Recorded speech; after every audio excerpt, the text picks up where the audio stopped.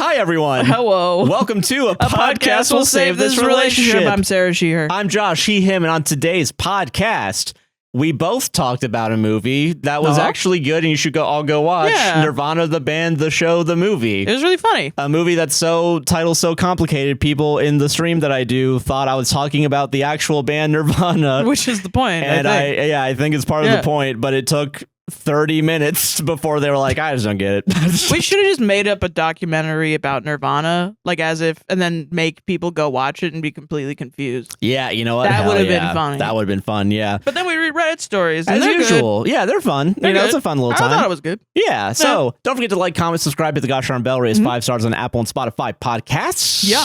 And buy me a coffee, patreon.com. Patreon.com. Patreon.com. Come on down to the general store. Get yourself some APWSTR merch down in the general store description. And Patreon.com. And mutual aid links are down in the description. Yeah. And while we were recording the US bombed Iran, we had already recorded the ad First segment. half and the ads, yeah. So it's not in there, but I will try and put mutual aid links if I can find them.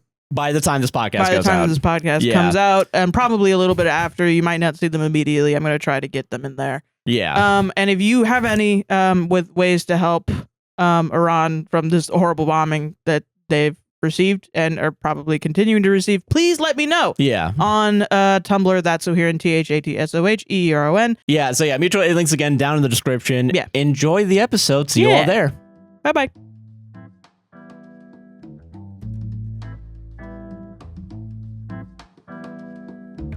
Hello. Woo! Welcome to a very serious podcast. Yeah. How you doing, serious. Sarah? This is a very serious one today, guys. How are you doing, though, Sarah? NPR, yeah. I don't know why I started that way. I don't know why I thought that would be a good start. I don't know why I'm connecting these two things in my brain. When I was a kid, I did 4-H club. Do you ever do 4-H club? I don't remember what it stands for, so I definitely didn't do it. I don't know what it stands for either. It was a field trip, and they made us all do it.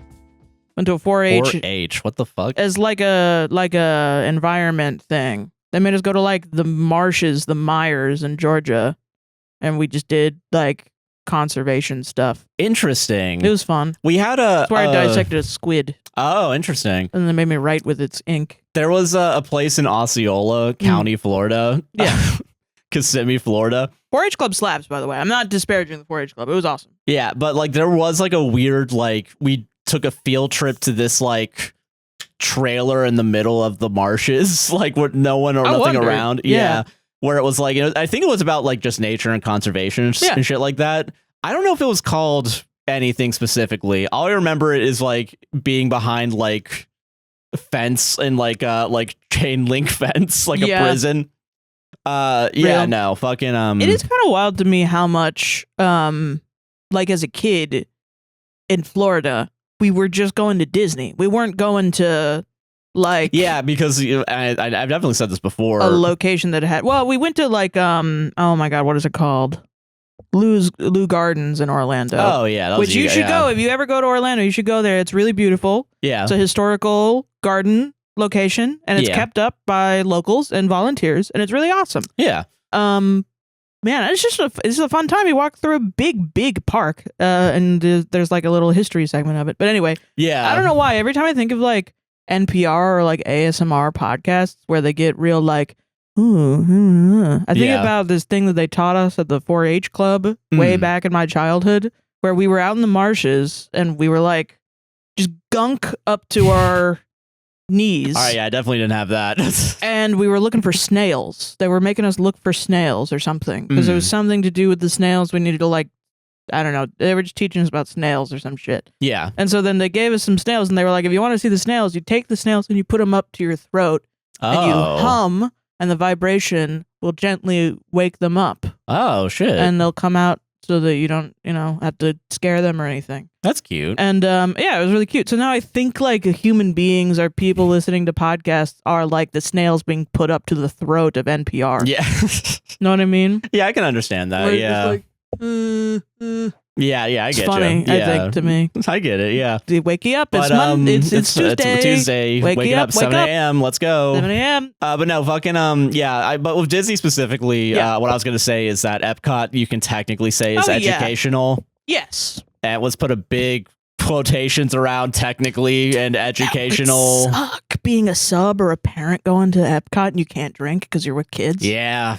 The fuck? No, yeah. Why else am I there? I will say, I wonder if if schools have held back on Epcot specifically, because I feel like there's such a, at least here in Florida, for us at least, for sure, if I think Epcot, I think of drinking. And the reason why, I think for the longest time, Epcot was the only place, like there was one park was the only place you could get alcohol of the parks. Yeah, I think there was a time where Magic Kingdom didn't have alcohol. Well, yeah, that makes sense. Yeah. That makes sense to me. But like the hotels did, like I had to serve alcohol there. But yeah. But like, yeah, I think specifically it was maybe Magic Kingdom didn't have it. Well, I think that's when because people around here, they'll get their Disney pass, right? And they'll go and they get the Florida resident discount or something, and it's a big deal. And then they'll go, and most of what they do is they just go and they get a drink that's like 5,000 grams of sugar, and alcohol, and then they'll post about it on their Instagram, which is like, all right, sure, I guess. I'm not knocking it. That sounds great. If you got the fucking money to do that, you go ahead. I don't know what else there is to do around Orlando. After a while, you kind of it's Disney or Universal. Like you've done it all when really you haven't. You know? Yeah, and like I at least like they change it up a little bit every year. Like I don't know. You go to Halloween Horror Nights, which is basically now Food and Wine, but Halloween.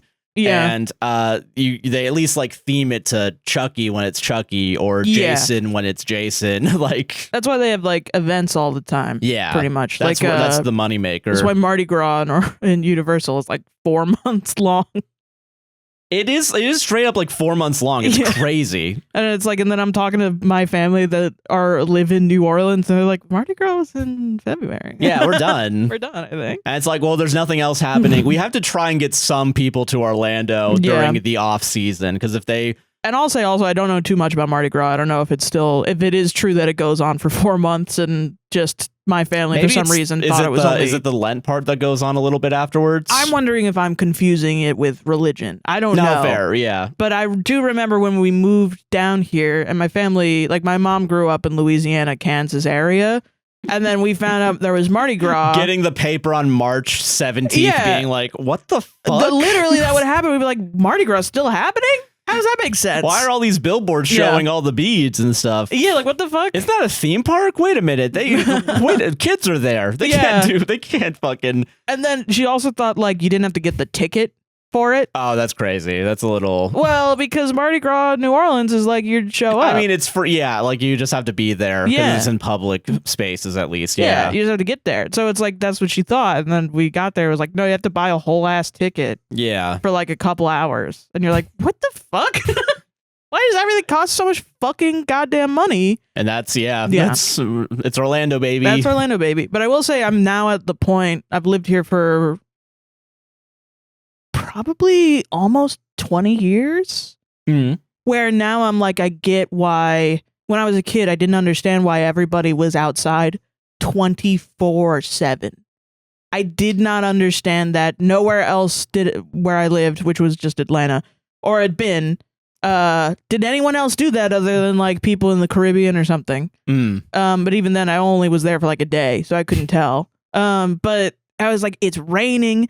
It's fucking, there were 1 or 2 or 3 times where it's hailing, there's a storm, there's a fucking hurricane, and people are outside. I think the only time where no one was outside was the Cat 5 hurricane last year. That was the only one I remember everyone taking it seriously, Yeah, like people are biking, people are on jet skis. Yeah. People are they're biking in the rain, they're running around in the rain. Yeah, but 2 years ago they said Cat 5 and it was like a Cat 1 the night before. For real, yeah. This is for real. It's gonna get worse. We're gonna get our ass kicked. But now I get it. Yeah. I don't have any money. I can't stay inside all day. You go outside for 20 minutes, you stop being suicidal. That is true. The sun, we're so close to the sun, it injects its happiness into your brain by standing outside. Kind of, yeah. And so if you walk around, even better. quite honestly, even walking around at night like we did last night, it was just like, oh, this is like a vibe. Okay. Yeah, it's just... I will say, it's not fun. You have to do it. Yeah. Yeah. I will say there is something fun living in a place that rains so much, because at night it has that nice film effect where all the puddles are down, so everything's reflective on the ground. Yeah. Which, for those of you who don't know, in film, that's what they do at night scenes, is they put puddles on the ground so you can actually differentiate ground and... Really? Yeah, because if you just don't have puddles, like 9 times out of 10, I think it just looks like black. In. Yeah. Wow. Yeah, cool. So that's why you usually do that. You know, and it's funny. So we're going to be talking about movies today. Yeah. Not traditional Josh Mansplains. We're not going to do Josh Mansplains. But before we talk about that, I've been making new merch. Yeah. New merch coming out soon on our store.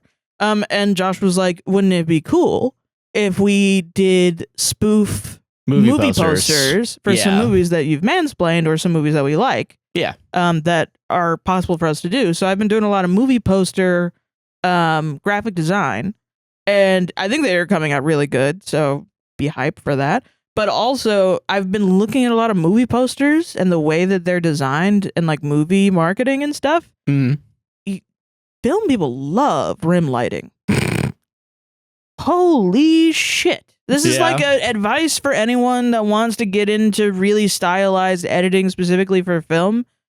Learn how to do rim lighting. That's it. And that is kind of like the video version of rim lighting, where it's like a fully dark space, but you're taking like the reflection off of something else to illuminate a shape. Yeah. To differentiate it from the background. Well, not even differentiate, just to have it be visible. Well, that's a differentiation. Oh, yeah. Yeah. Fine. All right. Okay. All right. But no, I get what you mean. Yeah. So it's like you motherfuckers love rim. We even went when we went to the theater yesterday to see Nirvana, the band, the show, the movie. Yeah. I was looking at all the posters and to see like what's the difference between these 90s posters that I was doing. Yeah, and what's out there now. And there's not a lot of difference, weirdly enough. Yeah. A lot of the techniques, I mean, it's just like some of them are more artsy, and versus now I think, you know, this has been said before, where you put people on people on people on people on people. Yeah. Stack it like the Avengers bullshit.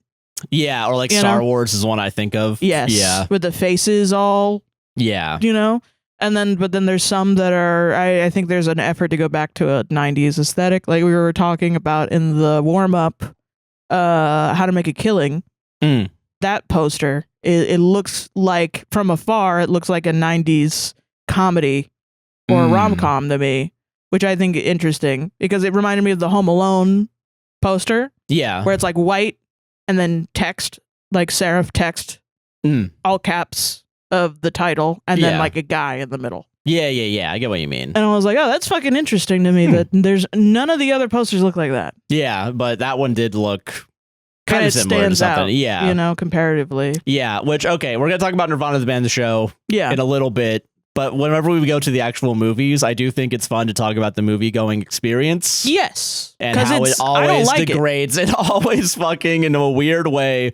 Yeah. I will say, I'm going to give credit to the crowd that we were with. Crowd was good. Crowd was weirdly good. It could have been really bad. It could have been really bad. Like, I don't think anyone was on their phones. At the very least, no one in front of us was. And we were in like the second to last row. Yeah.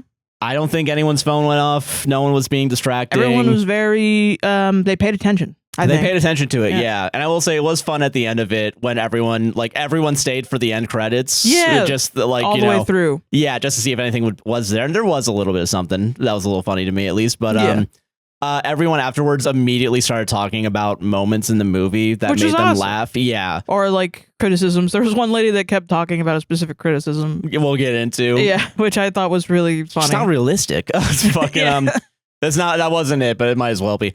Okay, can we talk about how every movie that's coming out looks fake, and every movie that we saw, we got there in time to see like the first half of like a trailer or second half of like a trailer, and then the rest were trailers. Yeah. There were more trailers after that. I want to say real quick, I don't like going to the theater. I know you do, so I go for you, and then I have a fun time because I'm with you. No, fair, yeah. And I like watching the movie. I try not to pog at you the whole time to see how you're reacting because I like seeing you happy. Oh yeah, okay. But I don't want to distract you. Meanwhile, I'm just fucking looking at the movie. Yeah, and then you're looking at me, and I'm like, And you're like, can you just fucking stop looking at me? Look at the fucking movie. But I mean, and I know I'm going to like the movie. The movie is not the problem. Yeah. It's usually the audience everything experience. Around it. I always end up feeling kind of sick afterwards, and I don't like feeling sick. Yeah. And, it's just a lot. And then fucking it's so expensive and it feels gross. And I don't like the movies with the reclining chairs. I know that's an unpopular opinion. I feel like a little baby in a hammock and not like an adult. I will say, it was nice not being in a reclining chair for this one. Yeah, this one had the old ones. It was like a shitty AMC theater. Yeah. Which I actually prefer. Yeah. Because I don't like falling asleep during a movie. If I'm gonna weapons. sit and watch the movie, I want to watch it. Like I fell asleep in Endgame with your parents. Was that the one? It had to have been 2019. Yeah, because it was at like a theater that already preemptively had the recliner seats. Yeah, well, because we had already seen it together, and then your mom was upset that you had seen it without her because you used to watch all the Marvel movies with her. Yeah, and so then she was like, "Well, then let's all go see it." So then we all saw it, but then there's the boring part of the movie, which is the first half of the fucking movie. And I was like, I've already seen this. And I fell asleep and I snored so loud I woke up and everyone around me was like, holy shit. Holy freaking ass, dude. And it was comical because that was like the biggest movie going experience you could have at the time. Yeah. And I was like, this is boring as shit. Until get to the big fight, Yeah, no, I feel that, yeah. Let's kill Iron Man now, Yeah, we please. don't need this to be 2.5 hours, Yeah, my God. But, but let's talk about the trailers that are all fake and can't be real movies. I don't even remember half of them. That's how bad they were. I remember enough of them to talk about, so Nirvana, the band, the show, the movie is a comedy. Let's start there. Yeah, I saw somebody call it a baddie comedy. A what? A baddie comedy. A baddie comedy. Like it's crazy. It's baddie. I mean, I thought that was a good idea. Screwball comedy. Buddy comedy. Action comedy. Stunt comedy. There are stunts in it. For sure. Jumping onto trams comedy. Yeah. It's hard to describe without knowing the show, Nirvana the band, the show. We'll talk about in a second. But every single trailer was like some sort of shitty horror movie where it's like a guy driving and a guy just keeps reappearing on a highway, and it was called like The Passenger or something. Yeah. That was the one we walked in on, and it was like straight up like 2 minutes long, and we were not even, it wasn't even the beginning of the trailer when we walked in. We missed some of it. It was so bad. We sit down, and I mean, I feel like I'm gonna sound really old, but it was literally like so fucking loud. It was really loud, especially for this movie that's it's not like mild-mannered, but it's like it's not mostly speaking. Yeah, it's not so loud. With explosions and... But it was so fucking... I think the only louder thing I've ever heard is Jack White in concert. Probably, yeah. And even then I had earplugs in. You know what I mean? But this is like, oh my God, I should have earplugs in right now. What the fuck? Yeah. Dude? I'm trying to keep my hearing. And it was like, we go in, the trailer was a guy driving, and then somebody crashes through the windshield, and he's like, whoa! And then there's a guy on the side of the road, and he's driving past, and then it's the same guy. Yeah. And I was like, okay, so it's just like the trailer's just like wacky shit is happening? But it's a horror movie. Yeah. You're The gonna Passenger, see it. yeah. And I was like, okay. There was the Star Wars Mandalorian and Baby Yoda one. Which Baby Yoda is so fucking cute. And I get why people like, want to listen, see I it. get it, guys, all right? It's but lambs to the slaughter, as you all are. How the fuck does anybody keep a fucking straight face on that set? I mean, I get how Pedro Pascal does. He's got the mask on. Yeah, he's laughing his ass all off. the way to the motherfucking bank. It cut to Susan Sarandon looking so fucking serious. With this cute ass Muppet. Baby Yoda flops in. Walking in this, like diner sewers. Thing. Yeah. He has like a fucking telescope or something. And that freaked me out. Because he can use tools now. I don't know. I didn't watch the fucking show.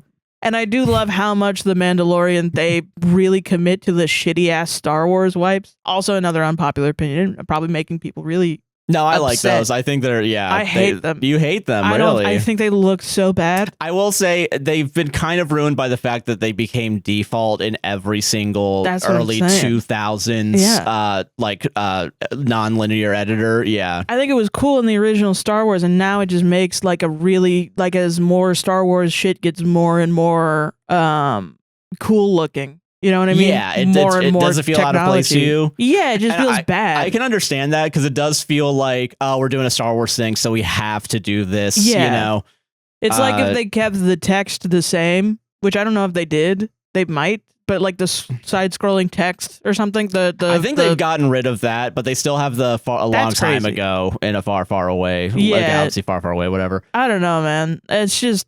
I don't know. I think you could fucking do it better. Like, why is it not a better wipe? But I think people would freak out. But The Mandalorian does that so much. There's so many wipes. Yeah. But I thought it was cute. Cute. Whatever. There was funny as fuck that there's a Muppet there the whole time. Do we even bring up the race one?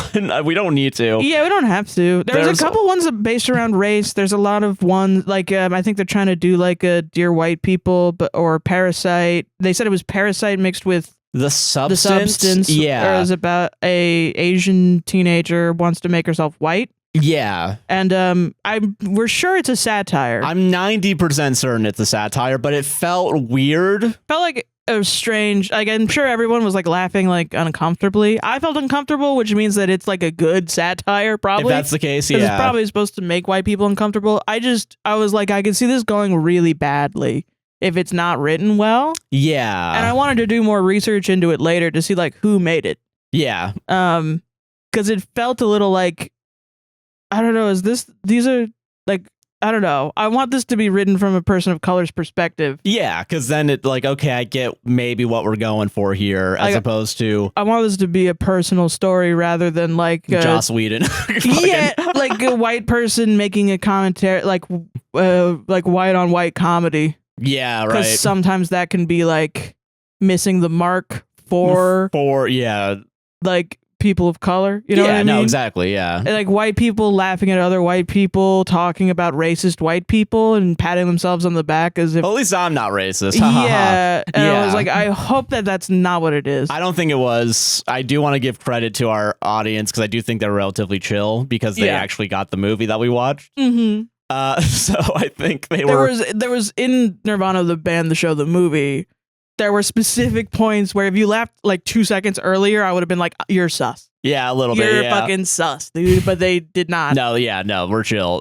Yeah.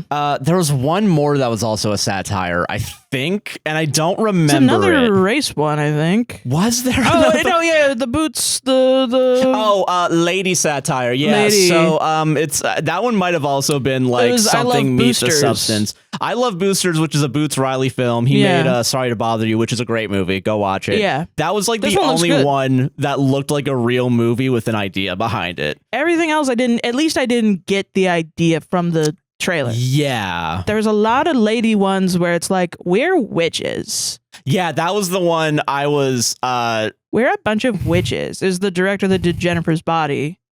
Yeah. Oh, there's the Jason Segel and lady that wants to kill each other. Yeah, it's like a couple that want to kill each other. But also on a romantic weekend. Timothy Oliphant, whatever his name is. Oliphant is like a... Also wants to kill them. I think he's a therapist or like a couples counselor that gets roped up in this or something. Yeah. And then he's like running... So it's like a horror rom-com. Yeah, I guess. Maybe not even comedy. Thriller rom-com? I don't know. It was just... There were a couple that were like couples that fucking hate each other. Yeah, absolutely. Or friends that fucking hate each other. Want to literally kill each other. Yeah. And I was like, why does anyone want to see this? Yeah, I was not intrigued by, I think, anything I saw other than the Boots Riley one. Yeah. Just break up. Yeah. Like, I don't know. Why is this a story? But yeah. Like, who cares? I don't know. That's what I thought, personally. But yeah, I think that was the only thing that felt out of place in this movie-going experience. Yeah, nothing was like this film. Yeah. Which I don't think there is anything like this film. I don't think there's going to be anything like this for a while, sadly. Unless this inspires people, which I think it should. It should, yeah. Man. Before spoilers, thoughts on the movie? It's awesome, man. I think it's some of the best. Like, it's funny, obviously. And so, yeah. I think Nirvana, the band, the show, when we were watching the show to lead up to this, we saw the trailer, I think, when we saw Weapons. Or we saw the trailer at some point. Either you saw it and you showed it to me. You. Yeah, and I was like, we gotta watch this. We gotta. And I've heard like little things here and there about what happens in the movie. And I was like, we were both like, we have to see this somehow. Yeah. We were like, what the fuck is going on? I was actually worried I overhyped myself. And I don't really think I did. No, that was great. I think it was great. Yeah. I actually kind of appreciate that it was similar to the show rather than like, because the trailer did make it seem like there's a bunch of crazy shit going on. We're going to go from one thing to another. Which, yes. Sometimes the show does that. Yeah. And it is hard to keep up for me personally. Like, there's one that we haven't watched yet that's apparently about Jay McCarroll, who's one of the guys. He turns into a werewolf or something. Oh, that's so fucking funny. And I was like, I hope it's not like 6 episodes put into a movie. Yeah, no, it felt like one really cohesive episode. Yeah, which I thought was great. And I think it's really good. There are some genuinely amazing shots. There was also a very stable emotional core. Yes. Well, and that's kind of the good point of Nirvana, the band, the show. It's comedy that isn't necessarily like punching down, which, I mean, we all hate punching down comedy. I think everyone in our audience does. Yeah, to an extent, I think. But it's also just comedy that's okay with being silly. Yeah. Like silly billies and wacky and not taking itself too seriously, but also a little bit making fun of people that take themselves too seriously. Yeah. And I think that's fucking awesome. I think that's really needed. I think I couldn't get into it at the beginning because it was really real. It's about 2 guys who are in a band together called Nirvana the Band. Yeah. And they're trying to get a show at the Rivoli, which is a place in Toronto. Which is like a bar / performance venue. Yeah, so they're trying to get their first gig, and it's really hard, and they come up with increasingly terrible ideas of how plans to get in there because they're both really stupid. And the first plan that they do is pretty crazy. It's fucking amazing. Without spoiling it, it is like you said you were genuinely tense. Yes, I was. So it's like cringe comedy, but I could handle it. Yeah, because I usually get secondhand embarrassment easily from the cringe thing with content. this is, it's spelled very guerrilla style. Yeah, and it's kind of hard to tell what's real and what's fake because of it. For us, it was kind of easy to tell. Like, eventually, I think after you watch enough of the show, you're kind of like, okay, you can give up on the what's real, what's not. You just accept it. That's what I did, at least. No, I like thinking about like, okay, how do they get away with this? Like, I do, but I do think it takes too much of my brain power away for me to be able to. I think if I were off my ADHD meds, I would be. But I think since I'm on them, and I'm just it silences that horrifying voice in my head that overanalyzes everything and gives me anxiety. No, that's fair. Okay. And I'm able to just sit back and laugh at what's happening. And enjoy a movie, yeah. And it's like, I think that's what you have to do for sure, because I think it's both are fun. I think if you do either, you're going to have a fun time. I also don't think you have to watch the show, by the way, to watch this movie. Which is why I'm saying go watch it. And because it's probably going to be out of theaters soon, because it's out of theaters for us, at least in Orlando, in like 4 days, I think. But it was so good afterwards. We were like, well, I want that on physical. Yeah, like have a copy of it somewhere. Have that. Yeah, so but there are genuinely like when it's some of the real stuff too, where it's like it is genuinely tense, just like the buildup is amazing. Like it's so well paced, like, and it's just so like it's just good. I don't know how to describe it's good without going to spoilers. Yeah, so we're gonna talk about spoilers, I think, but go watch it if you have not watched it or if you're interested in watching it. Okay, so general thoughts with spoilers. I can't fucking believe that they did all of this shit. It is crazy. So the main plot is like that the first plan they have doesn't work, which is they're gonna climb up the CN Tower, which is a tower in Toronto, and they're gonna skydive into the Sky Dome, which is not allowed. Which I didn't know anything about this because I don't know shit about Toronto, but you can go on the skywalk of the CN Tower, but they have like little. They have you in harnesses. Yeah, which makes sense because I don't think you would just have a bunch of. They don't want you to fall off. Yeah. So their plan was to cut the harness and jump. And skydive. Doesn't work. Yeah. Sadly. Because they were gonna skydive into the Toronto stadium Or where that has the sky dome over it. Yeah, so it covered it. And so then Matt wants to, so it's Matt and Jay. Matt is the plan guy, and Jay is the kind of just there, but also he plays the piano. Yeah. And I think it's pretty heavily implied he's like the actual talented one. Yeah, it's part of the dynamic is like their band, quote unquote, is Jay playing music on a piano while Matt either does like introductions and or bits. Yeah, and it's kind of like they're always about to play a song, but they never get there. They only do the intro or the performing part of it is Matt just kind of dancing around. Yeah, and they still call it like rehearsing. Like it's still a rehearsal. Yeah. Yeah, so that plan doesn't work. Matt wants to do a fake time travel, pretend that he's from 2008 and telling the Rivoli that you need to let me play the Rivoli or else the future's going to be absolutely ruined. And I've seen a couple of things like I've seen them talk about as comedians talk about how to get away with copyright stuff. And he's like, you have to make it inherent to your plot, the copyright stuff. And he's like, and the point of the show is that we are two guys that are obsessed with the 90s or like pop culture shit like that. Pop culture of the 90s, and we don't know what's going on currently. And so then I was like, oh, that's an interesting, because I didn't get that from the first season. I kind of got that when it was the first episode's the Jurassic Park.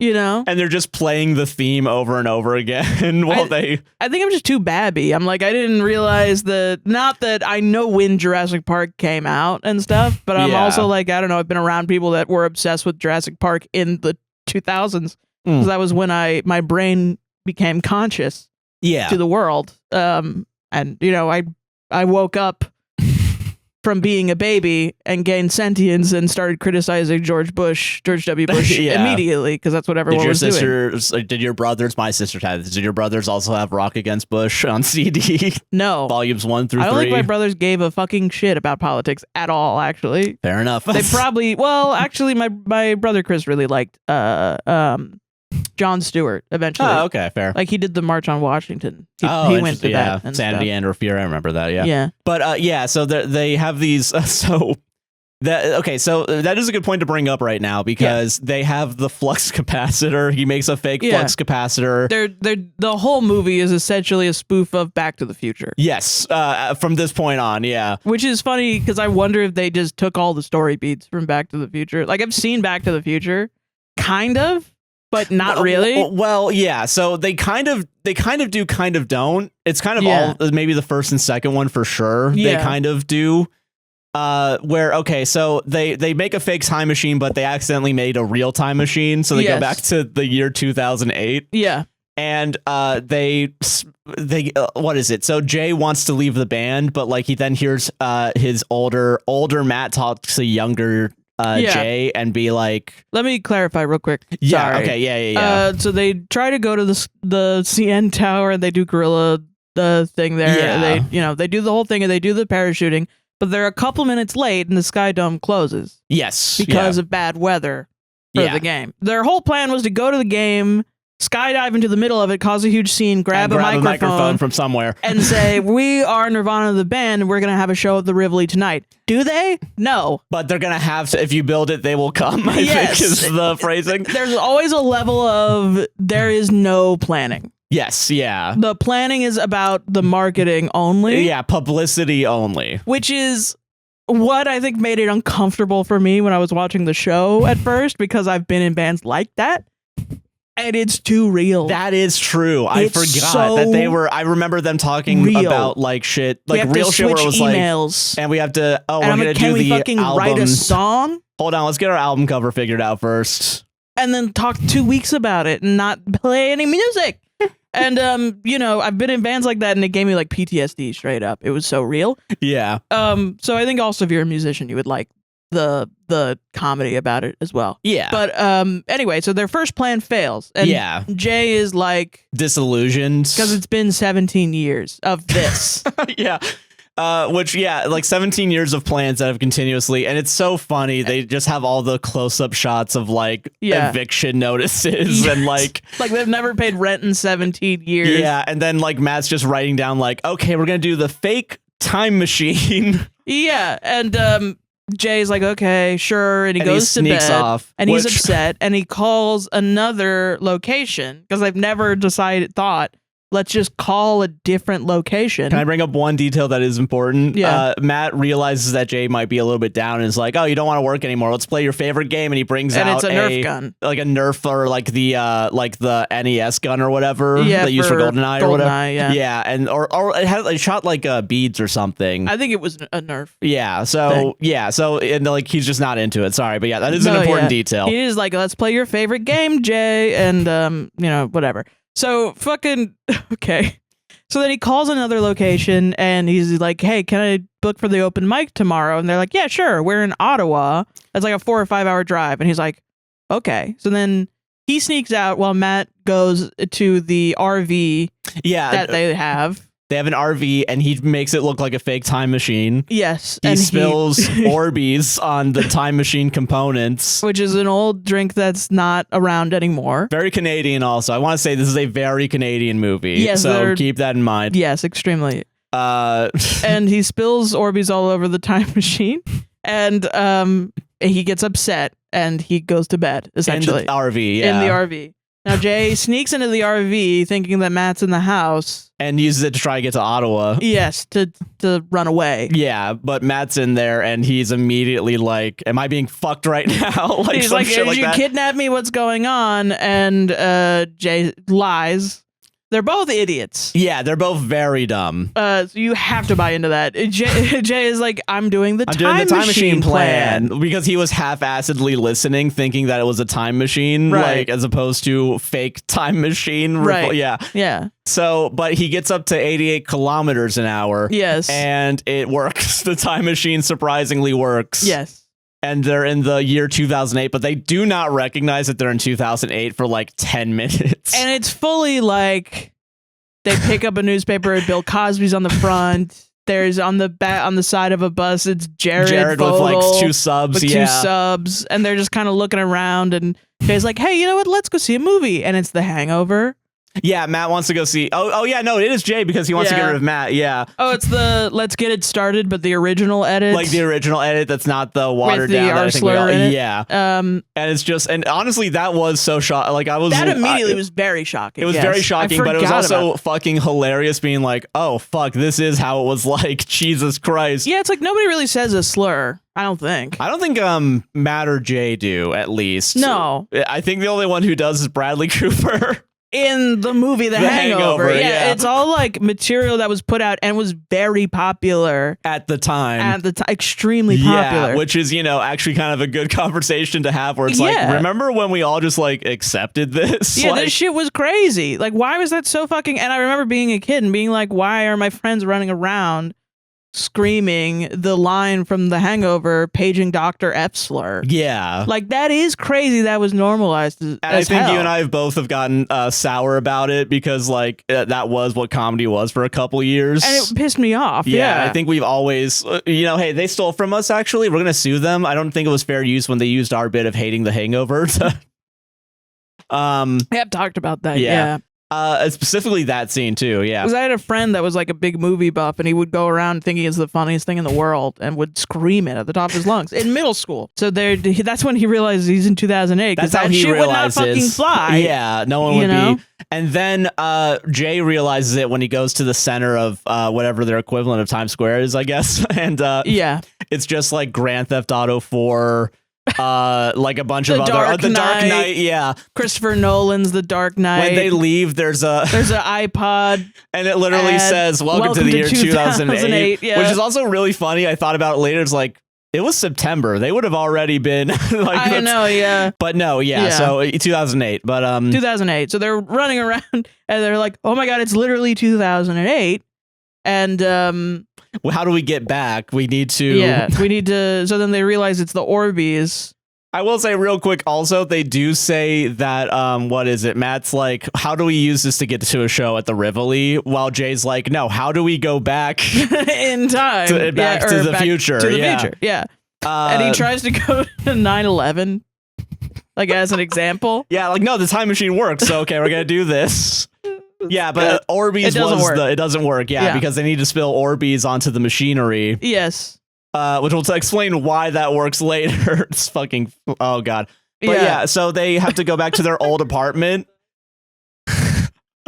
It's like, it's not like I didn't know, it's that I didn't comprehend how fucking stupid it is. Yeah, well, I will say that's also why I feel like this is such a smart movie, where it feels like it's just nonstop, like stupidity that you're just buying into after a while. You just have to, bring it in, It's kind of like, they say in Save the Cat, where it's like, you have one bit of magic.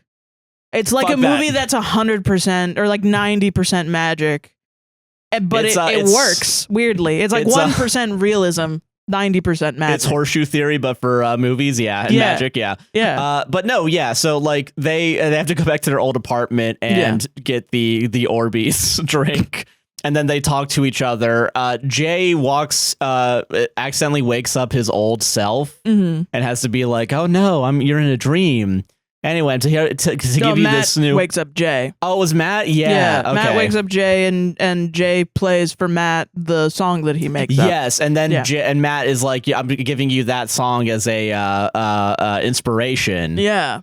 And then Jay's like, oh, all right, good night. Just good night, and he goes to bed. Yeah, and then old Matt and young Jay have a conversation that reinvigorates older Jay. Because they're talking about their friendship and how important it is to each other. Yeah. And then Jay, after that conversation's done, and young Jay goes up.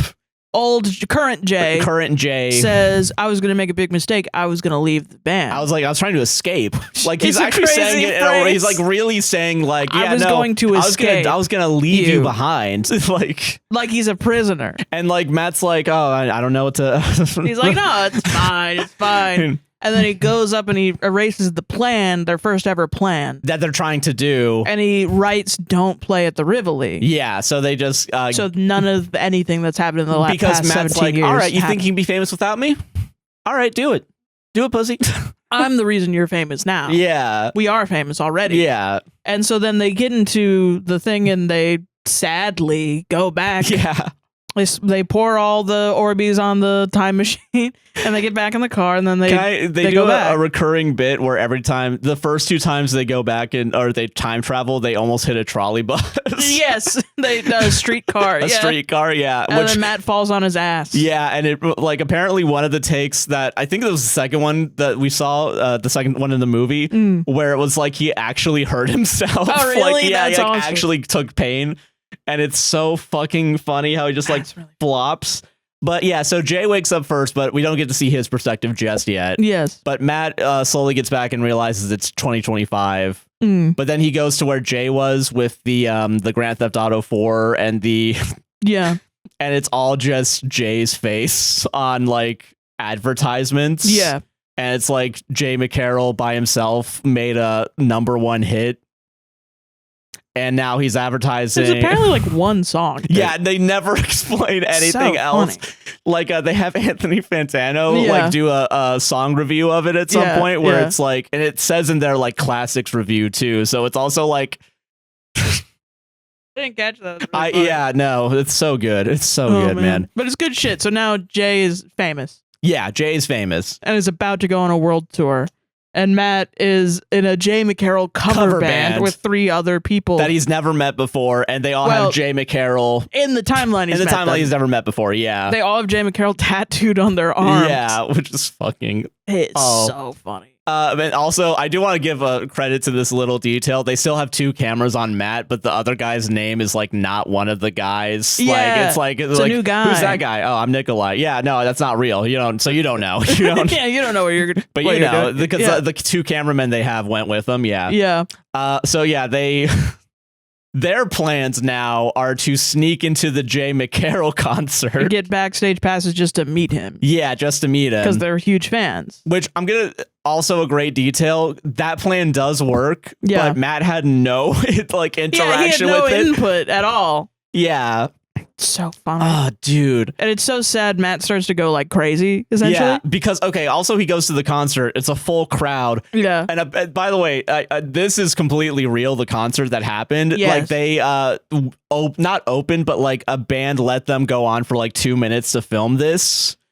And it was some like really Canadian band also. I heard it in an interview recently. Oh, hell yeah. But like it was a real concert that they just came in, filmed this 2-minute thing and then left. That's funny as hell. But yeah, so Matt's just in the crowd of this concert and like everyone's going crazy for him. Yeah. They get backstage and like Jay's doing like schmoozing, he's doing photo ops, and then Matt comes up and is like, Jay, finally we have to go back. We gotta go back. We gotta fix things. And then Jay pretends like he doesn't remember Matt. Well, we don't know that he's pretending yet. Well, it seems like he might have lost the memory. Yes. Like he could be an alternate version. Yeah. So but he is like, pretending. We used to be in a band together. Yeah. Man, you've gained weight. He's gained weight. He's crazy. Yeah, he's a crazy guy. He's mentally ill. It's like so funny. So fucking mean. But also it's like it's okay, but then we start getting the flashbacks of his perspective, where he walks out into the middle of that thing, sees his face on everything. Yes. Then he goes home and he's just like, I think I live here. And it's a mansion. Joshua, take it from here. Okay, so this is the reason why I wanted to watch the movie. This was the thing where it was like, I need to see this in theaters. So the mansion that he lives in real life is Drake's mansion. And if you don't know what happened 2 years ago at Drake's mansion, when someone went in and shot up the place, or outside. Yeah, they were shooting outside. Yeah, they pretended to be okay, so this is behind the scenes. They pretended to be press for the shooting, to shoot here. They could film footage of Jay McCarroll running away from the mansion, and like he's literally at the mansion the day of the shooting. And it's real. It's real. It's real. That's shit. Real. And you can tell it's real too because there's footage of like a random newscaster, and in the background is Matt and another guy, and they're just like directing. They're trying to get the shot. Yeah, it's amazing. And apparently no one gave a shit that there's just a guy running around in a suit in the middle of like one of the biggest like rap beefs ever. Biggest rap beefs. One of the most publicized, publicized shooting that I can remember. Yeah, that's true. Yeah. Yeah. And like the amount of cops that are there is like, and the amount of press that are there. It's also part of the guerrilla aspect is like how much like on the street footage they get where they're talking to people that either they're told to say a line or are genuine lines from just people around. Which I do think when they're in 2008, they definitely told people to say things. But then they just let them kind of ad-lib it a little bit. A little bit, yeah. And then in 2025, you can't tell. Because, okay, that's not going to happen yet. There's one plan that does happen where there's a lot of people around them. And like, I can't tell where the line is. Yeah. But okay, so Jay McCarroll's famous. Yes. And he's doing this interview, and they ask him like, "Hey, do you have any friends?" And he's Who's just your like best friend? And completely silent. Doesn't have any. And the other guy's like, "No, it's okay, man. It's okay. all right." And it's embarrassing. It's a little embarrassing. thing. Yeah. He goes back to his mansion. And he is being set up to go on the world tour, so they take him to the tour bus. It's like really fancy tour bus. Yeah. And there's like some people in the bus with him. Like his bandmates. And like he first goes in, he looks at like the bed that's in there. And he's like, I call this one. And they're like, okay. Okay. Like they don't give a shit about him. Yeah. And then he walks in going like, hey, what's up, guys? Yeah. He's trying to make friends. Yeah. But like they're still, they don't like him. And he's just like, all right, I'm disturbing you guys. And then this is maybe the where funniest... we jump the shark a little bit. No, this is when the movie got amazing. Yeah. So there's a gun on the wall. And we get a flashback of the scene where it's okay. One awesome thing about Nirvana, the band, the show, is that they will do flashbacks but it's not the original thing that happened. What you saw, there's more context to it. Or it's fake. Or it's just like a misremembering. Or like trying happened. to make, so like what happened earlier was Matt did the Nerf dart thing, and like he was just depressed and like, frowning, like, angry. Yeah, it was but in the flashback, he's like, oh, okay, all right, stop it. He's having fun, right? Because Matt's like, this is your favorite game. It's like, shoot you with a gun. And so then he's like, I don't even know what goes through his head at this point. Honestly. And what's crazy too is afterwards I was like, why the fuck was that gun even there? But I don't know. Have you ever been on a tour bus? No, I haven't. I was on one time. Okay. This is crazy. Okay. I AK on the wall. AK-47 on the wall. No, I don't remember what it was. I think it was like a guitar or something. Something made sense. But okay. So I was at my high school. This is a tangent. I'm sorry. My high school, there was some sort of like music thing, like some company, like nonprofit for funding schools for like music stuff, programs at high schools. They were running a like sweepstakes where if you won, like if enough kids put in their email, and you won the sweepstakes, Drake Bell would perform at your school. Oh, This is all pre anyone. I mean, us knowing about the allegations. This is like 2015, 16 probably for you. And I'm not a Drake Bell fan. Yeah. I'm not. I fuck him. So okay. So our school won because we cheated. Which fair. Get it. Our principal and literally everyone made it a campaign that if you were doing nothing in class, you would sit around at a computer, make a bunch of fake emails. And it was a fully organized situation because we needed the money. Yeah. And so we sat around and made dummy emails for this thing. And apparently no one at the competition or the contest was like looking into it. Because it's already a big high school. Yeah, that's true. Like people in my there's like 700 people in my fucking class. Yeah, so there's a couple thousand people there, class. So it's not out of the realm of possibility that this many emails would be there. Yeah, so I was like, it was fucking crazy. And then Drake Bell came and performed. I don't think I even watched him. I went somewhere else. I mean, you went to the tour bus. Apparently, I don't think you've ever told me this part. There was another. Okay. It was like a multi-day festival at our school. Okay. Where the first part was like they made you walk around and there was like a bunch of companies that were essentially trying to sell things. They were like companies with little like circus games or something. Oh, okay. It was like literally like Raycon was there. And then you had to listen to music or play Guitar Hero on the fucking football field under a tent or whatever. And really the only thing to do was to get in line to go check out a tour bus that was just there. And the driver would show you all the shit on the walls of the tour bus. Okay. And he kept pointing at shit. And the guy, apparently he was the tour bus driver for Otis Redding.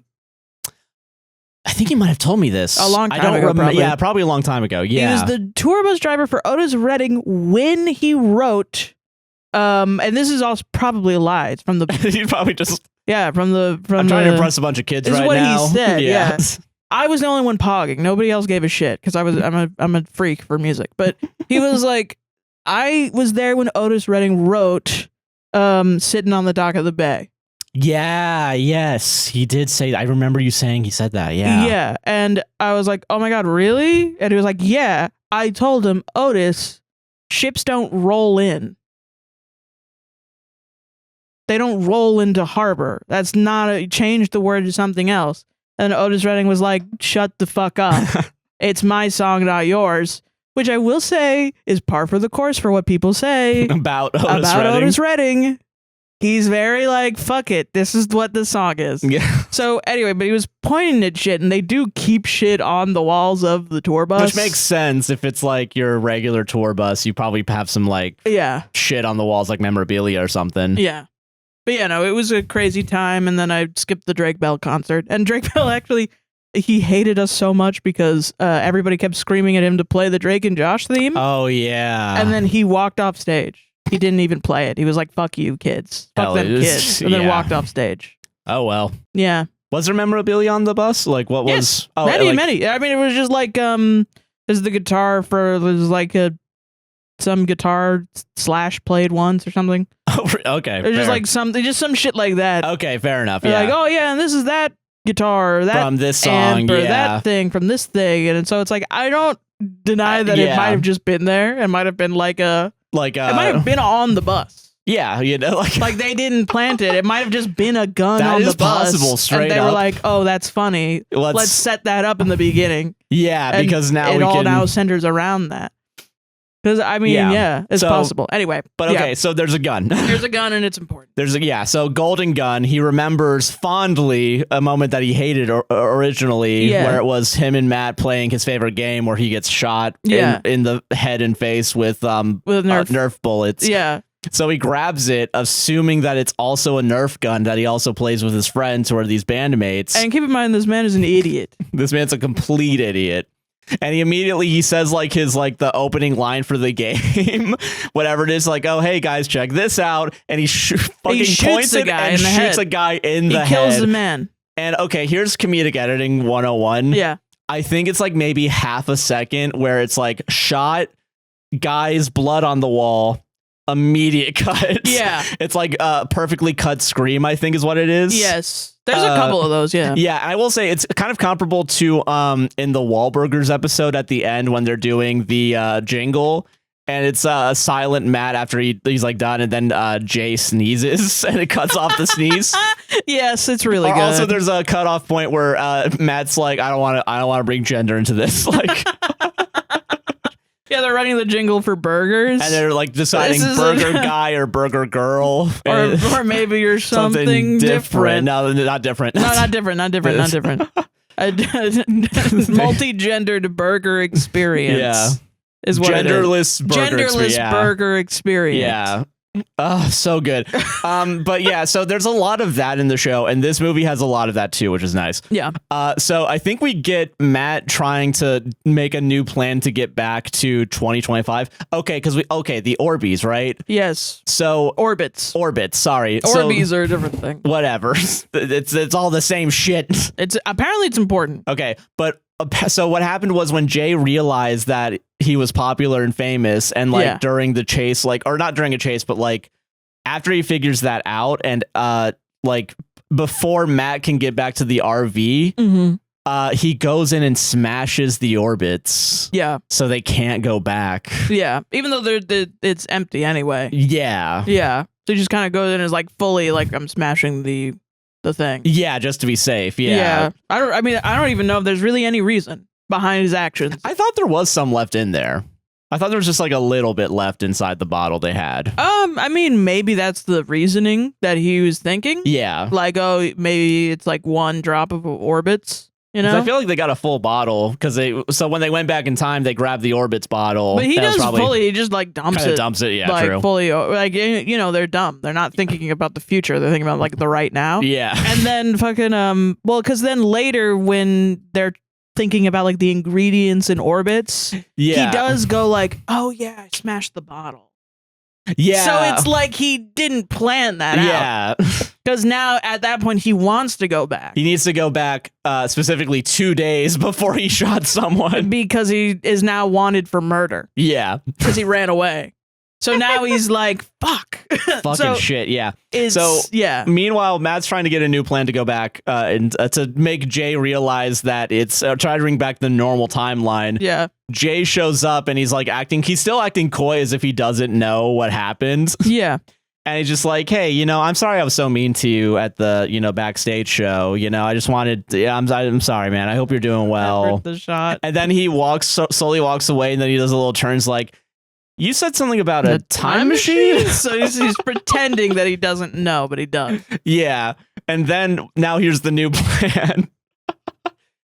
Matt's okay, we gotta figure out what was special about the orbits. But also we gotta go back to 2008. Right. And Matt and Jay is well, what if you say wanted to go back, I don't know, 2 days? And Matt's why? And he's oh, what if you spilled wine in your pants?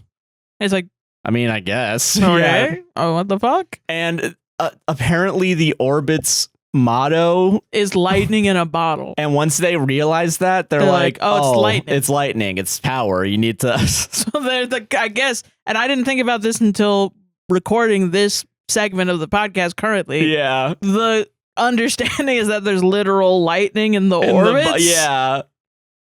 Yes, apparently. And also, and this is also when we go full on, all right, we're just taking them back to the future. Cares? Yeah, who gives a shit? Yeah. So new plan is to go up to the tower that because something that we forgot to mention at the beginning was when they jumped from the skydiving, they get on top of the sky dome. Plane doesn't work. They're in front of the Rivoli, and they realize it's 9:03, and then there's lightning, and it hits the tower. And they're like, "Oh shit!" That we know the exact time when lightning's gonna hit the tower at 9:03 at the Rivoli. Yeah, because now technically it's a couple days before the. So they can plan. Yeah. Yeah, they did a couple days before in the time machine because that was the entire concept of we go back in time and see what happens. Yeah. So that we could do our plan better, so that we get there a couple minutes earlier and we're able to go into the Sky Dome. Well, that's the Toronto ending of it. Stadium. The Sky Dome ending is specifically. No, that's what they wanted to do. Really? Okay. That was the inception for the time travel plan, which was if only we could go back in time and redo the plan. Oh, yeah. And, but I mean, originally the plan was supposed to be a fake time travel. Like, it wasn't... Yeah, but that was the inciting... Yeah, okay, fair. Thought, yeah. You know what I mean? I get what you mean, yeah. So that's why when they came back, they did a couple days earlier to redo that plan. Okay, gotcha. You know, that Makes was sense. Matt's idea, but really, I think... Jay's the only one that can actually execute that part of the plan. Yeah. Yeah. By the end of it, yeah. Yeah. But okay, so, yeah, fair. Yes. So their plan is... Oh, yeah, because Matt was going to do the skydive plan by himself. Oh, yeah. He kind of offhandedly said that. He's like, I'm going to do the skydive plan by myself, so I'm going to go 2 days earlier. Yes, you're right. Okay, Yeah. Good call. All right. Yes. So, okay, current plan, though. Yes. I'll let you say it if you want. I feel like I'm talking a bunch. Current plan was...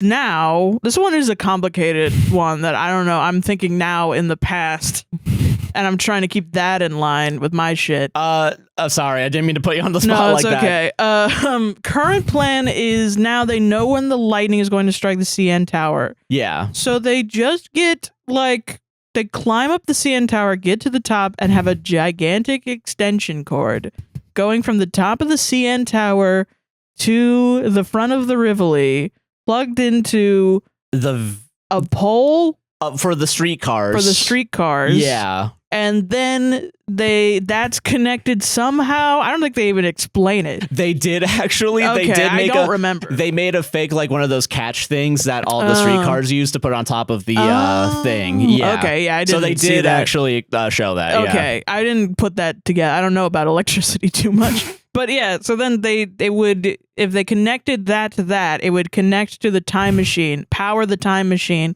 and they would be able to go back to 2008 to fix everything by telling themselves to play the Rivoli. Yeah. Yeah. But yeah, so fucking okay. And then they would get more orbits and come back. So we get the scene of them setting that plan up, right? Yes. And this is one of those where some of it for sure is them telling people, hey, can you say this thing to that guy? Hey, Are you Jay McCarroll? Because now everyone knows Jay McCarroll is was part of a shooting at least. Yeah. Yeah. And also there's like a cop there that's just asking repeatedly, like, hey, what's going on? You guys good? And he's holding a walkie-talkie while he's in like his disguise, his Avengers disguise, and is like, oh yeah, no, we're just doing something. Yeah, he's got like a baseball cap we're doing, on. Yeah, the glasses, yeah. But it is also funny because he's wearing a Blue Jays cap.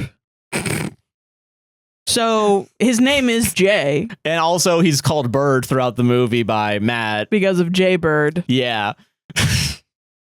So it is kind of like he's wearing a hat that says his name on it. Yeah. He's hiding in plain sight. He's hiding in plain sight, I guess. So Matt climbs up the tower, and I want to say he doesn't actually climb up the tower in real life. I want in this part at least, because I don't know how he would have gotten up there. I don't. This is where I stop giving a shit at what's real, what's not. So what he does is he throws down a big ass rope.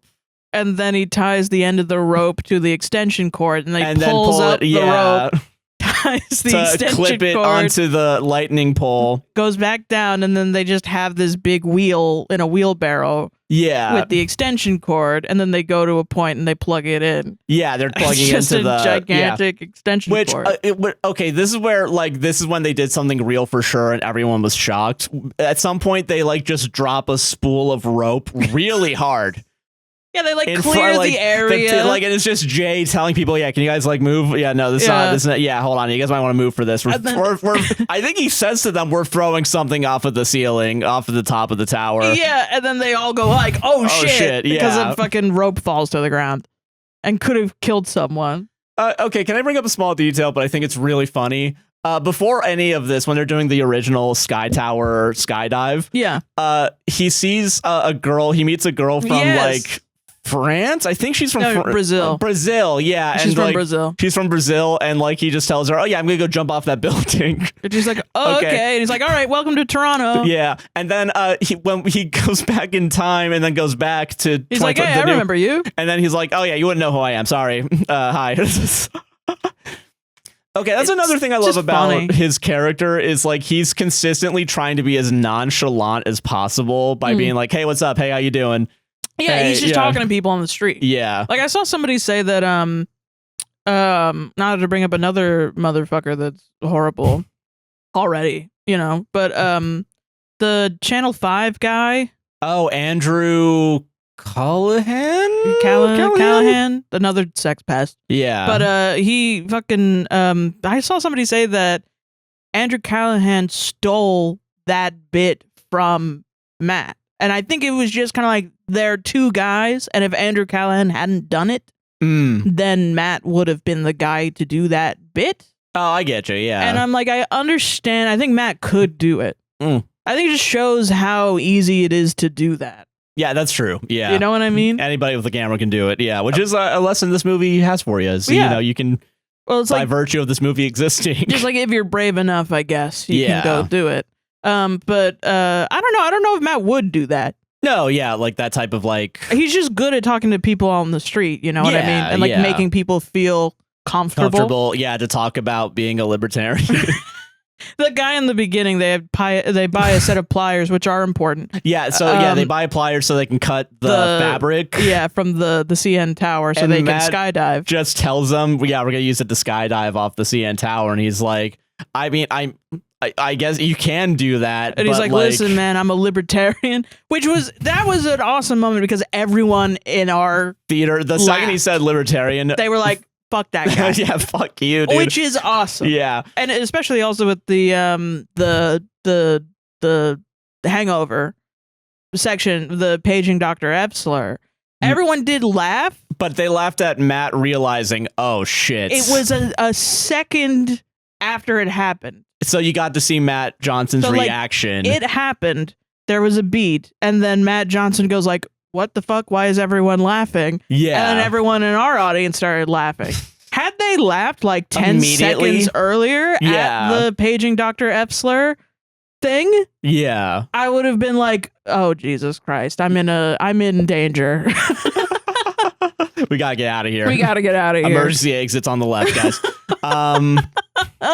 But no, it was such a reassuring moment. Of okay, these people are chill probably. Because I was immediately, you're in 2008, there's Bill Cosby, Jared Fogle. Everyone's like, there's slurs. Shit. I was so uncomfortable. And then almost immediately everyone was laughing at the concept that we were cool with that. Yeah, isn't that crazy that we were cool with that? Because yes, it is crazy. Yeah.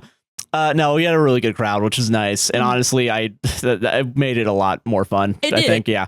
Yeah. But the libertarian, very specifically, when confronted with a thing that directly would opposes cause harm, his ideology, was just he almost was like, no, I don't feel comfortable because then you're gonna hurt yourself. Yeah, I mean, look, I respect your right to do it, but you would be. I think in interviews, Matt Johnson says he said, but it would impede the rights of others to do it.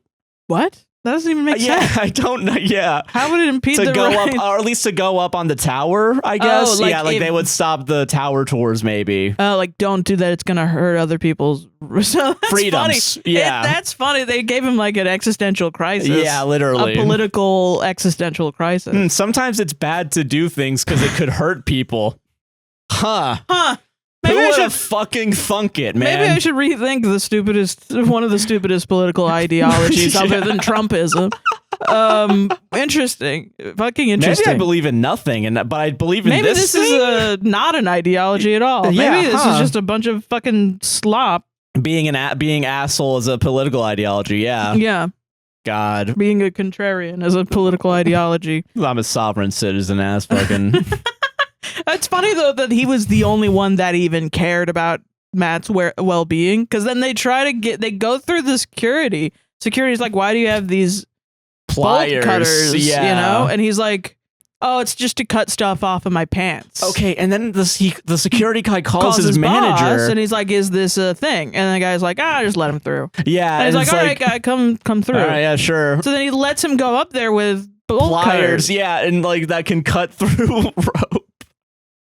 And you know it's guerrilla because they tell them to turn the camera off and they don't. Yeah. So it's awesome. It's fucking awesome. And I will say too, the footage of the GoPro is not by them. Like it was actually the CN Tower tour guide, and like they bought it, I assume. Yeah. Which is also really funny that you're causing someone to film a part of your movie for you. That's hilarious. That's so funny. Yeah. So and then also I was just refreshed, I think, that it's not like a fully like micromanaged shot. Yeah, no, I just liked that it was like somebody else is behind the director's seat for this moment. Yeah. And it's not a guy that does this. Like the cinematographers, like they've been working with, I think, since the beginning. So they all have such a good rapport with each other. Apparently, there's a time where Matt Johnson's running past like a raccoon and he says, "Oh, sorry" to the raccoon. Completely happened off the cuff, but he, I think, was very grateful that his camera operators were so quick to like zoom out and show it. Yeah. And like, yeah. Which is also funny because I know this because I follow raccoon biologist on Tumblr. Toronto is the #1 location for raccoon diabetes. So they just have like a lot of raccoons who are really fat. So yeah. And this guy was a heckin' he was a heckin' chonker. Yeah, not gonna lie. I wanted to boop the snoot of this heckin' chonker. Mother effing Snoop. Yeah. Snoop? Fuck. Okay. But yeah, no, so fuck, where were we? Okay, new plan. New plan was they did the extension cord. Yeah, and now they're just running it through the town of Toronto. Yes, and then like domestic terrorists. Yes. They get back and then they have to wait 30 minutes for the lightning to strike. So they just tell a person nearby to watch it, and everyone's watching them with this extension cord. That's really funny. And they're waiting, but then Jay, I think, the news comes out. Well, no, I think first what happens is the extension cable at the top of the CN tower gets disconnected. And unplugs itself, yeah. So Matt just runs up the CN tower. They don't explain how that happens, but he just does it. Yeah. Meanwhile, to set up the plan, he has the Jay McCarroll cover band guys pretend to be... crossing guards. Crossing guards, or like that there's construction going on the road. To stop traffic so that they're able to drive their 88 kilometers per hour. So they're there. And then Jay, it's then revealed that Jay is a murderer to the public, and everyone around him are like, "Oh shit, that's you." So then he gets in the RV to leave Matt behind because he was only going to go a couple days earlier instead of back to 2008, just to stop the shooting from happening. So he could still, he's still like, "I'm going to leave the band and become famous on my own." Yes, he is not. Like he hasn't learned his lesson yet. He's essentially manipulating Matt the whole time. Yeah, and he's like, Matt at some point is like, so yeah, like how does this work? Like, you know, like Jay's like to Matt's like, oh yeah, so it's just month, date, time, hour, date. Yes. Yeah. So but also I think there's like something that I thought was funny was that Matt is going crazy about this time travel thing. Yeah. Like he's like, so then you're an alternate and then you're alternate, so you don't know what's happening and I don't know what's happening and this is what's going on because Jay isn't who he is. So then what the fuck is going on? And he's going crazy without Jay. Yeah, he's been gaslit. Yeah. Oh, yeah, because part of it, too, is like whenever he's doing the plans, like Jay is always playing the piano. I wonder if that's that. Yeah, so but when Jay shows up the second time, he plays the drums. So he just needs Jay to be there. I honestly, and I think from the show, I think it is that Matt just needs Jay. Yeah. Honestly, I think that too. Because there's other episodes where Jay wants to leave and Matt, he realizes... goes out of his way. There's the My Dinner with Andre episode. Yeah, I forgot about that.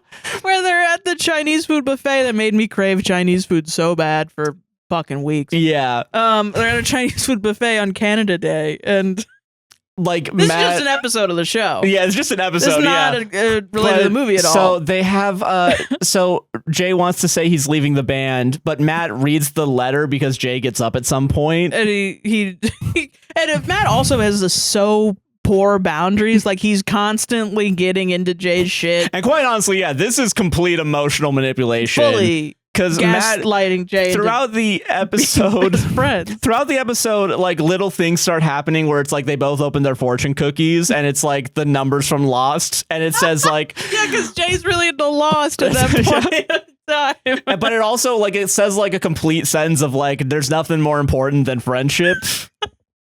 And it's like, that's a sign from God, huh? Forgot about that. Oh, and then there's the guy with the old-timey camera, and he's like, "Oh, you guys look like just real good friends." Like, he like paid him money to. But yeah, later on, it's like he goes to a fortune cookie manufacturing plant to make it a thing. In the canon of the show, Matt has manipulated this Chinese food buffet, a la like a Nathan Fielder rehearsal-esque situation. Yeah. To make Jay feel like they're destined to be best friends forever. And it's like and essentially halt his life. There's also like a couple that like break up and like the guy's like, man, I'm so sad that I lost my friend. Like so he like paid the money to fake break up. Yeah, or like have a fight or something. Yeah. Yeah.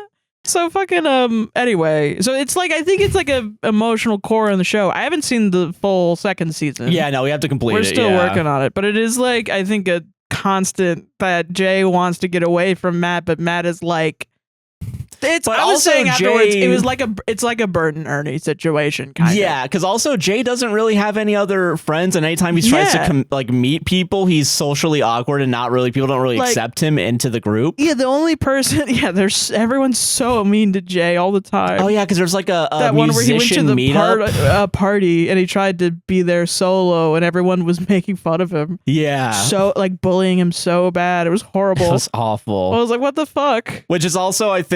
I think that is important to remember is like Jay might forget that Matt's actually an important part of his life. Sometimes because he wants fame and then Matt is there and Jay's like, this is the only guy I've ever connected with, really. Yeah, and I will say the reason why the skydiving plan very specifically in the canon of the movie is the weather.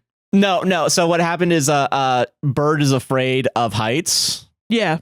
And he's consistently being like, no, we're not going up that high, right? Like, we're not doing this. Yeah, like Matt's kind of not respecting the boundary of his yeah, it's like Matt sees the end goal more than he gives a shit about Jay, really. And like what actually happens, because also Matt throws Jay off the thing. He pushes him off. Yeah. He clips his thing and pushes him off. And then follows after him. And then I wonder if that's something that develops more in season 2, where Matt is becoming more and more kind of abusive. And unhinged, yeah. To like they have like a more toxic relationship. Than in season 1, yeah. Yeah, which, I mean, Matt was pretty crazy in the... Already. Yeah, because he did the whole gaslight situation.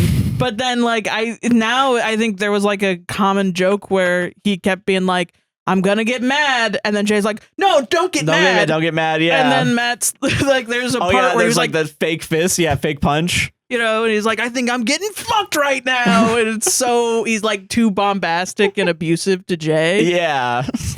Which is funny because it's not funny in general, but like. In the context of this movie. Context of these two weirdos that are like obsessed with each other, but also need each other. They hate and love each other. They hate and love each other so much that it gives credence to Jay saying, I tried to escape today. Yeah. and like he's laughing I'm it leaving off. you. Yeah. I tried to escape today and go solo, do my own thing at this open mic, you know? Kind of like they're both like their relationship is being driven toxic by their want for success and fame. Yeah. But Jay is kind of like realizing, oh, I could be successful without on my own. Yeah. And Matt is resentful of that, which quite honestly, I feel like if either one of us said I would be more successful if you were out of the picture, which would be crazy to fucking say. I think, and this is an important movie, I think, for us, because it is so about two creatives tied to each other by a project. Yeah. That neither of them will ever give up on. Yeah, so we're not forced, but we have to fucking like... Which luckily for us, we're very harmonious. Yeah. Yeah. It's not like one of us is coming up with crazy plans to try and... yeah, and the other one is like, oh my God, Jesus Christ. Yeah. That's a good point, yeah. Yeah, so I don't know, I was watching... I think that's why it emotionally hit very hard for me, too. That's fair. You know what I mean? But also, okay, back to the fucking plot. Movie, yeah. Oh, there's a movie? Fuck. Yeah. So then Jay is running away from the cops. So he drives away because the cops have found him. Now he's in a police chase. Yeah.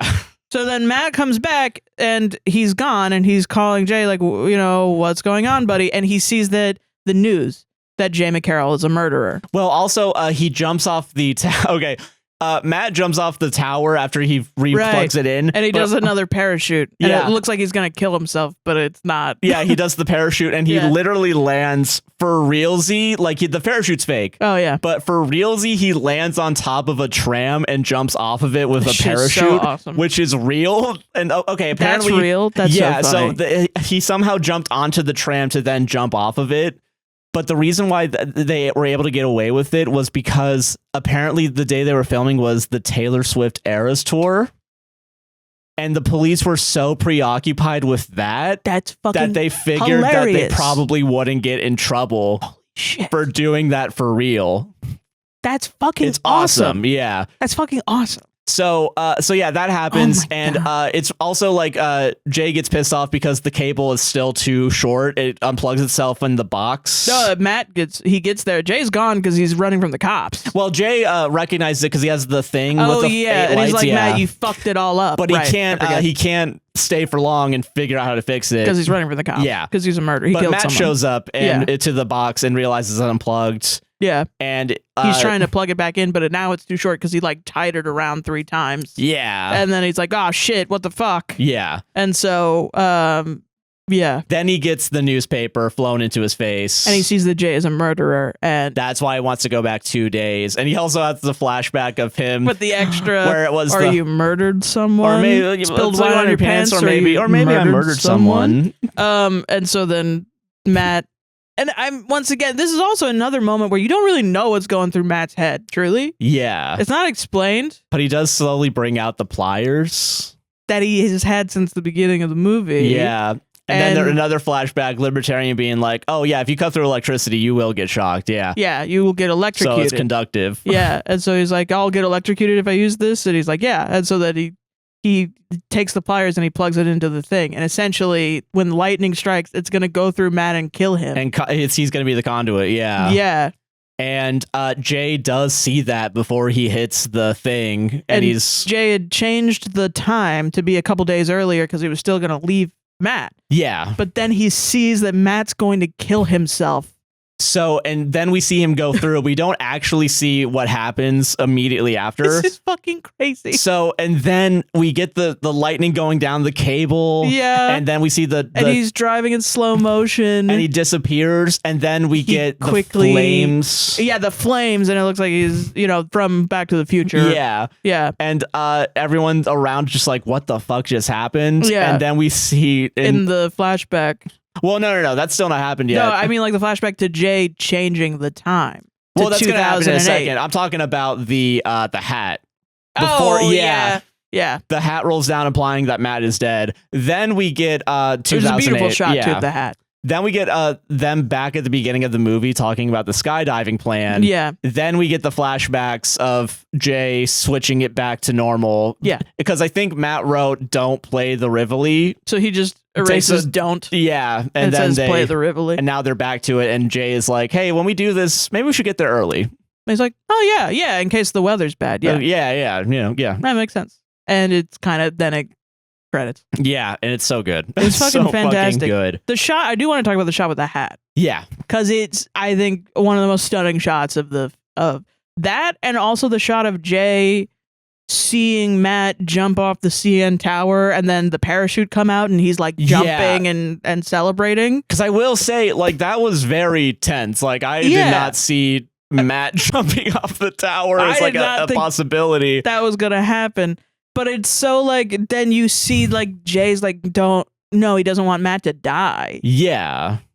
But he does, like, it's kind of like the internal struggle he has where it's like Matt is like his only friend, but also he does want the success. Yeah. And now also knows for a fact if he was solo. Yeah, like he has to make a decision between success or partnership. Yeah. And this is such a good buddy comedy. So fucking good. Yeah. Oh my God. It's like a true buddy comedy. Like for real. Yeah. And it's something that a lot of comedies I think are missing, where they don't have the heart. Yeah. Like we said this a lot about pretty much ever since Community. The only other show I can think of that has a heart really at its center is like Superstore. Yeah, from like, or like super, like On Its Sleeve for sure. Yeah. Yeah, and it's just like a very you can have a screwball workplace comedy or something, but then like where's the heart? You know what I mean? Which I feel like maybe Scrubs had it a little bit. Yeah, but then there's always like a element of, and even Community had this problem where at some point it's like these are just a bunch of assholes.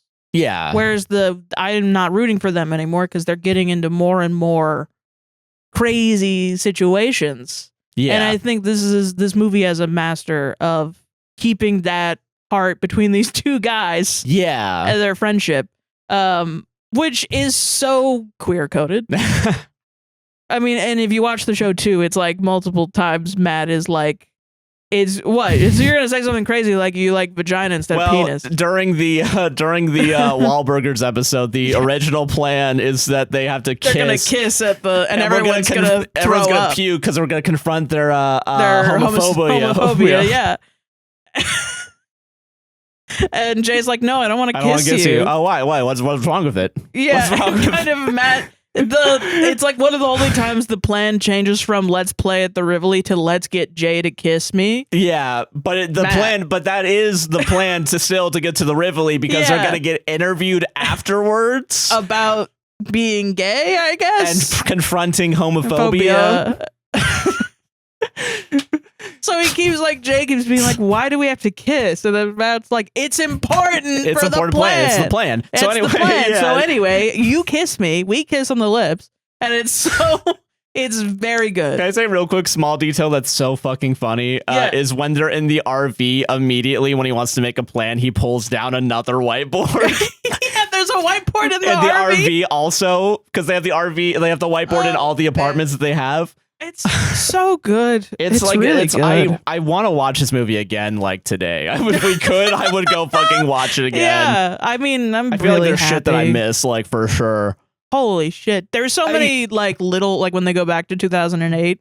There's a million little, like it's 2008 bits, just around because they're in the middle of Toronto looking at all the shit, footage, of Grand Theft Auto 4 and shit. If you sit through the credits, you get to see they have to do the like, thanks to all these corporations for all their marketing assets from, and it's like a fucking gigantic paragraph. It's amazing. There's a funny point where it's like they're referencing Back to the Future, and they want to do the music, but they're like, oh no, it's too litigious. Yeah, and if you're watching this in theaters, thank your lucky stars. Thank your fucking lucky stars, because this is gonna be a fucking nightmare. Yeah.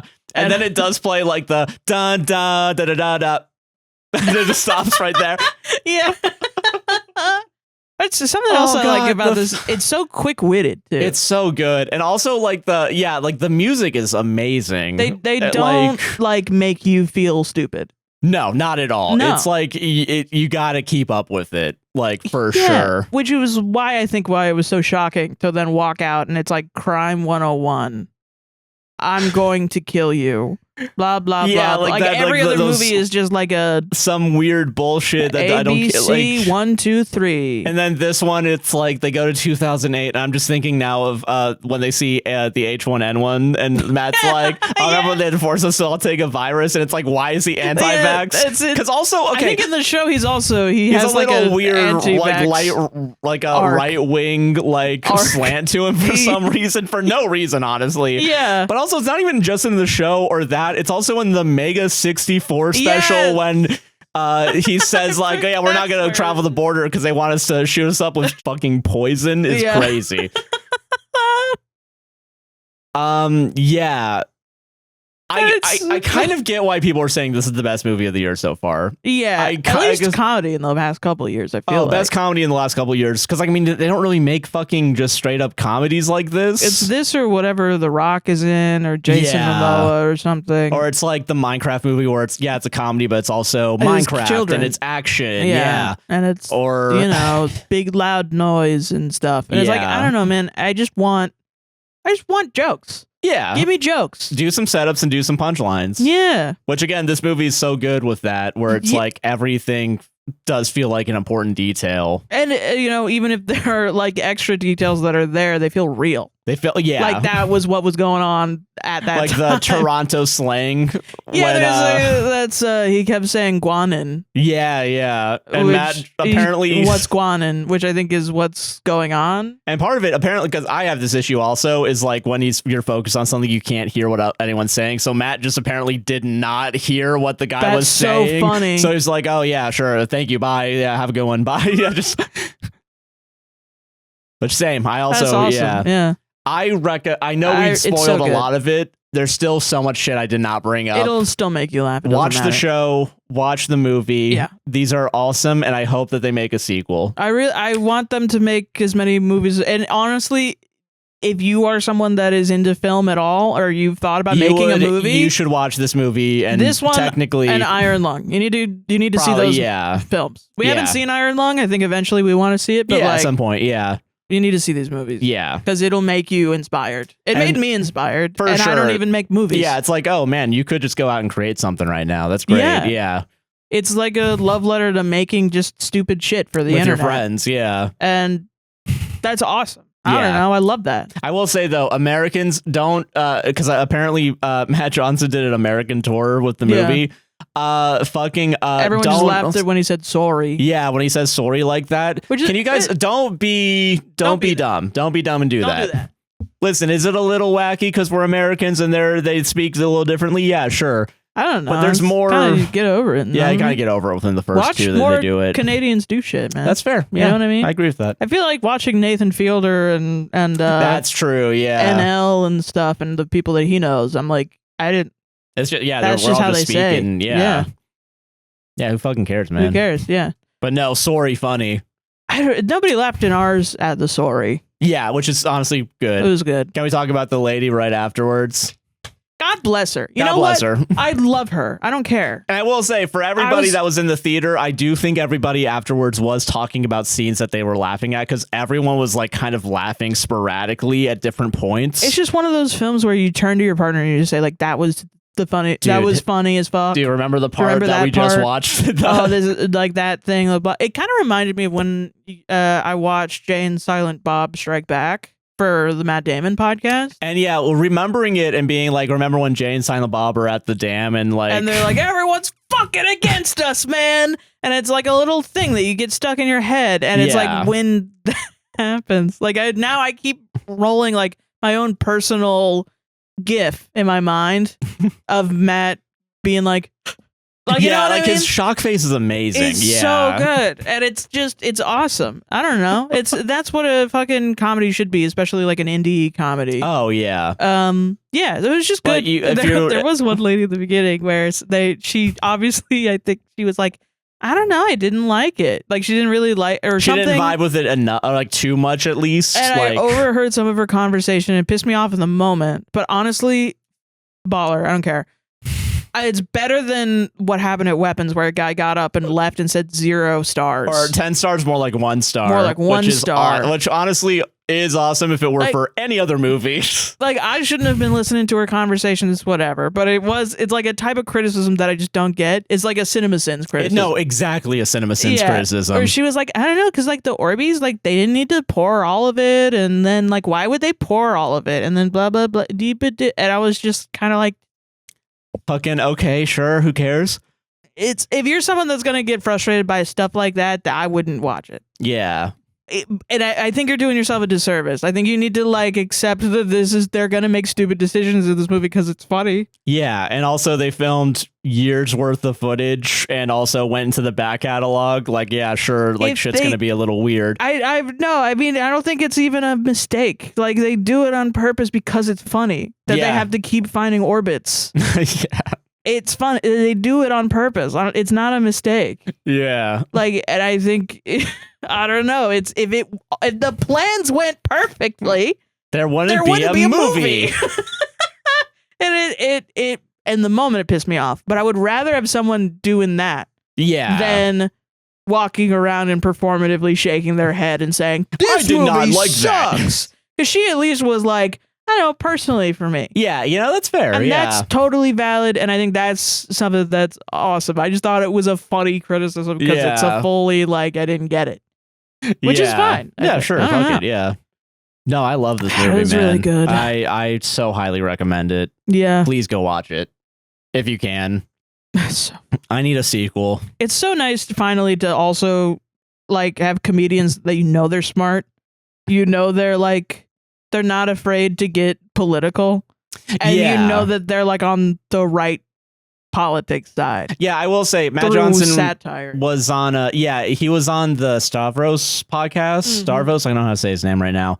But he does seem like a really chill guy, and like he's constantly like he does bring up the libertarian, and immediately like they both start laughing. Yeah. So I get it. Yeah. It's great, man. Yeah, no, it's nice. And I don't know if they do anything bad, I'm going to be upset. I'm going to be upset too. I'm very upset. Yeah. And I'm not going to endorse it, but right now in this moment, I like so what they've far, made. Pretty damn good movie, best comedy in the past couple of years, and also best movie so far this year.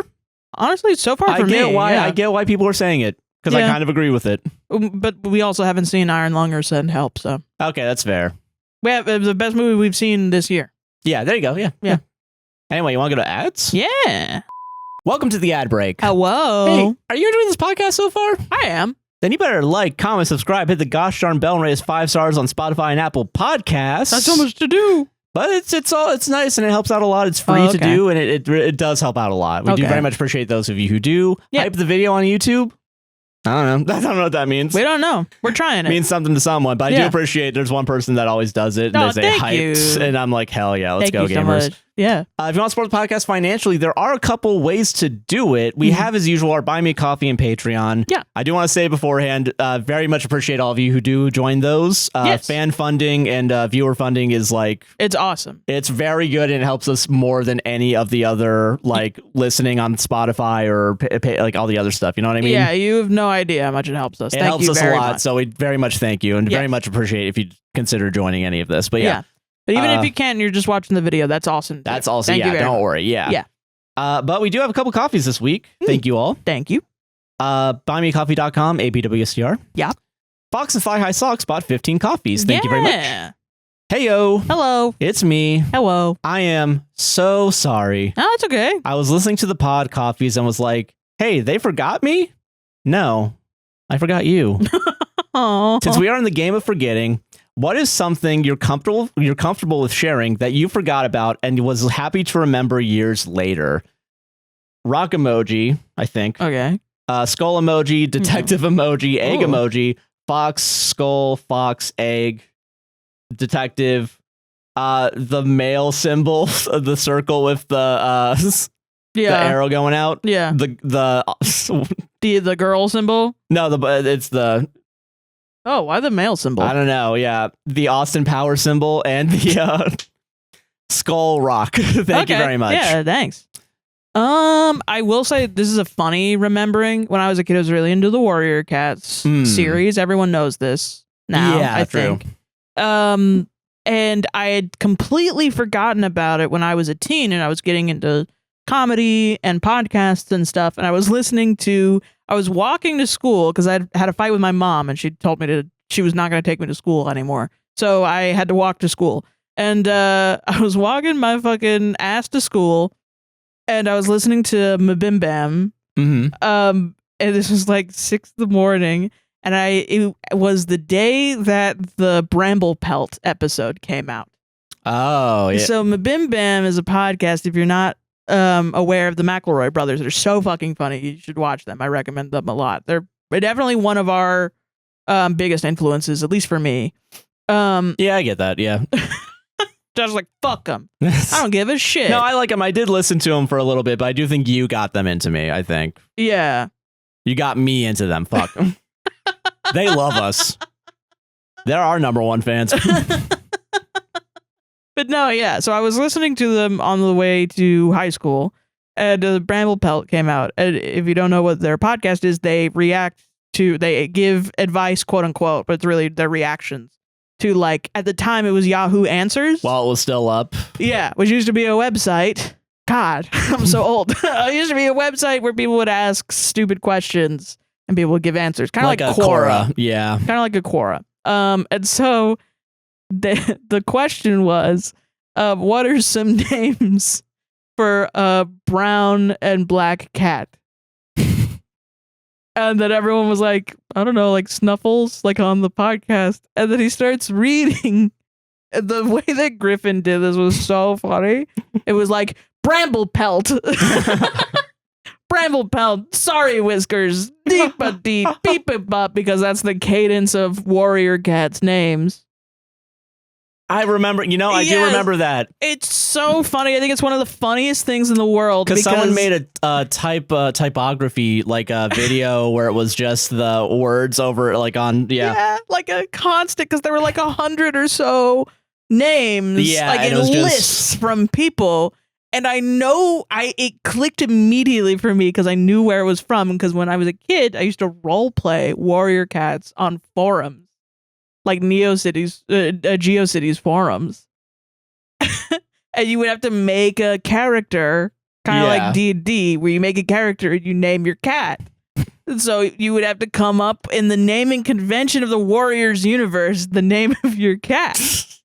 So people are giving like good names for these things because I think obviously this person is making an OC or something. Yeah. But the brothers McElroy did obviously not know what the fuck this was. So they were like, "Why the fuck are all Bramble Pelt? Yeah. Bramble Pelt? What the hell?" And it was, I think, so fucking funny. I almost fell into the street laughing, doubled over laughing. That's fair. Because it was so like this is a comedy bit for just me. Which I think also made me really like podcasting.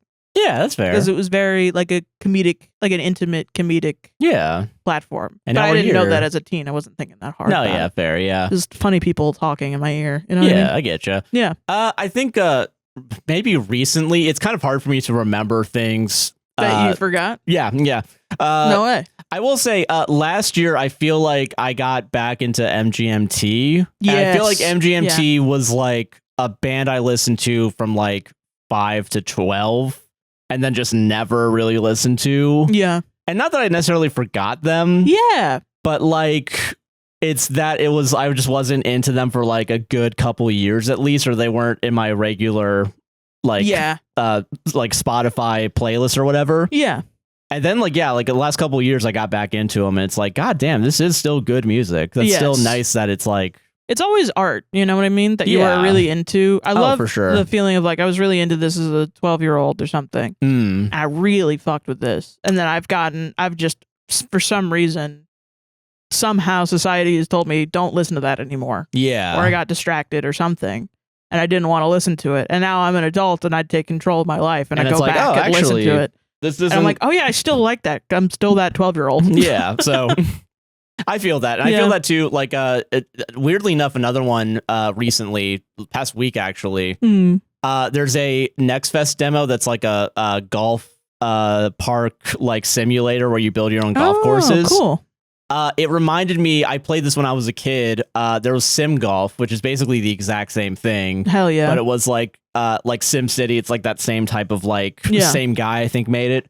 And I remember having a lot of fun with that. And I was like, oh shit, that would be fun to play again. Yeah. Even if it's not that one, because I think that might be straight up abandonware. Oh no. But this new one, I'm like, oh hell yeah, though. Yeah. It gets the job done, you know? Dude, yeah. But yeah, thank you very much for that coffee. Yeah, though. thank you. That's a good question. Yeah. And it's okay. Yeah, it's all good. You don't have to give us money every week, but I'm keeping an eye on you. Anyway. Okay. Remember what I was grateful for earlier? Not anymore.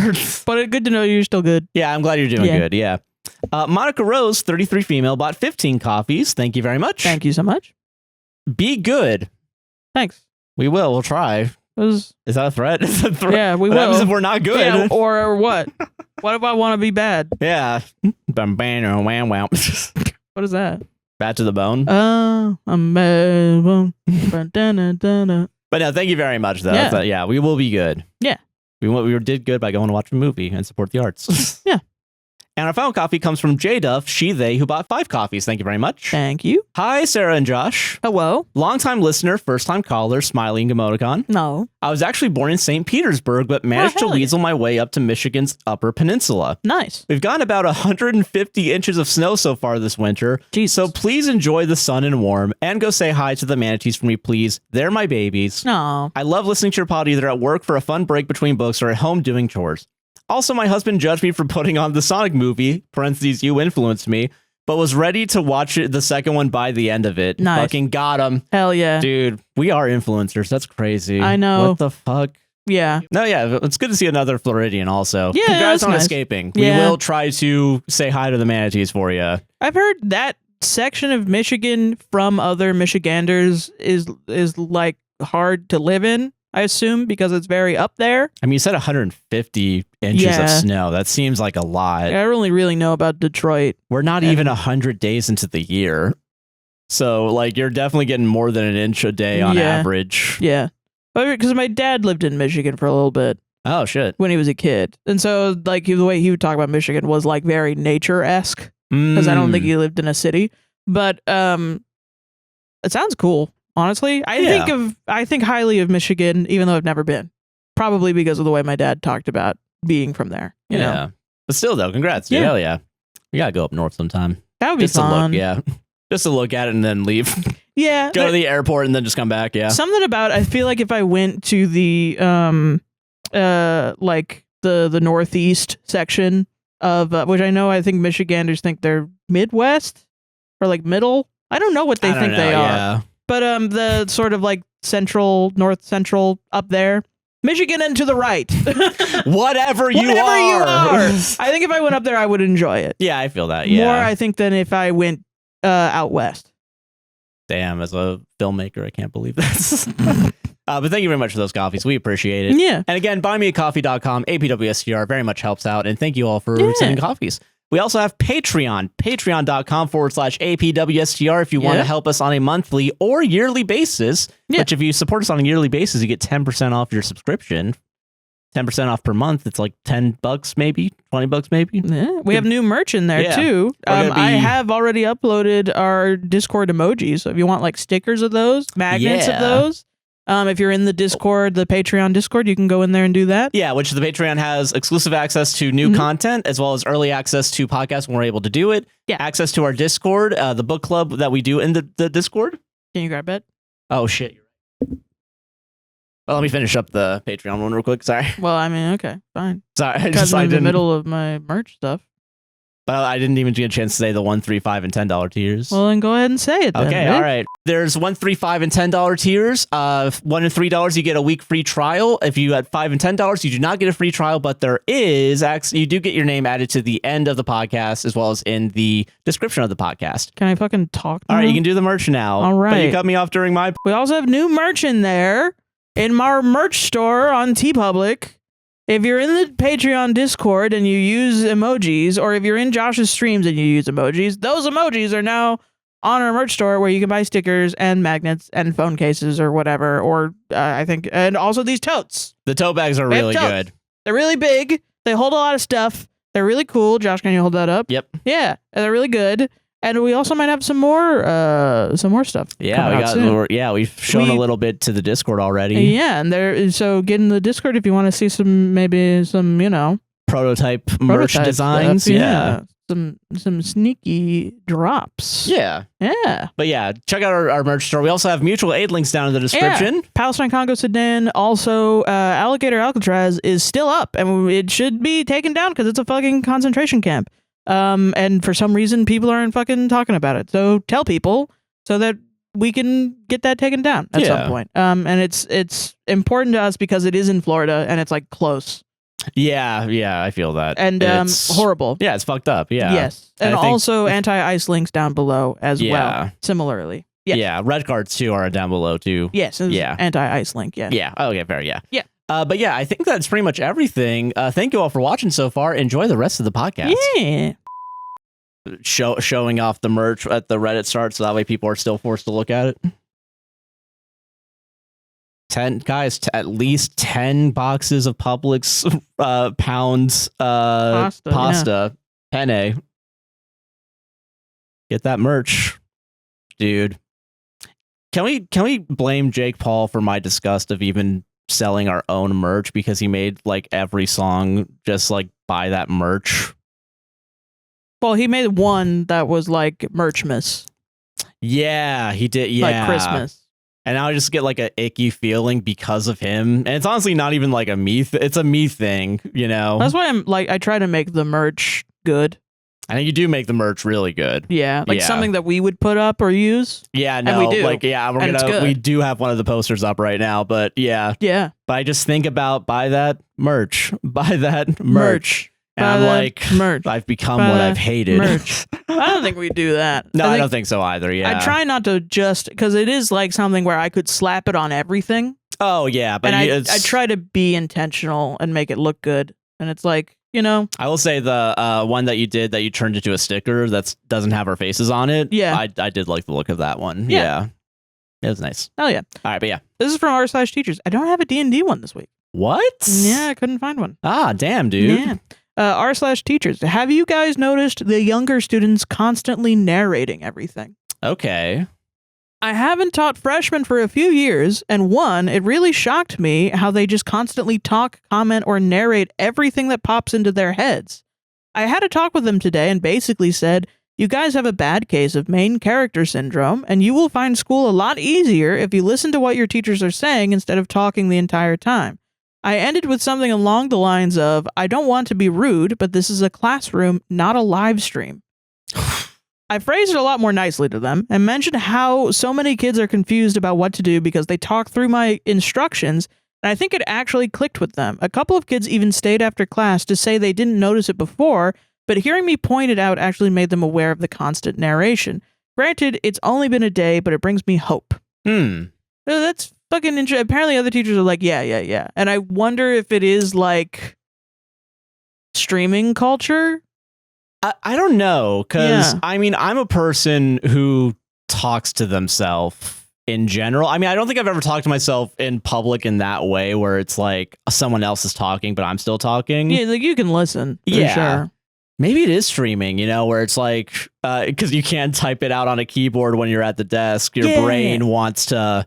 It's like people are narrating to themselves when they're watching something. Yeah, or they're like reacting, and they're like, even if it's not like a live stream, like a YouTube video, you make a comment, and you're like, "Oh, that's crazy what you just said."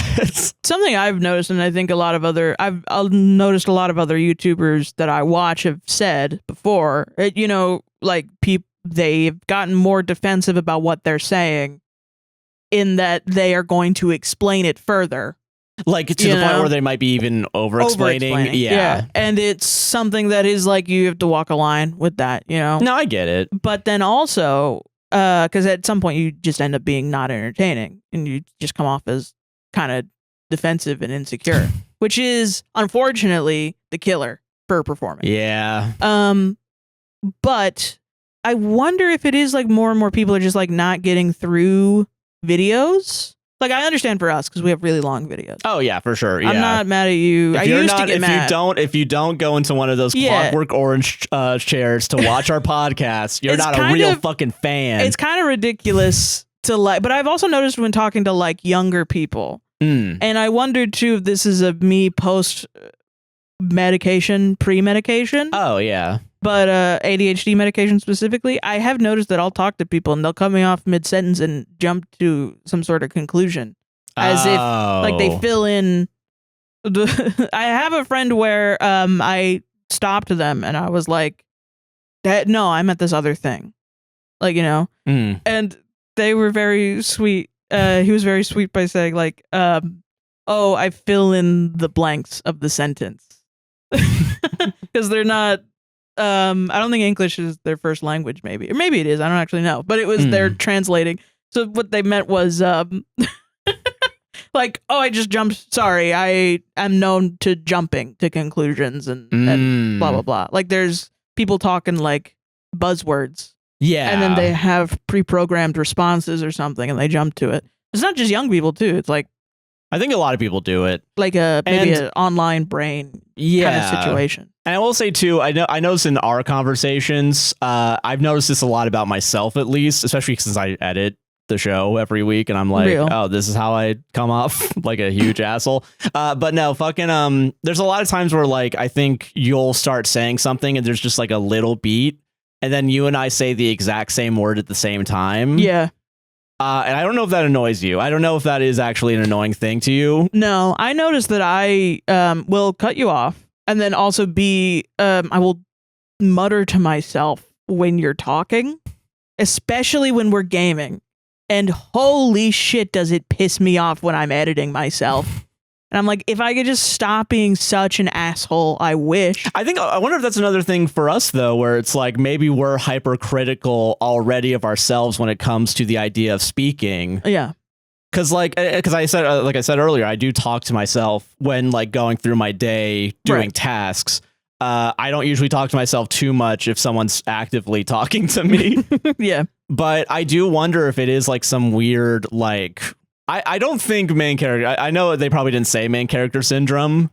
Well, they might have. But to their kids. Is it main character syndrome to like talk to yourself? This is what I think is happening. I think the teacher's like, okay, so you're going to read 20 pages of this. And then a kid's like, 20 pages. Oh, okay. Yeah. And like maybe even like, chat, that's crazy. I can't read 20 pages. And it's not like they're talking to anyone else. Yeah. They're just immediately saying what they're having their brains out loud. Because it is kind of like maybe it's like when you know, in movies where like someone says something shocking and then the room immediately goes into murmuring like, oh, I can't believe they just said that. Oh no, yeah. But I think it's more outward. Like they are not aware that they're in a group. Not that they're not aware, but they're reacting like maybe when they're focusing, they're not thinking. Like they have tunnel vision, maybe. Yeah, like they're trying to focus, but then they are so used to saying their thoughts out loud or something. Probably because when they're usually, at home, and you're isolated and you're not in a group. Yeah, it comes normalized to say things like to yourself if you're like, oh, I can't believe you just said that. Yeah, because I don't know. I'm not a teacher. I think this is interesting. That's why I brought this up. Yeah, because I think it is interesting the way that the internet is affecting kids. Because I'm worried in general. I will say there was that study that I think Australia made it illegal or at least really difficult to go on social media, and then they asked teenagers how they feel, and they're like, "Life is fucking good, man." Really? I didn't know the person that they at least interviewed was like, "Oh yeah, I saw an immediate positive, like not immediate, but like it became positive over time." I only have heard that teens are upset about it. I will say, apparently now, like at schools, like during lunch, people are actually talking to each other. Apparently, oh shit, yeah. I mean, I do think that kids should not be on the internet. I think everyone should not be on the internet as much. Yeah, but I think I don't know. I'm sort of like a mid. My opinion on it is like I think there should be like a kid internet and there should be an adult internet. Yeah, I get what you mean. But I say that as someone who was a kid on the internet and saw a lot of damaging shit that's damaged me currently. And maybe that's like kind of like the reaction to the idea of like... Yeah. I don't want to be... It's a protective thing, though. I don't want to be reactionary about it because I'm really only thinking about my experience when it is like a political thing, because then it's like, who decides what's on the kid internet? The government. That's true. It's like, wait, can we trust the government to make the kid internet? Baby. Exactly. It's like, okay, I understand the censorship qualms about it. But I'm also like, I don't know, man. There needs to be, and I will say though, with that specifically, there is a little bit of like, if I never saw all the misogyny on Reddit when I was a teen, would I have better mental health right now? Probably, I think. Yeah, and I do think there's a little bit, and it's definitely case by case. Like, part of it is, I think I got lucky with my parents, where like they were very sociable, and like we would talk about things as I were growing up. Yes. And I'm not blaming parents specifically, but I do think there needs to be, especially in America, with our individualized culture, that doesn't really focus on like being honest about our emotions. I technically was not really allowed to talk to anyone on the internet. Yeah, like I said earlier. Oh yeah. In the ads, I would role play Warrior Cats on GeoCities forums. Which was good in a creative writing aspect, and then it was also good in a HTML. It taught me HTML a little bit. That's cool. It was pretty baller, and I do think it was good social stuff. But then there were some times where I was like, "Dad, those were adults or like 18-year-olds, and I was 12." I feel like there is a way around, instead of being so absolute and being like, "No, you can't do that." You can make it like a teaching moment and be like, "Hey, just be careful, all right?" Like, because I definitely snuck around. Yeah, I did sneak, and I think it did drive me into really horrible places online. Yeah, sneaking gets you nowhere, Sarah. Sorry. Like I did like there were like, I think it's how I got into true crime. Oh, is because like, oh, look at this cool ARG for a horror game. It references serial killers, and then I'm like 14 and I'm reading all this serial killer stuff, and it's like, I guess it's true crime, so it's like history, but it's not. It wasn't good for my brain. I don't think. Yeah, and I will say probably being on Reddit on my end at such a young age wasn't good. Probably wasn't awesome, yeah. Especially on the memes where it's like we're all like sending like depressed memes to each other, and it's like a little too far. Like, you're kind of saying, but it wasn't right and shit. Like, I wasn't like, it was funny as fuck when I was a kid, because I had a horrible room because undiagnosed ADHD and really bad depression. Yeah, my room was bad, like really bad. And then I go down this true crime thing, and I find out about Ed Gein, and then I look at the photos of Ed Gein's house that they took, and I was like, kind of looks like my room. Oh no, dude. And I cleaned my room by myself. That's internet parenting. That's internet parenting for sure. Yeah, I will say I did learn how to shave from the internet, and I don't think I learned how to shave from my dad. You learned how to change a tire from the internet, and me. We both, literally, the first time your tire, and then we came home. My dad did get pissed off, and it was like, why didn't you call me? Like, I don't know. I wanted to do this. Yeah, I was embarrassed. You didn't want to have to call your dad and be like, "Dad, I popped a tire." I popped a tire because I went 50 miles an hour on a curb. That's not even what happened. It was a pothole. No, it was a horrible pothole that did that multiple times to people. Yeah. That eventually got patched up. But anyway, fucking, I don't know. I think it's interesting the way that it affects communication. I just think it's interesting. No, that's fair. I agree with that. Yeah. And I think it's good that this teacher pointed it out. Early on, to be like, hey guys, like, be aware of your surroundings, and like other people are also here. Like, and if you're getting confused because you're talking over it, maybe not talking, and have it like be inside thoughts. Yeah. Especially if what you're saying isn't bad. It sounds obvious, like obviously listening is going to. But I mean, it's still taught. I think sometimes you have to say the obvious shit, especially teaching kids. You know what I mean? Yeah. No. Again, it's a social norms are taught. Yeah. Yeah. So no, I think that's fair. I don't know. I just thought it was interesting that that's happening. I didn't. Yeah. It's like, it kind of reminds me of like a Aiden Ross, how he just says whatever comes to his mind. And I'm like, are these kids watching streamers that are influenced by the big streamers like Aiden Ross, just blurting out shit and thinking it's funny, and then they're just doing it a day, and then they're not necessarily doing it to say that because they think it's funny and they're going to be popular, but that they just do it all the time now because that's how they talk. Because I will say, I've noticed after watching NL, I talk like NL sometimes. Yeah, and I definitely talk. I have more NL-isms for sure. Yeah. And to be fair, when I'm streaming, at some point, it does kind of feel like I'm just saying what comes to my mind immediately. Right. Even though I am checking it, like, in the moment, like, do I say this? I don't say this. Well, it's a skill, you know, of doing that. And I mean, some people just don't have it, and then they end up on Kick. But then also some people they figured out how to do it in a funny, like like Queso. Oh yeah, Queso. I feel like he's someone that I don't think he says what comes to his mind first thing, but he does give the impression that he does. Yeah, that he's very spontaneous, which is funny. Yeah, that is what's funny right now, I think. Yeah, and popular, and I wonder if that's why kids react that way. Maybe, I don't know. I agree with that though. I do think that's interesting. Speculation, anyway. Speculation. I thought it was speculative fallacy. What the fuck are you talking about, fallacies? Get it twisted. Get it twisted. Yeah.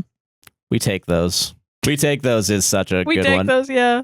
Well, I saw someone where their girlfriend texted them, like, he said, like, oh no, I ran out of all my tacos or something. I ran out of all my eggs. And she's like, oh, that's devastating for a guy like you. That's big news for a guy like you. Me. Yeah, for a guy like me, has become part of me saying that on the stream too. It's bad. r/DogFree. Oh my god. Oh, the prodigal son returns. DogFree. Let's go. In the SpongeBob, the what is it? The hands on the sides. I thought this was part of the post. No, this is okay. This is written out with every other letter capitalized and every other letter not capitalized. Yeah. Quote, I don't trust people that don't like dogs. It's like, okay. Initial reaction. A little bit I agree that it's overused. Like, I think if you don't like dogs, that doesn't mean that you're a bad person. Okay, that's fair. And I think sometimes there's like the dog lover is more likely to annoy me than the dog hater.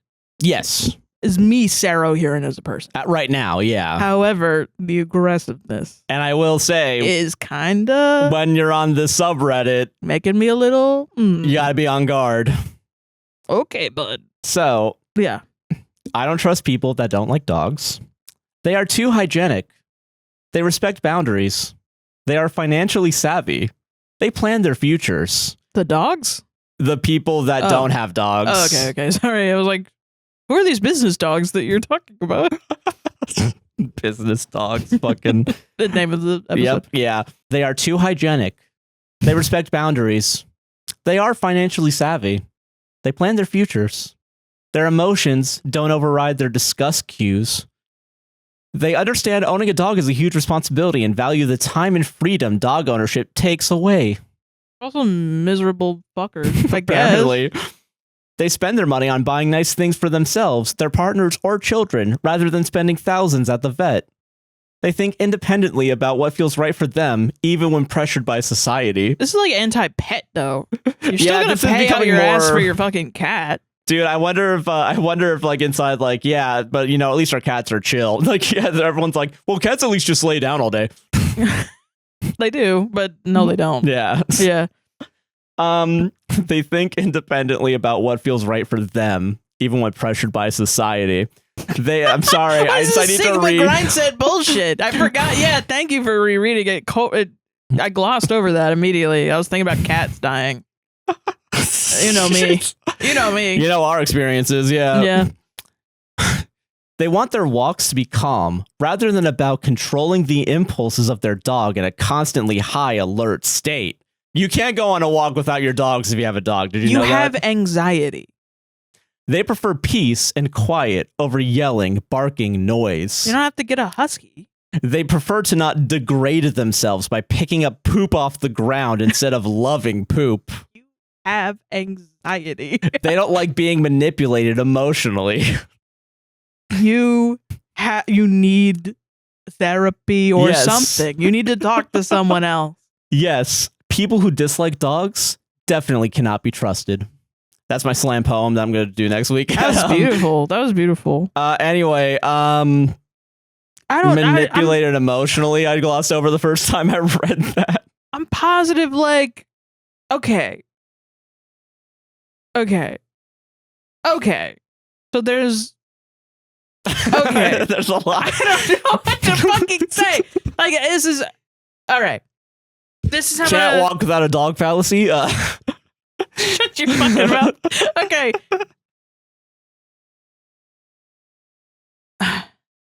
So I think what they don't like is the dog marketing culture. Okay. Know what I mean? Okay.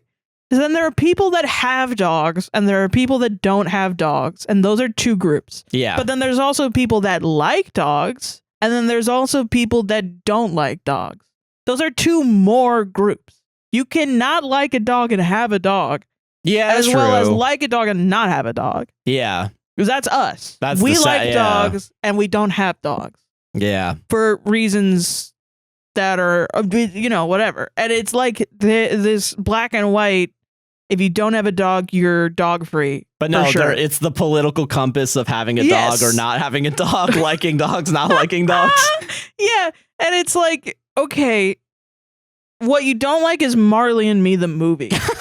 Know what I mean? That isn't, like, not every single person who worked on Marley and Me likes dogs and has dogs. They went to a job and they put out a piece of media that emotionally manipulated the audience. Yeah. Because that's what the piece of media did. Because it sells to people that like dogs. Yeah, and for people that don't like dogs, they have a dog's purpose and they watch a dog drown. They do other stuff. They do other shit. I don't know. You can watch videos of people shooting dogs in the face or something, like Christy Gnome or whatever in the gravel. I don't know. Do whatever you're doing, I guess. Yeah, go crazy, I guess. Like watch fucking I Am Legend over and over and over again where the dog dies or something. Watch just keep rewinding that part of I Am Legend. Like, go into Premiere and use the copy paste tool. Watch the first 7 minutes of No Country for Old Men. There's like 17 dogs that die in that fucking sequence. And just keep rewatching it and feel fucking really good and put like happy music in the background, like edit it. I don't know. Fucking do that. You get what you give in the background. I don't give a shit what you do. Honestly, I don't agree with it.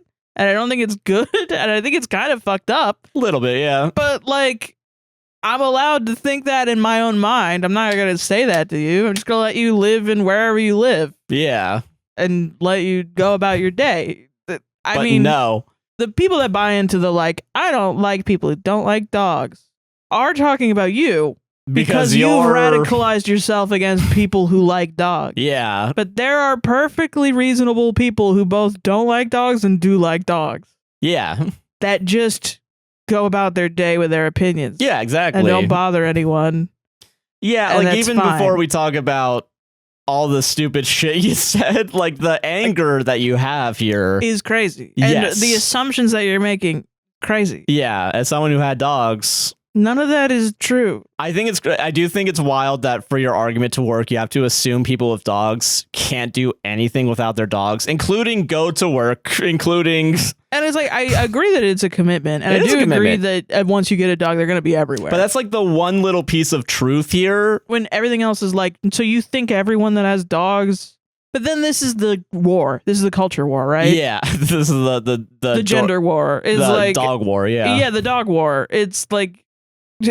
Now, it seems to me like what you're saying is that people that have dogs are disorganized and messy and demean themselves. Oh, yeah, they're not clean. And are stupid or below you somehow. They don't respect boundaries. Yeah. And if I assume that that's what you're saying, when what your intention was when you wrote that was, I don't like this stuff. I am sometimes mildly annoyed when someone says that they judge people based on having a dog or not. And I expect you to communicate perfectly. Meanwhile, I'm not communicating perfectly. And instead of bringing my words to the argument, I decided to bring a gun and start shooting everyone and say I won the argument. I won the argument. Though you did domestic terrorism. That's a different argument. That's different. You know what I mean? And this is now what it is with everything, not just dogs. It's funny when it's about dogs because it's so like, why I think dog lovers are going to this? see this and be like, who the fuck is that? Because you're in love with your dog, and that's valid. If you really love dogs, you really love dogs. There are reasonable dog haters that'll be like, that's a little crazy. But then you're on dog free, and then you're on, and everyone's like, I love cats my whole life. I don't understand people who don't like cats. That's fair. I didn't know until I had friends that never had cats that would come over and they would get scared of my cats running around. Like, oh my God, can you stop them from doing that? Because you're so used to them. And I'm like, no. You're surprised that, yeah. Yeah, and I had to learn not everybody likes that and it's okay. Yeah. Do I understand it? No. but it's okay. And it's definitely not the internet and Reddit is not the place for that. Like, let's all just be real. A nice casual discussion about, the pros and cons of pets. Yeah, but it's also not the place where when you're writing your shit I think it reveals a judgment that you're making about everyone else. Yeah, and that says dogs. More about yourself than... And at this point, it's not about dogs, it's about how you interact with others. Yeah. Which is... You think everyone's in bad faith, actually? Yeah. I'm worried, and this is maybe me getting parasocial with OP. I'm worried that you are going to isolate yourself. And I think that's wrong, and I think you should watch Pluribus to understand the concept of what I'm talking about. I would recommend Pluribus to you. Yeah, I think that's fair, yeah. And I would recommend Pluribus to you by saying, I agree with Carol Sturka. Like, when you watch it and you look at Carol Sturka and you're like, what a close-minded bitch. Know that I was like, hell yeah. And eventually you're going to be like, oh, that's me. And you'll know that we're one and the same. And you'll look into the fire and the buildings in the background. And you'll scry into the fire and you'll realize that we're all the same person. Yeah, we're all one. We just have different opinions. And it's okay. Yeah. Yeah. And maybe you should pass the blunt to the left, my guy. Yeah, man. Shit. Yeah. The hell? Solved it? Damn. Who are these business people that hate dogs? They fucking hate dogs, man. What are you fucking doing? My ROI went down ever since Jason in accounting decided to get a dog. I bet there's other people that are dog free or whatever, and they're just normal people walking around like, I just don't want to fucking have to put down a dog at some point in my life. That's fair. And it's fully valid, like I just don't have the money and I don't feel like I have the responsibility right now. And I'm cool with the idea of never having a dog ever in my life. Mad at these people for making dog-free people look crazy. Like dog-free people in the sense of like, they're not going to have a dog ever. Yeah. Whereas they don't like that everything's about dogs all the time now. Yeah. Or like, I always defend like people that are traumatized by dogs. Oh yeah, that can happen for sure. Yeah. Like, oh my God, when I worked at a law office, we have to do intake of animal incidents. And it's always dogs. And they always have trauma. And it's like, the dog comes up to you, bites the shit out of you because the owner didn't put them on a leash and left them outside and is neglecting them. Yeah. And didn't get them to be trained properly or abuses them and they're aggressive. Yeah, and it's fucking crazy. And then you're going to be like, oh, I don't want to be near a dog. I hate how common having a dog is everywhere. That's valid. That's completely valid. I mean, shit, agree. And I'm thinking about it right now. Like the scar on the back of my head isn't the only scar I got when a dog bit the shit out of my head. Like, when you were a kid. Yeah. So, yeah, man. That's valid. Shit. Yeah. I don't know, but it's like it's so funny because every time we read a post from DogFree, it's like such cartoonish. I hate those dog havers. And I hate it because I see it everywhere, and I hate feeling like I'm getting radicalized on the reaction of something else. Yeah, that's fair. I will say, I think I saw this one, I was like, that does remind me of the vent one that was like... Which that one I also feel like, that one unintentionally, like... The steak ad. Yeah, the steak ad. That was like, anti-puppers. Anti-pupper steak ad. Yeah. Yeah. It's just like, I get it because it's a vent. Yeah. He's just saying his feelings. No, yeah. But it is fun. It's so funny. God. You end up writing a weird ass post on the internet. Fair. Solved it, man. Solved it. Yeah. Hell yeah. All right. This is from r/mildlyinfuriating. Ooh, okay.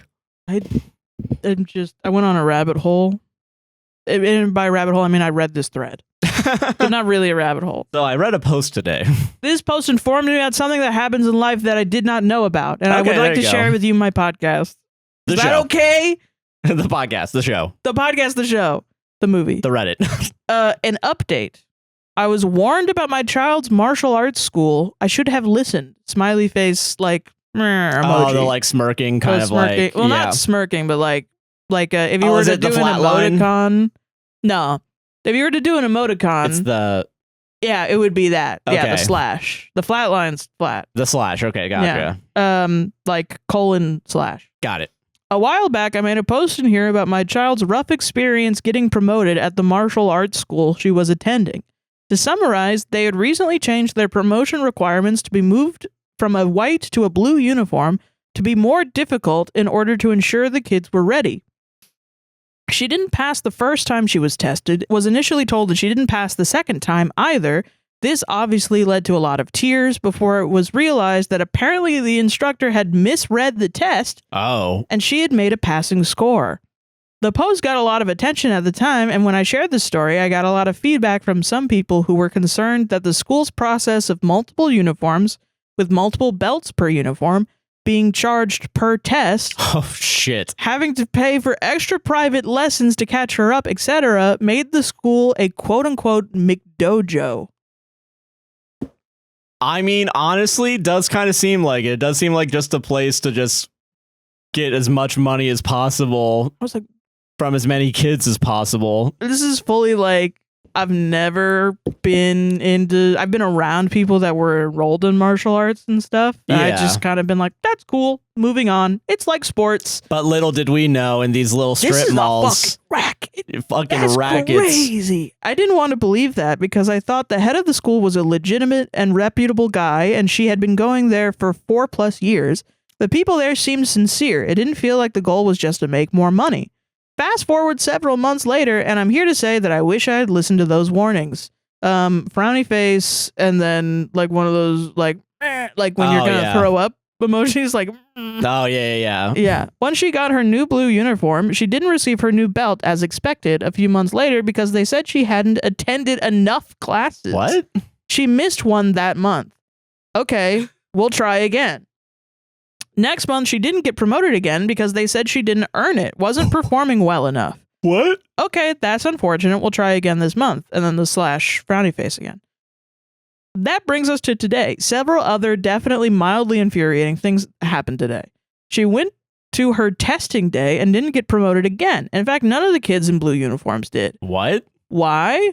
Well, explained the instructor, the blue uniform kids are now on a longer cycle to get promoted and can only be tested by the head of the school himself. Where is he? He's on vacation. No promotions today. This is a scam. This was apparently a recent policy change and took us at least completely by surprise. Then, when they did promote a couple of lower-ranked kids, they explained that they would now be giving effectively quote-unquote half belts, inserting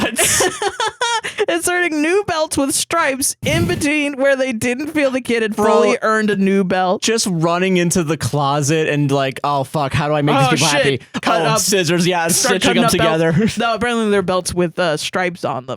Oh, okay. So they're complete belts, but then it's like you get your, I don't know the belt thing, but you have a one color and then you didn't make it fully, quote unquote. So then you get the in you between. Get one with stripes until you get to the next color. That's still they're micro transactioning, pay to winning karate or whatever this is. Fucking Taekwondo, or what is this? Hold on, martial arts. Farmville ass fucking. You have to check every 8 minutes. Yeah, apparently, because if you don't show up one fucking time, the FOMO, the Genshin Impact martial arts. That's how they bring the kids in, is with those like the gotcha game martial arts. They go to GameStop, they just steal a bunch of those like paper cardboard cutouts. Yeah. Be like this guy. It's just written in like Sharpie over the guys. Oh my god. Who's this guy? So I don't know. You know him though. Okay. Oh my god. And then in my opinion, most blatantly, I overheard how the instructor explained to another concerned parent how they would now be prioritizing kids who attended more than 8 classes a month before promotions. So instead of twice a week, 3 times a week. However, you have to pay an additional cost over the base fees for your child to attend that much. Of course. Why wouldn't there be an extra fee? Holy shit. These 3 factors made the decision to pull her out of the school tonight seem obvious. And even then, there was a final infuriating postscript. I was told that we would continue to be charged for training an additional 2 months because we apparently have to give 60 days notice. What? That's like more than we have to give if we were to move out of this apartment. Yeah. What the fuck? That's another $200 plus out of our wallet. We're considering what to do now. Find a different school, take a break. She would like to continue in martial arts, but we're definitely a little demoralized by this and worried about trusting another school again that might turn out like this. It sucks. I get it, though. Oh, man. What a crazy... I had no fucking clue. Like, okay, because the only thing I've ever done that's even close to sports is music. Yeah. Because I always say I do think music, like the constant practicing is similar to like training in terms of sports. It's also physical. Even if you're sitting in an orchestra, it's a little physical. You're training the muscles in your arms. Oh yeah, for sure. But it is applicable. I guess I've never asked my parents, but I have done martial arts as a kid. Yeah, I wonder if this is what happens. I might text them later, be like, I guess we're seeing him next week. I can ask him, hey, remember when I did martial arts? Yeah. Because I had a cousin that did it, and I would have to go to like he went to a martial arts place that was next to a gym, and so his parents would take him there, and we would stay there, and then be at the gym and exercise. Yeah, and then we would go pick him up. And I remember he eventually stopped. I think similarly because it was the same shit over and over and over again. And the more I hear about it, the more I'm like, that's usually why people stop. Yeah. And I don't know. I think with the Olympics happening recently, I'm like, it's so interesting the people that go into it. Because I'm sure there's a lot of kids that go into it first and then are like, I love this. I want to do this forever. And then, I think the good ending, if they don't end up pursuing it, is that, I got interested in other stuff. Yeah, that's fair. That's good. I'm happy I still had this hobby, and I'm happy I did it. It made me active, or it stimulated my brain creatively, or it's something that it at least kept me from not just dicking around after school doing nothing. Yeah. Or getting into trouble or something. Yeah. And loitering at the gas station or something like that. I don't know. Yeah. I didn't get into the Gator Gang.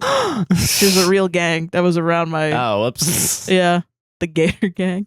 Yeah, I don't know. And I think it's interesting the ways that they end, because in music it's usually just I don't have enough money, or my kid failed an audition and came out crying and then stopped doing it because they thought that they weren't good enough. That's true. And I didn't even think about it with sports. Yeah. Or I think about it in terms of like football, not like other sports like this. I mean, even like soccer, like I do remember that there had to have been some sort of fee, right? Right. But I'm willing to bet it was more upfront. It would be crazy if it was per match. That would be kind of crazy. So well, I think it's I'm willing to be surprised if it is, but if you're doing like a kids league, it's the league. You know what I mean? Yeah. Like you pay for the uniforms, and there's probably a recurring cost with like, let's probably all go to McDonald's. Who has the snacks? Carpooling. Yeah, gas. there are a lot of costs still associated with it. I agree with that. But I do think it is weird. It does remind me of the Napoleon Dynamite Rex Kwon Do. It's like $300 a week. Like, like something insane. Shit. Somebody else. I want to highlight this comment because it's so good. Normal martial art school. One smelly same uniform for many, many years. Just buy belts as they get promoted.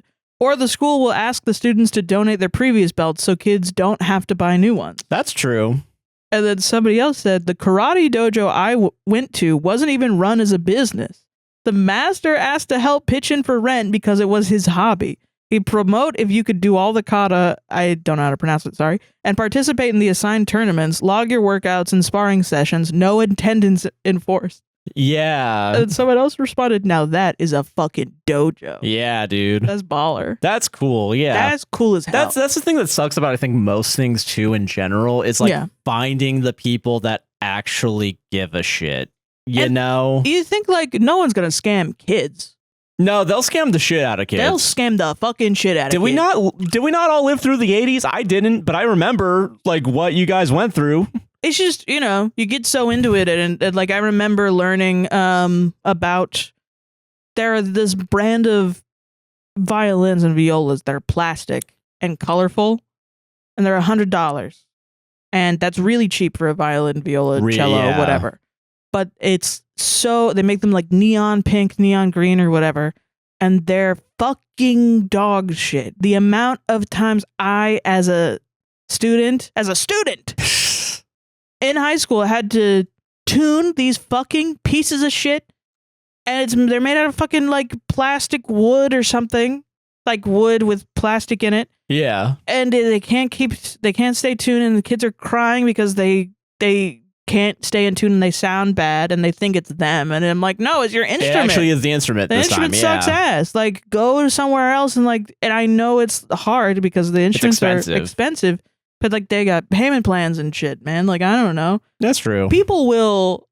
It's so infuriating because other motherfuckers, they will give their instruments to kids. Yeah, no, for sure. Like, and I think that's the thing is like, I feel like people who are super passionate about something and have a kind heart, at least, they'll give shit to people for free, or they'll ask for shit like donations or something if they need the financial assistance. Like, my friend is a teacher. He does private lessons and also he teaches for a middle school. And I gave him my viola that I don't play anymore. And I was like, you can just have this for like if kids need something, or if you need something to play, or if you need to get, because you're kid probably doesn't have it. You're probably gonna get more use out of it than me right now, because I'm not really playing viola. And mostly it wasn't really for me to like think of the children. I wasn't like that. I was more just like, I'm letting this rot, and I know that every day I don't play this is another $20 of me needing to like, I need a new bow. I need a new fucking oil to put on the thing, and it needs new strings. And it's just exponentially the cost to like refurbish it was like $50, and then I didn't play it. So now I open it up, and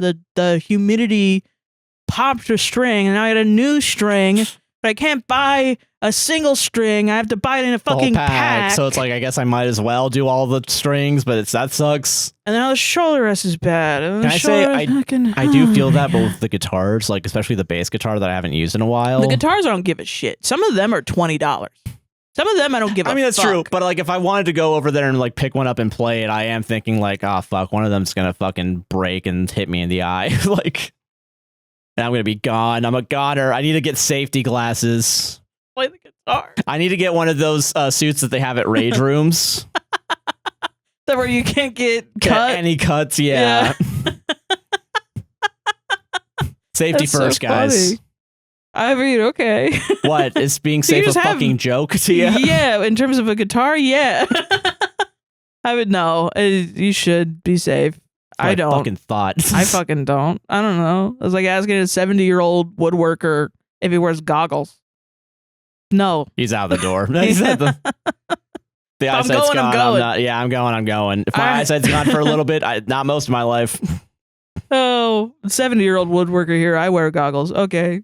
Nerd. You don't exist. That made you up in my brain. I'm fighting with you like NL does. Fucking, I don't know. I had a fucking guitar teacher that he had arthritis so bad in his hands. I know I've said this before, but it's so funny.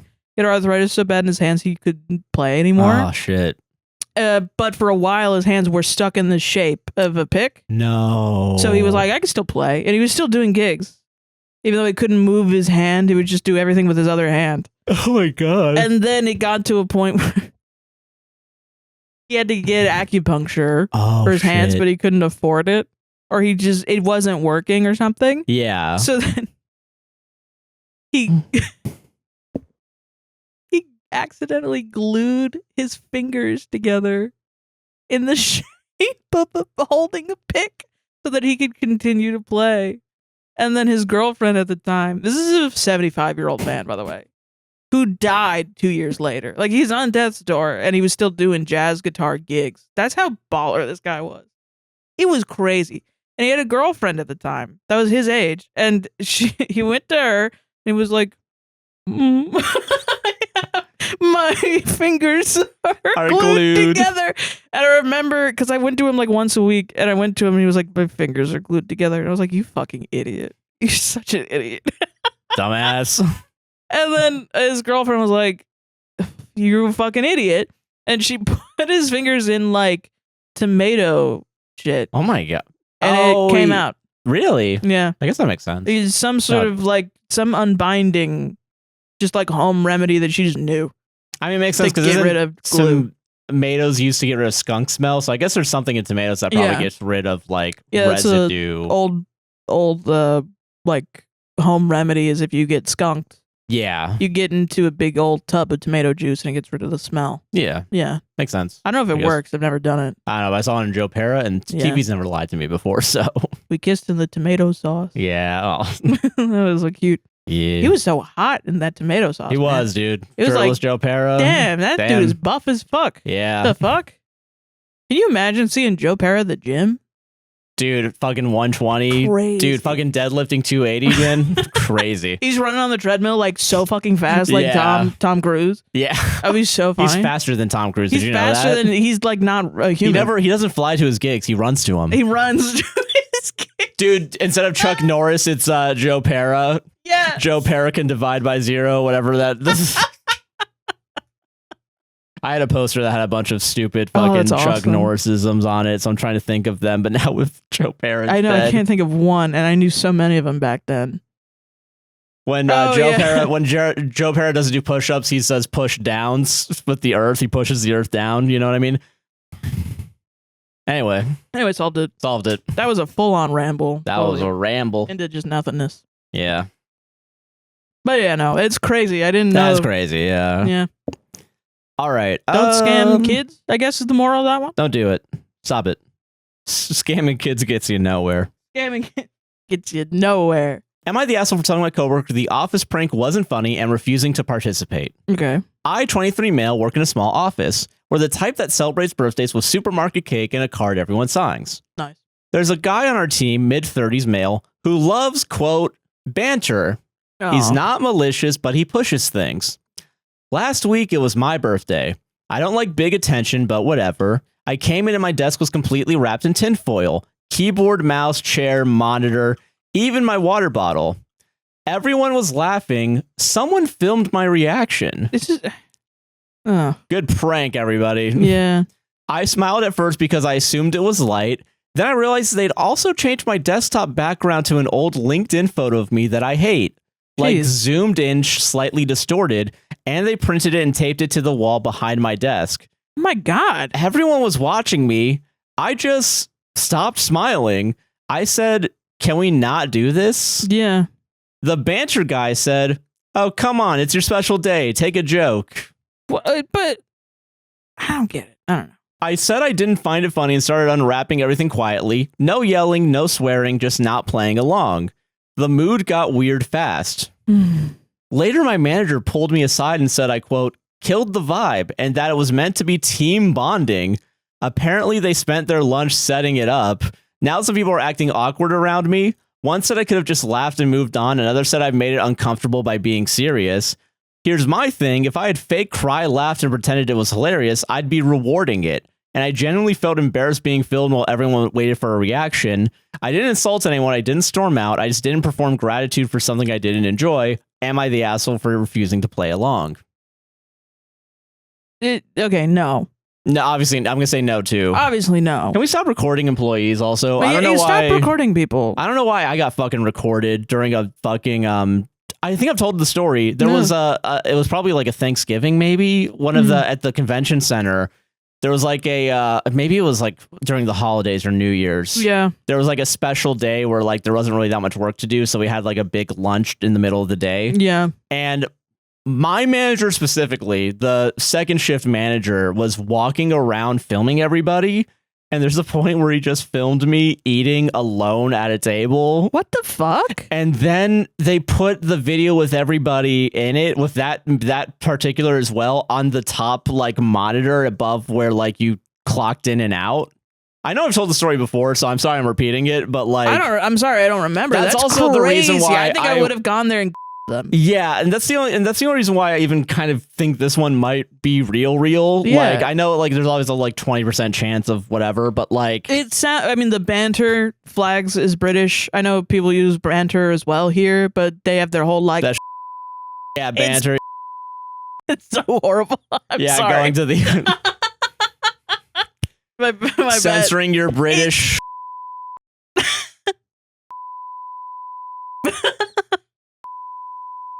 No, but yeah, like it is just like sorry. No, it's okay. You're pouring your heart out. Yeah, it's just I'm crying. I have carbon monoxide poisoning because we didn't burp the room. Oh my god! Okay, you with the fuck. carbon monoxide poisoning, I'm gonna get a carbon monoxide detector. Probably should. And call your fucking bluff. Carbon dioxide is what I meant. Sorry. You said monoxide. Because I have and then carbon I said dioxide monoxide poisoning. Because I went.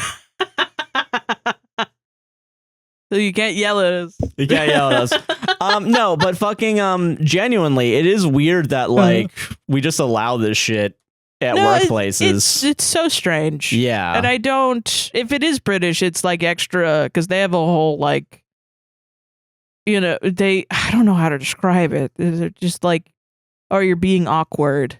You know, that's a horrible thing. Yeah, to be awkward. Yeah. To be awkward. It means something different than over here. It's like you are ruining everything with your being. Yeah. And it's just a horrible concept. You know?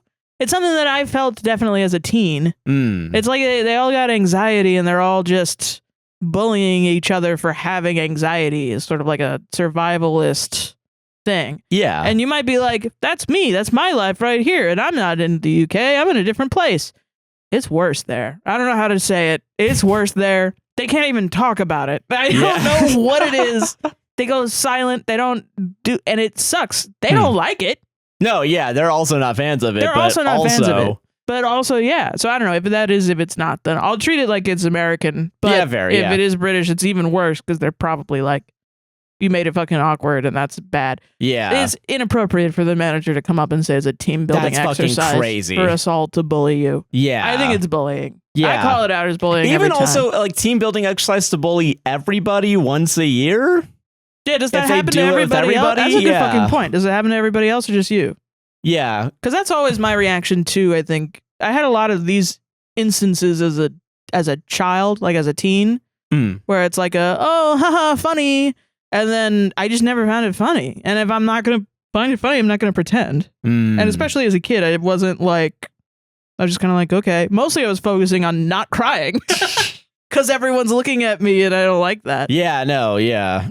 I feel that too. I never really wanted the attention on me. Yeah, I was very like not a shy kid. Same. And I'd say I'm still relatively introverted today. Yeah. We have our like designated performing time. And then we turn off. And and it's like, yeah. Like we don't be going out all the time. Yeah. And if we do, it's like, oh God, there are people here. I forgot. Christ. I forgot on the weekends it's Walmart. Oh, fuck. Ah, shit. Costco on Saturday. No. Yeah. Yeah. And so, you know, but it's crazy because you know that when we were kids and we were like that, everyone knew. Yes. Everybody knew that. Yeah. It's not like they didn't know that. We were kids. Thought we hid that. Like we were born and we're like, I have to keep it a secret that I'm shy. At some point we showed them that we were shy. I am. So isn't everyone else like this? All right, guys. And there's some sort of influence to say, get that child to not be shy. They'll never make it in this dog eat dog world. Let's do some exposure therapy. I learned a word from a I don't know what it means, but I'm gonna show do it. One time. Yeah. I don't give a shit. I read it on the internet. And then, you know, you have these moments where everybody's like, huh? And you cry or something, or you try not to cry or something. Yeah. And then what I hate is after that, people are like, your reaction wasn't good enough. Yeah, your reaction wasn't what I expected, so this is your fault, actually. Somehow this is your fault for not doing the reaction good enough. That I wanted. And it's like, then I think in my brain, what did you want? Yeah, like what was your end goal here? What was it? Was it me to be embarrassed and cry? Or was it for me to laugh with you and say that it's okay? I think, oh God, you're such a genius for wrapping all my shit up in tinfoil. Oh my God, this is such a good prank. You know, a thing you can buy at the grocery store while you're getting your other groceries, so you probably didn't even go out of your way to do it. This is like a worse version of the prank that Jim did to Dwight, where he wrapped his whole desk in wrapping paper, but then it wasn't wrapped. He tried to sit on the desk and he threw his thing on the desk and it went through the desk because it was all like paper. It was just, yeah. And then it was like, whoa, how did he do that? So that was a good prank. Yeah. Because there was skill involved that took the spotlight off of yours. Dwight. Was like, all of us get around lunch. We all get up at lunch and we're going to bully the shit out of Grace. Here's the Reynolds wrap. Go crazy. Reynolds. Yeah. It's crazy, so easy to wrap shit in tinfoil too. That's honestly real. I don't know, man. Just do some fucking trust falls. Not my fault. Yeah, that's that's technically team building. Go on a retreat. Yeah. Just because you don't have the money to pay for a fucking retreat doesn't mean you get to bully me and I get to be cool with it. Can't believe I'm saying this. Throw a fucking pizza party. Throw a pizza party. Or just do a regular birthday. Have a regular birthday. I was just thinking, those are fucking poggers, man. Yeah. I fucking love office birthdays. Where Dude, you straight get a up. big, cheap cake. Ugh. You know what's crazy? I don't know if it's just because I'm hungry right now. I would love a big, cheap cake. Yeah, let's just get a big, cheap cake next week. We can just go out and get one. You can get one. I was thinking about that too. I always have that thought. But then I'm like, why would I want to eat a big cake? Answer, it's delicious. Is it though? Yeah. That's too much sugar. Okay, we'll go get a key lime pie then. Yeah, you're right. Or we'll get Publix cookies. You're right about that too. Quite honestly, if you go to Publix, I can get most of the shit there and be okay. Yeah. No, yeah, I feel you. Sometimes I'm like, I should bake a cake. That's true. You could just do that. You can just go out and do it, guys. You can just bake a cake. Guys, you can just grab the Surface Fire arm of when you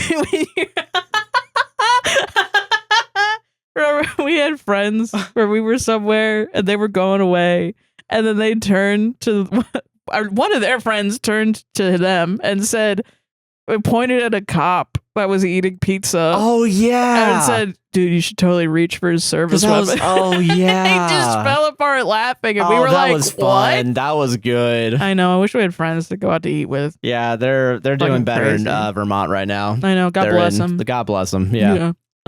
Did we solve it? Don't be a dick to your coworkers. Obviously, don't be a dick to your coworkers and then try to gaslight them and thinking that they had a bad response. Yeah. Yeah. Also, stop doing that to people. Stop recording people without their permission. Stop recording people and stop. Unless you're Matt Johnson. Hold on. Or unless you're Matt Johnson. But then he makes them feel okay. Yeah, you know he's still at least saying sorry. He is saying sorry. And also, welcome to Toronto. And also, asking where you're from. And there are people that are on camera that they obviously didn't get permission from, and they blur their faces. That's true. Yeah. So it implies that everyone that's on camera, they did get hopefully there's a little bit of consent. Yeah. Yeah. So. Fair. Yeah. Yeah. But nah, dude. You know what I mean? But anyway, the only other thing was everybody knows that when you're doing a prank, you make sure that you're pranking somebody that likes to be pranked. That is true. Yeah. Everybody knows that. The fact that they didn't do that means that they're not pranking, they're bullying. Yeah. And I agree with that 100%. There's your canned response. It's intent, baby. Solved it. Solved it. Am I the asshole for telling a pregnant woman she still has to act like an adult? This can go one of two ways. It's either this yes or person, no. this person.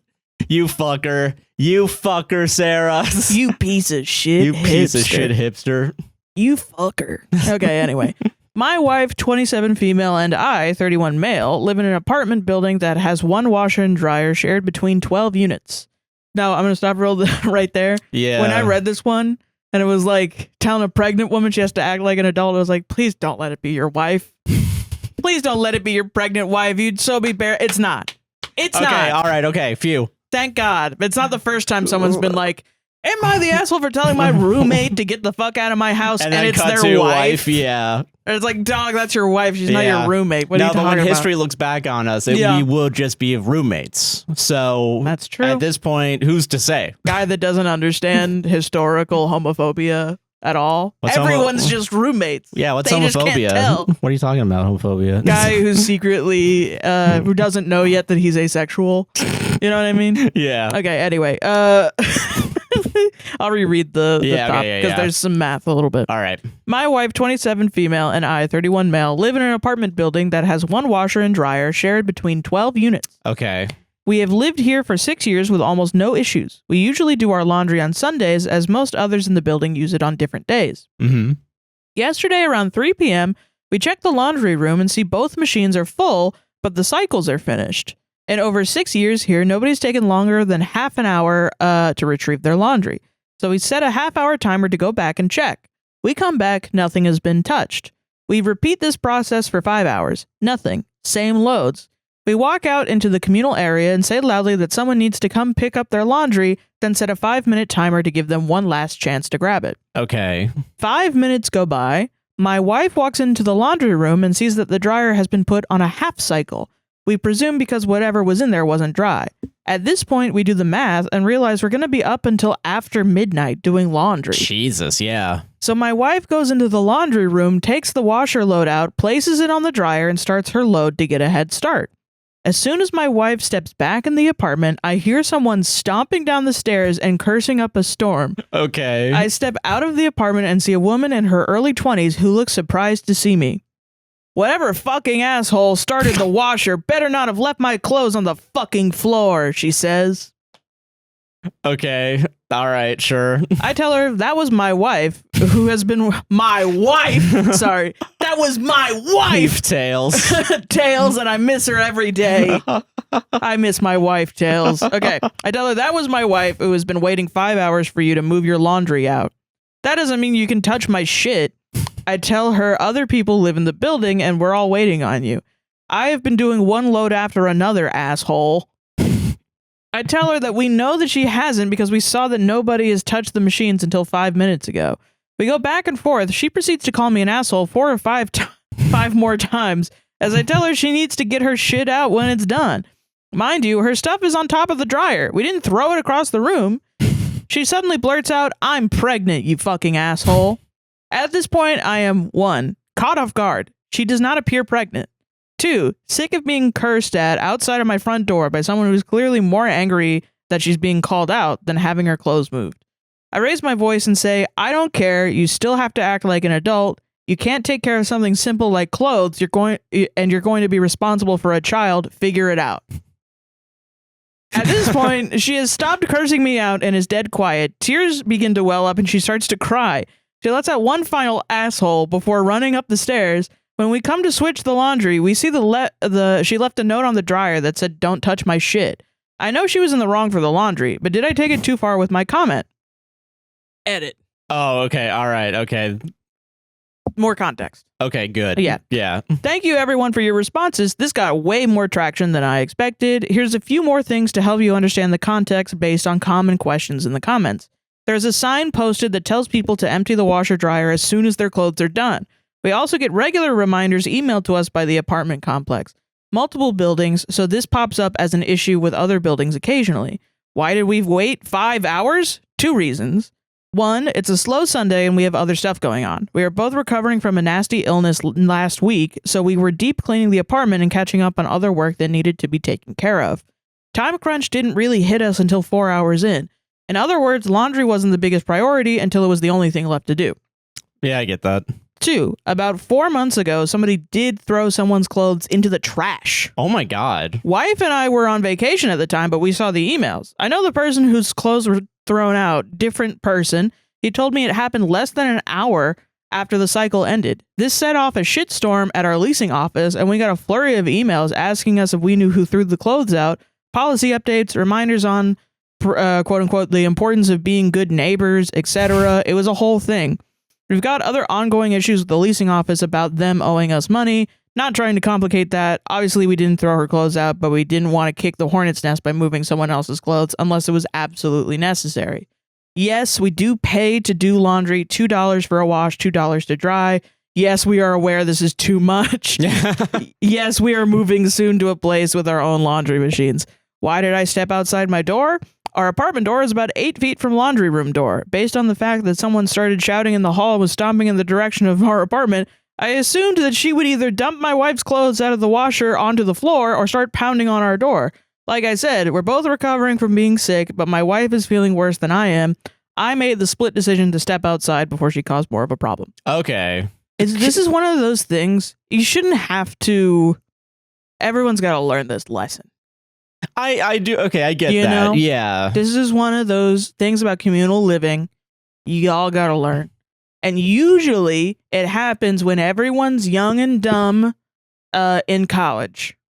Usually, but this is some random apartment complex. At least in my, I mean, I don't think usually. I think probably it does mostly happen in apartment complexes and this stuff here. I think it does happen more often, I feel like, with like people that are not used to communal living and communal washing machines. Yeah. And then they start using them and they don't understand. Like, you know, they get used to having a washing machine at home and then they move out.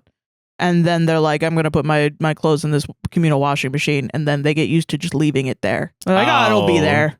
Yeah, I get what you mean. And I only really know college stories about that because young freshman college students are And also usually I feel like aware. Yeah, and also with college too, I feel like there's way less like supervision. Laundry or like laundry machines in general. Like no. It had one laundry laundromat. Multiple machines is what I'm saying. Yeah, but when I went to university, I mean, I went to a party school that was quite rich. So keep that in mind. But every dorm had a laundry. Okay, gotcha. That all had way more than the laundromat that my old apartment had. Okay. Yeah. Gotcha. So no, definitely FSU had more laundry machines than my last apartment. But it was also like, I've had that experience too, where I put my laundry in the washer and for some reason the washer doesn't work. So then I leave it there and then it's taking too long. So then I leave it there too long and someone takes it out and puts it on the dryer and I'm like, fuck. But it was my fault. No, yeah, I get that. You know what I mean? See, okay, here's my thing, right? Where I think a lot of things can be true at the same time. I do think it is shitty that she left it on, like she left it there for like, because you also waited like an hour, like 5 hours. Yeah. That is long. Pretty crazy. That's too long for a communal washing machine. Yeah. Don't do that. Don't do that. Just pro tip, if you haven't had this somehow, if you gotten level through up before this happens to you, then don't do that. Then you don't have to have this experience. Is it too far to say being adult to okay, here's my thing also. When she brings up being pregnant, it's not like the first thing. I feel like if it was like something with the pregnancy is like caused her to be out of service for a little bit. Right. That's my thing. She did say it as like, it felt like a last resort Hail Mary to make it seem like she was actually in the right. You know what I mean? Yeah, I feel you. Is it too far to then say act like an adult? Where's your thermometer on this? Because I feel like as someone who wouldn't say that on a normal basis, unless it's on this show specifically. I mean, I really kind of view this as like two people having a bad time. That's fair. We only really know one side of it, which is that OP's bad time was directly caused by the other person's bad time. Yeah. Usually when I see somebody blowing up in public, I try not to demonize them as me neither. The worst person possible. I mean, in the fan fiction of my mind, because we have no idea. We have no goddamn clue. Yeah. We only know the actions in the way that they've harmed OP. You know what I mean? Yes. Yeah. So like, in my mind, she was in my fan fiction, my dramatic fan fiction. Yeah, on your Wattpad story. Yeah, in my Wattpad story of this lady, she started her laundry, checked her period tracking app, realized she was late, freaked out because she just had a one-night stand, ran up to her apartment to do a piss test. Today, she got a positive test. Was calling her mom. Was Googling if she can get an abortion. I don't know. Like, she was going through it, man. And then she comes down and someone put her clothes on the dryer. Yeah, I think it's... And she's like, I'm pregnant. Yeah. And that's what it is. It's just somebody having a horrible day. Okay, that's okay. I agree with that. That's what it does feel like. Life-changing thing. But it's also like not OP's deal. No, yeah. Like none of that is really relevant to OP. You should not. It's the fucking rules. Yeah, well, see, that's my thing too, where it's like, I don't want to say everyone's shitty. I don't want to say no asshole here. I don't want to say asshole to either of these two people.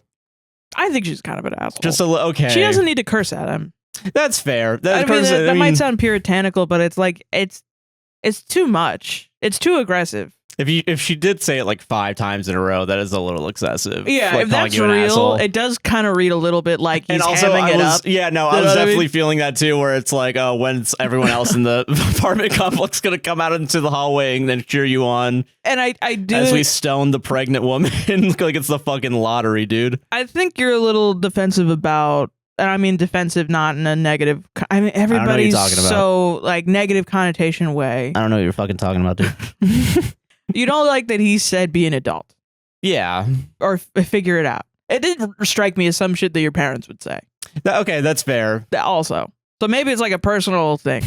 But that's okay. See, all right, now in my fan fiction, everything in your fan fiction happened, and then she called her mom, and then she was like, figure it out. Figure out your pregnancy then. But, you know, like, that's wild. All right. Okay. Nobody's helping her and, you know, whatever. Yeah, I feel that. It's just real. Just real shit's happening, It's just man. real shit that happens to people. There needs to be a category that's like, man, we're all just going through it. Yeah. Kinda. We're all getting sick. It's fucking March. We're only 3 months into this year and already everything sucks.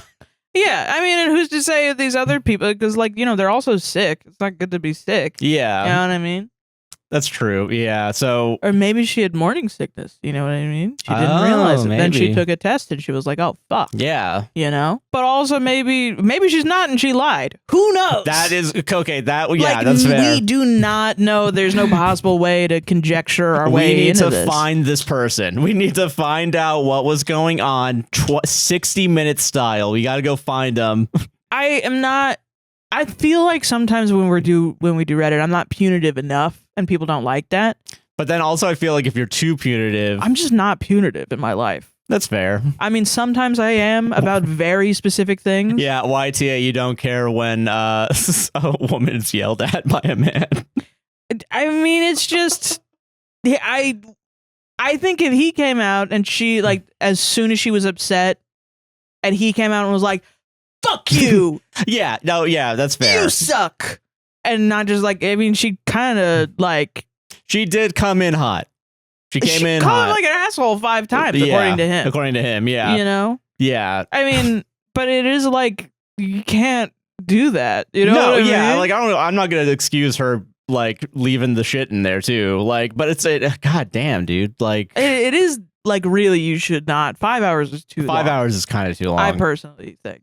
Yeah, because people do have shit to do. Also, if it's a Sunday, most people have regular jobs. And I was thinking, you know, this is not something people should do, and I don't recommend it. Yeah. I would put it in the dryer and start the dryer. However, it's paid. So then it would cost them $2 to do laundry that she should be doing? Yeah, that's true. No, man. Also, out of the kindness of your heart for a pregnant woman that you didn't know was pregnant until afterwards, but then who fucking knows? Who cares? Like, and was also an orphan. No. And there's also maybe she was an orphan. Yeah. Yeah. Okay, that's fair.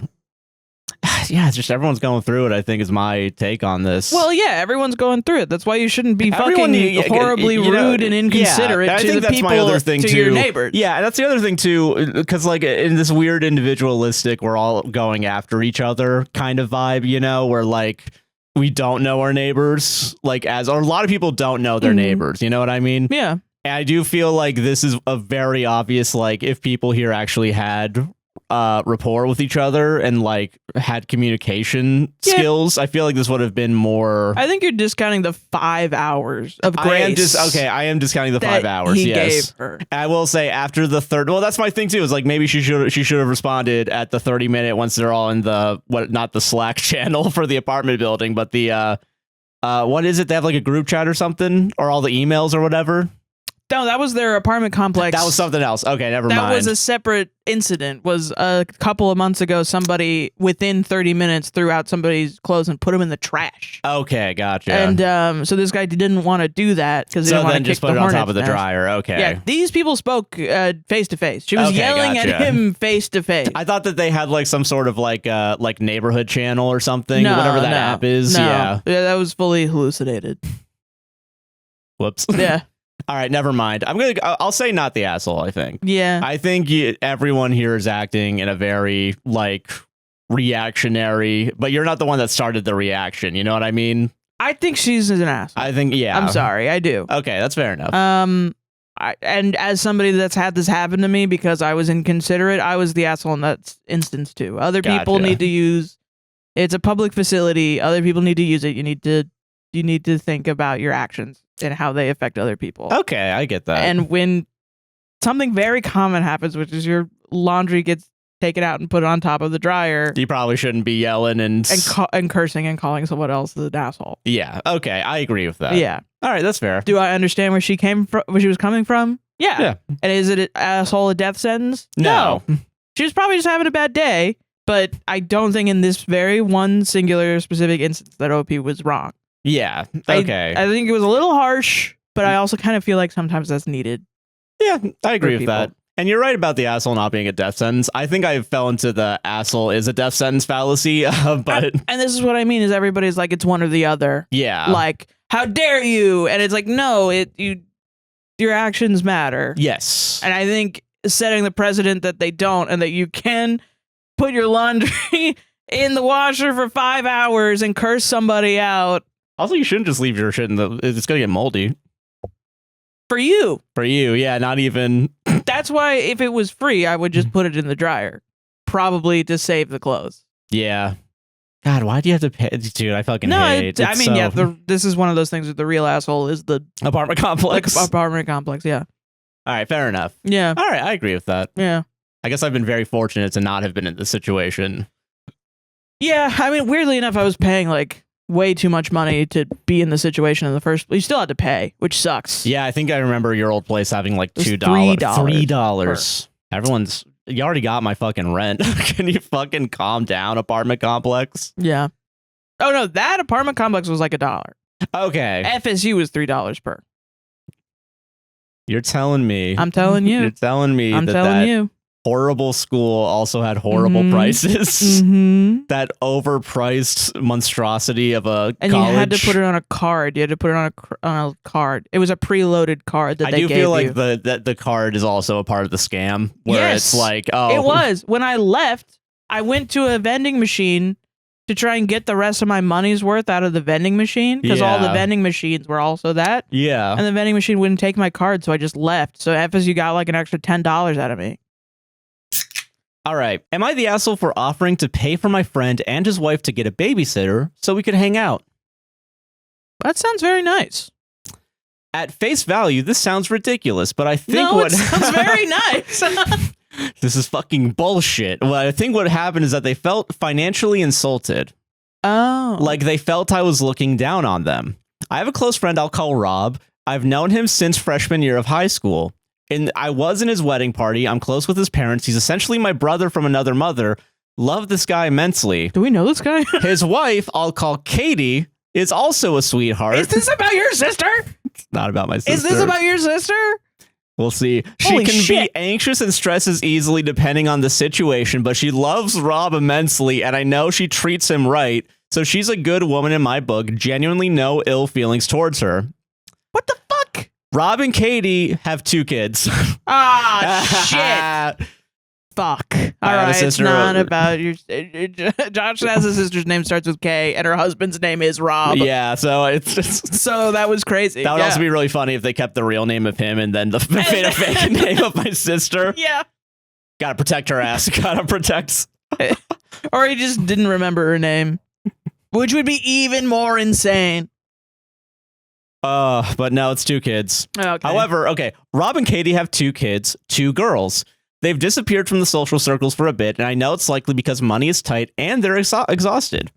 After putting out an invite to a hangout at the restaurant with our social circles, Rob gave his typical quote, "We'll see, no promises." So in response, I said, if it would help out, I'd be willing to Venmo you money for a babysitter for the girls. That way you and Kate have less to worry about. Katie apparently got really upset when she saw this. She's in the same group chat, and I only found out about her being upset when Rob messaged me. I think I embarrassed them when I genuinely wasn't trying to be a jerk, where I know I'm wrong. I made an assumption. I had no business suggesting money was the issue, and I think that's where this came from. I also shouldn't have asked him that question in a group chat with all of our friends. I should have just direct messaged him. Yeah. I sent Katie and Rob an apology message. I told him straight up, I never meant to cross a boundary or insult/embarrass you. I just miss having you in my life. Please don't let one mistake on my part ruin our friendship. I'm genuinely sorry. Okay.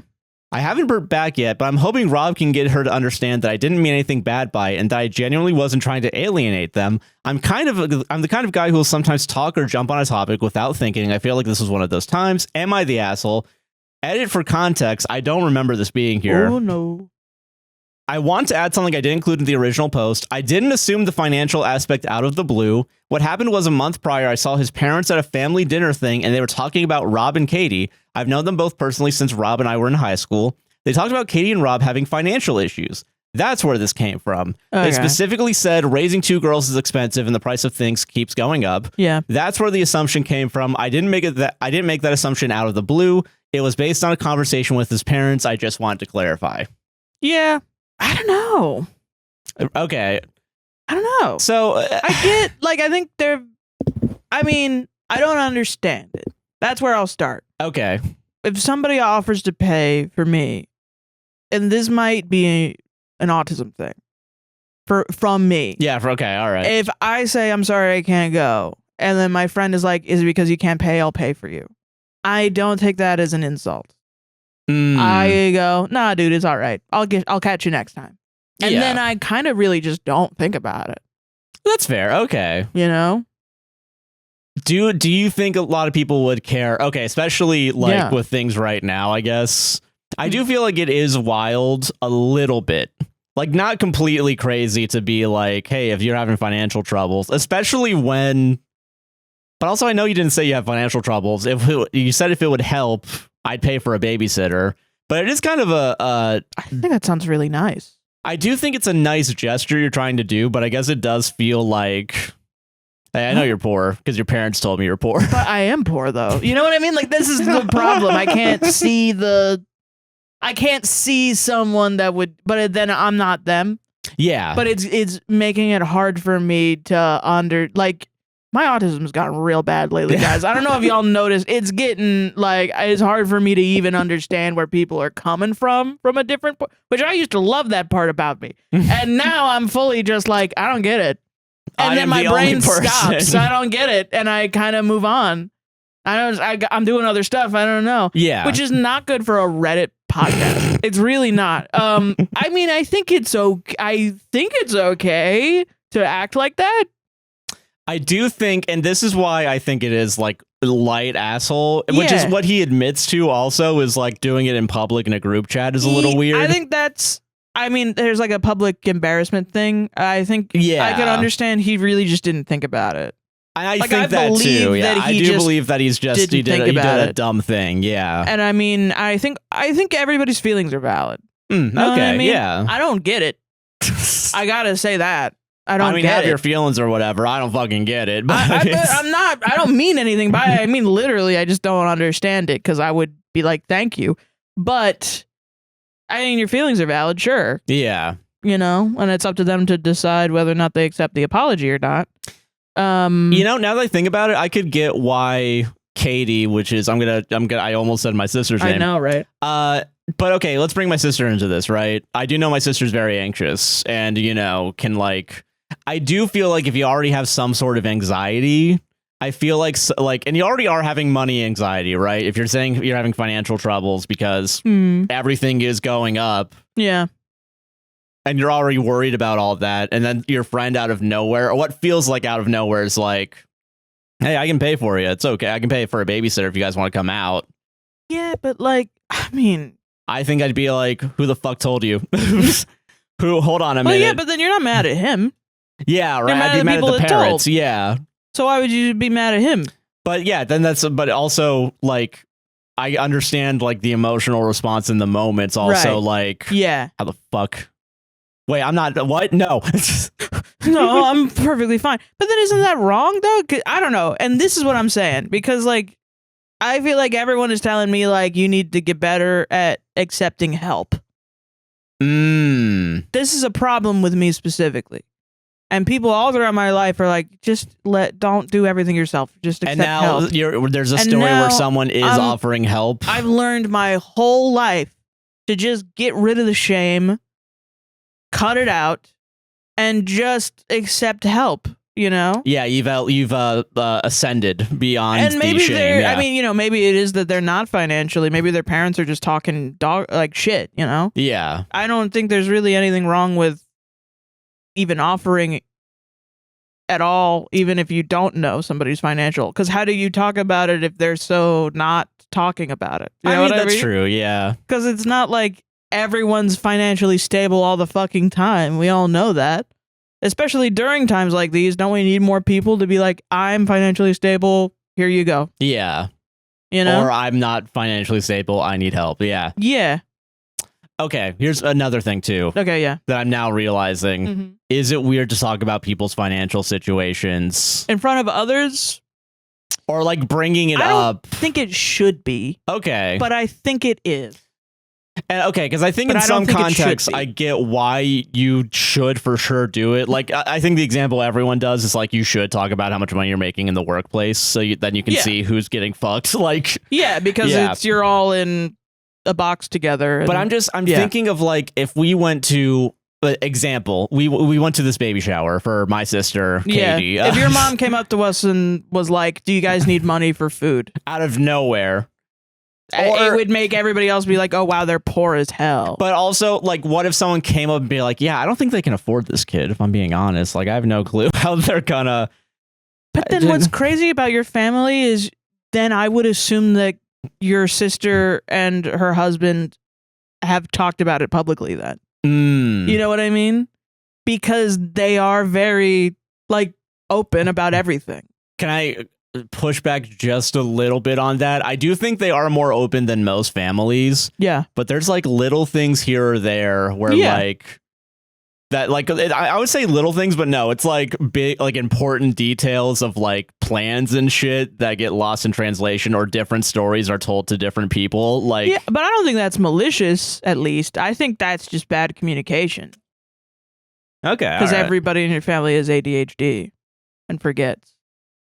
No, we're all normal. I don't know if it is malicious. That's crazy. And it's making me rethink a lot of stuff. No, yeah. Fair. But I've been giving them all the benefit of the doubt. I know. I also give them the benefit of the doubt. Yes. So that I don't get this. You know okay. what I mean? All right. No. Okay. Fair but that's enough, what I mean. I'm like, I think I understand though. You don't do that in public. You offer in private. I don't know why. And I think maybe it's some sort of politeness thing that's ingrained in me that I think in a perfect world shouldn't exist. But I mean, it's just uncouth.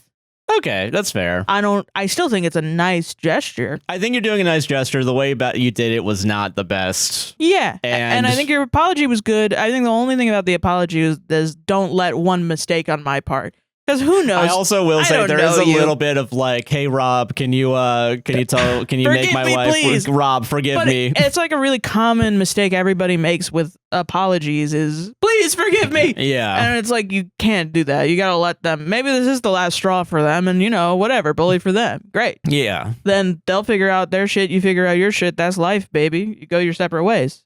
And it sucks sometimes, but I mean, that's life. Yeah. Yeah. That's kind of it. And yeah. Okay, that's fair. I think what you did was a nice thing.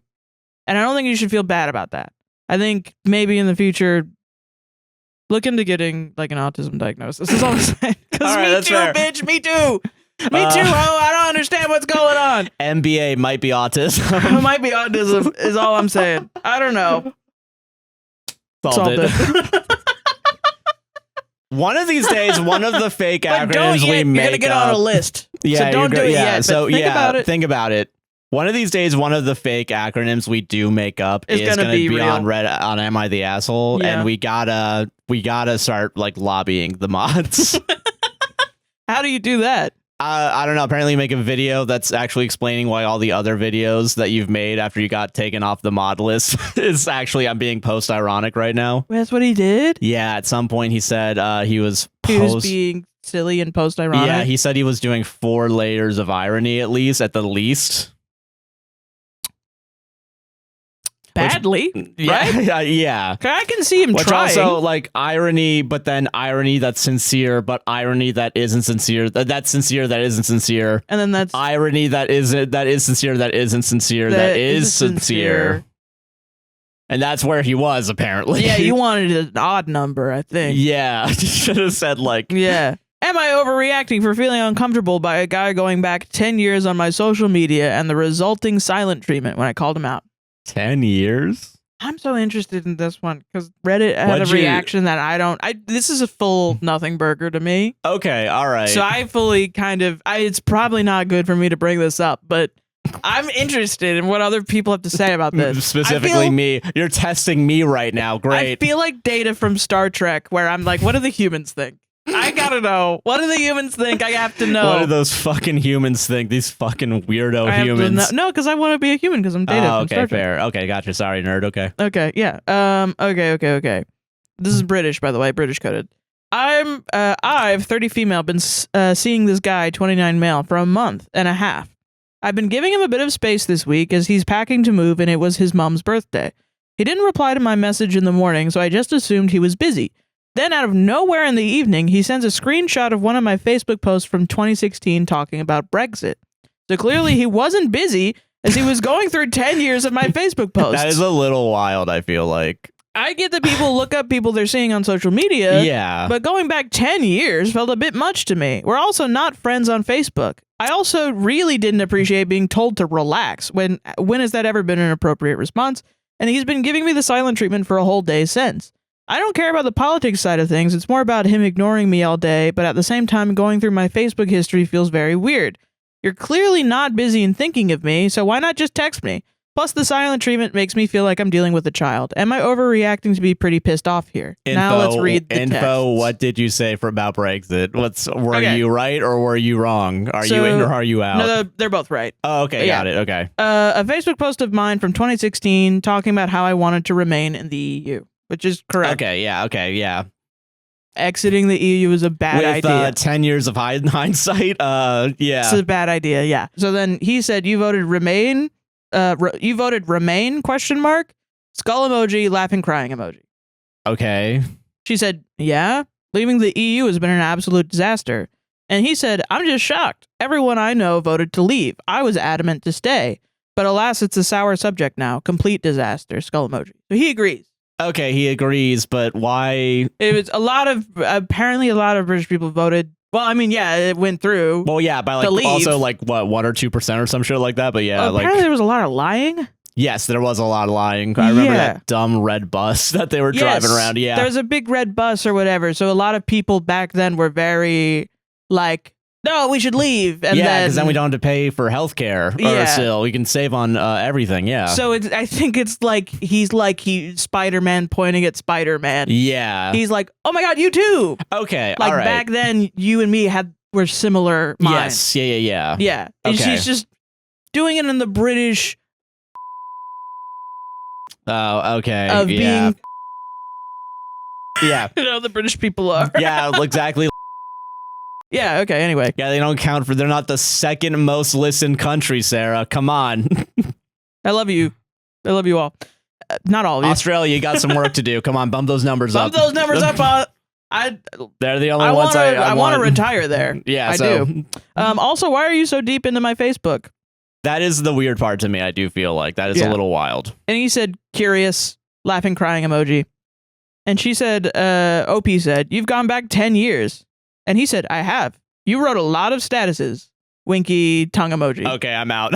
I'm out. That's a little you've said a lot in the past 10 years. Do you remember anything, Clarence? She says, I was 20, question mark. And he said, and owned a KA, apparently. Crying, laughing emoji. I don't know what that is. And then she said, I'm going to be honest, this is more than a bit weird. So yeah, it's a little weird, yeah. And he said, relax, I didn't go any further. Not every bit of one's profile is public. And she said, especially as I'm pretty sure my profile is private. Don't appreciate being told to relax when you're trawling through 10 years of my private Facebook. He said, sorry, I was just curious, smiley face emoji. And she said, if you're curious about me, ask me. Yeah, and I think that's fair. I agree with that, actually. So everyone on Reddit is like, girl, what are you talking about? I'm joking. Every comment everyone is like, it was obviously public because he found it. Oh, so because she had a misconception, some guy should go through 10 years of everyone's Facebook fucking pretty much all of Reddit was, which is so funny to me. But everyone in the comments, at least the top comments, not everyone. I'm sure some people think it's weird, but the top comments were like, "Why did you make it public then?" Like they just kind of can't get over that it's public. So yeah, and they're also like, I also look at people's Facebooks.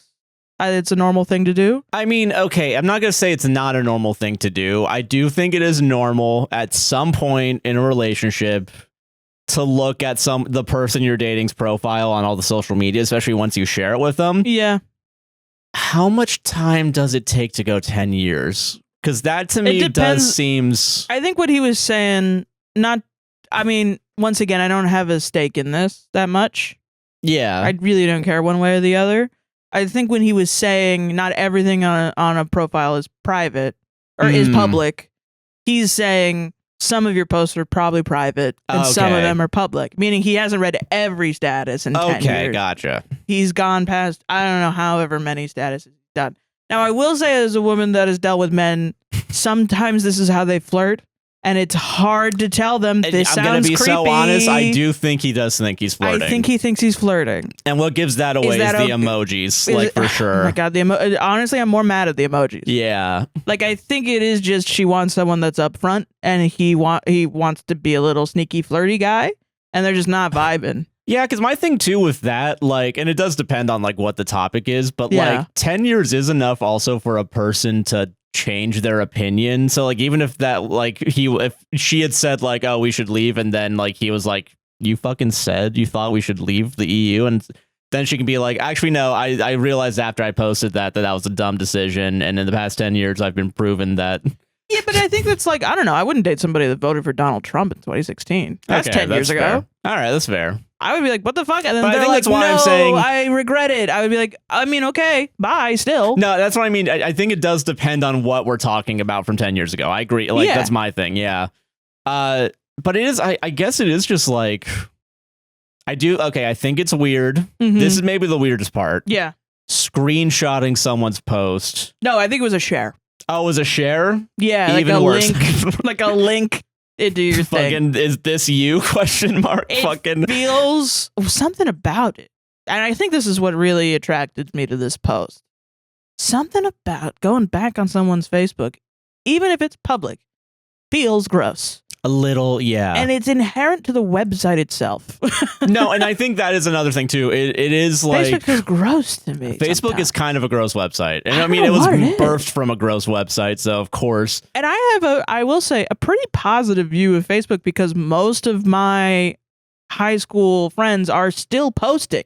My college... Yeah, people that I went to high school and college with, they still use Facebook. And I like them. I think they're great. I like their statuses. I gotta make sure they're not doing any bullshit. No, I think they're all... I read a piece of, like a post from my high school English teacher talking about 1984 and how it's relevant today, and it was a fantastic piece of writing, and I was like, damn, I would buy a book if she ever wrote one. And I was like, I almost wrote that, and I was like, this is nice. I feel connected to the people in my community. You know what I mean? Yeah. But I still, something about, even though it's public, there's something about it that feels weird. What's the cutoff, do you think? I don't know. Because I feel like...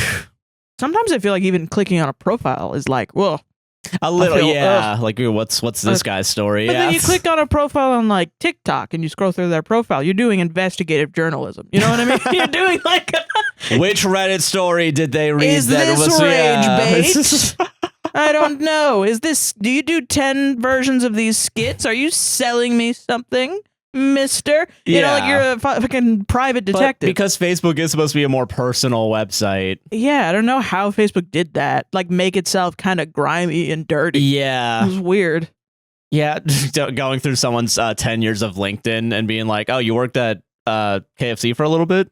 Yeah. And like, I've done this, right? I think most people have. I'm not. If you've never done it and you think that's weird, it is. You're right.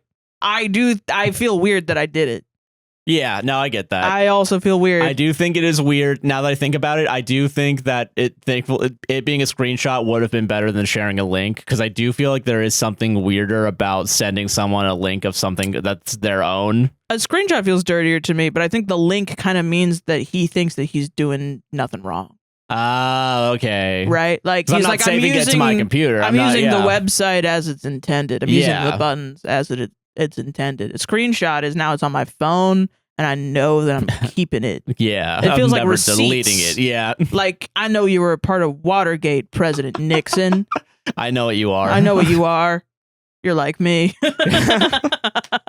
And it's like, I don't know. I think it's just okay. And the thing that infuriates me about the comments with the Reddit is nobody's talking about the silent treatment part. That is wild that, like, she was like, hey. Actually, they are, and they're saying, why do you think he needs to respond immediately to what you're saying? Like, you've been dating for a month and a half. It's not that... And I don't know, I feel out of whack.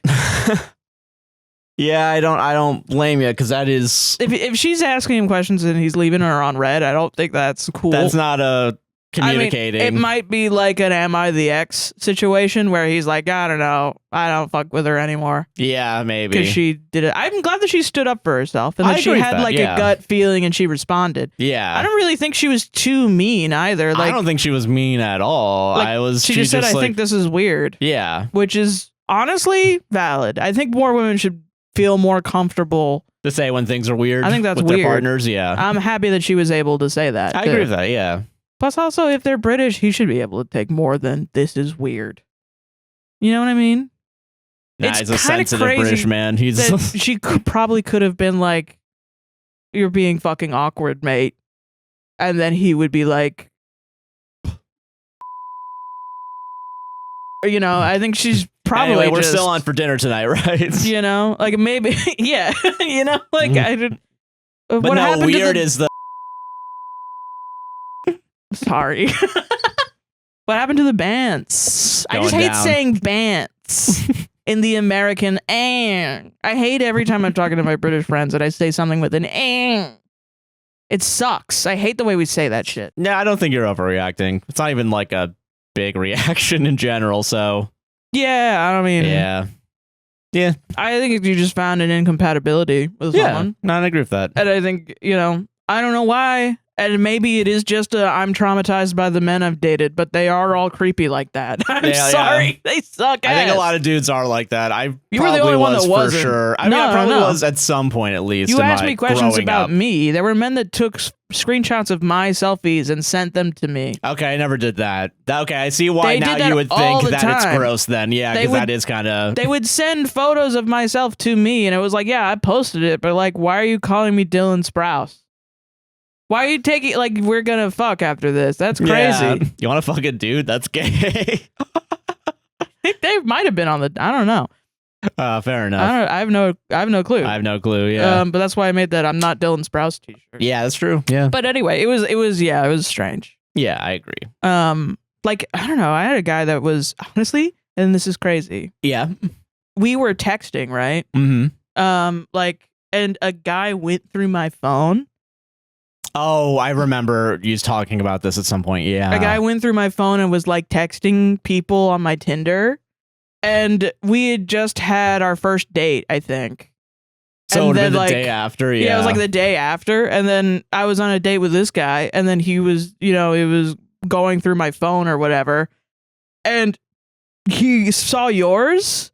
And he was fucking with all the people that I had text messaged in my Tinder. Like he was pretending to be me and fuck with them. And he looked at yours and he was like, oh, you actually have a genuine connection with this person, so I'm not going to touch that because I don't want to fuck it up for you. Wow, damn. And then like literally a day after that, I broke up with him to be with you. Ah, damn. So he fucking fucked himself, I think. Dude. Yeah. Get cucked. Yes. Well, you guys can't say I'm a beta anymore because I did, in fact, once in my life. Yeah. This shit's crazy. He was a pilot. He drives planes. He drives planes right now. I did a literal less I know the better to some random guy, dude. That's crazy. All right. Yeah, so he's for sure out there like, fuck. No, he's probably not a smashing puss as a pilot. Nah, dude, he's like, oh, I could have a fucking mildly successful Reddit podcast.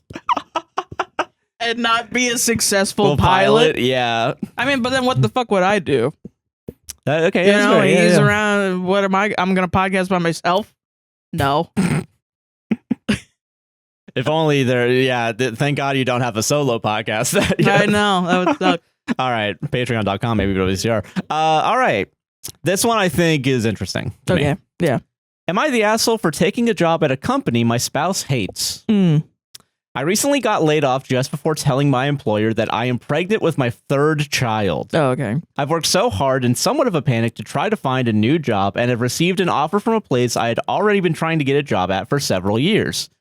The job is a 25% raise, but I can no longer work from home. Jeez.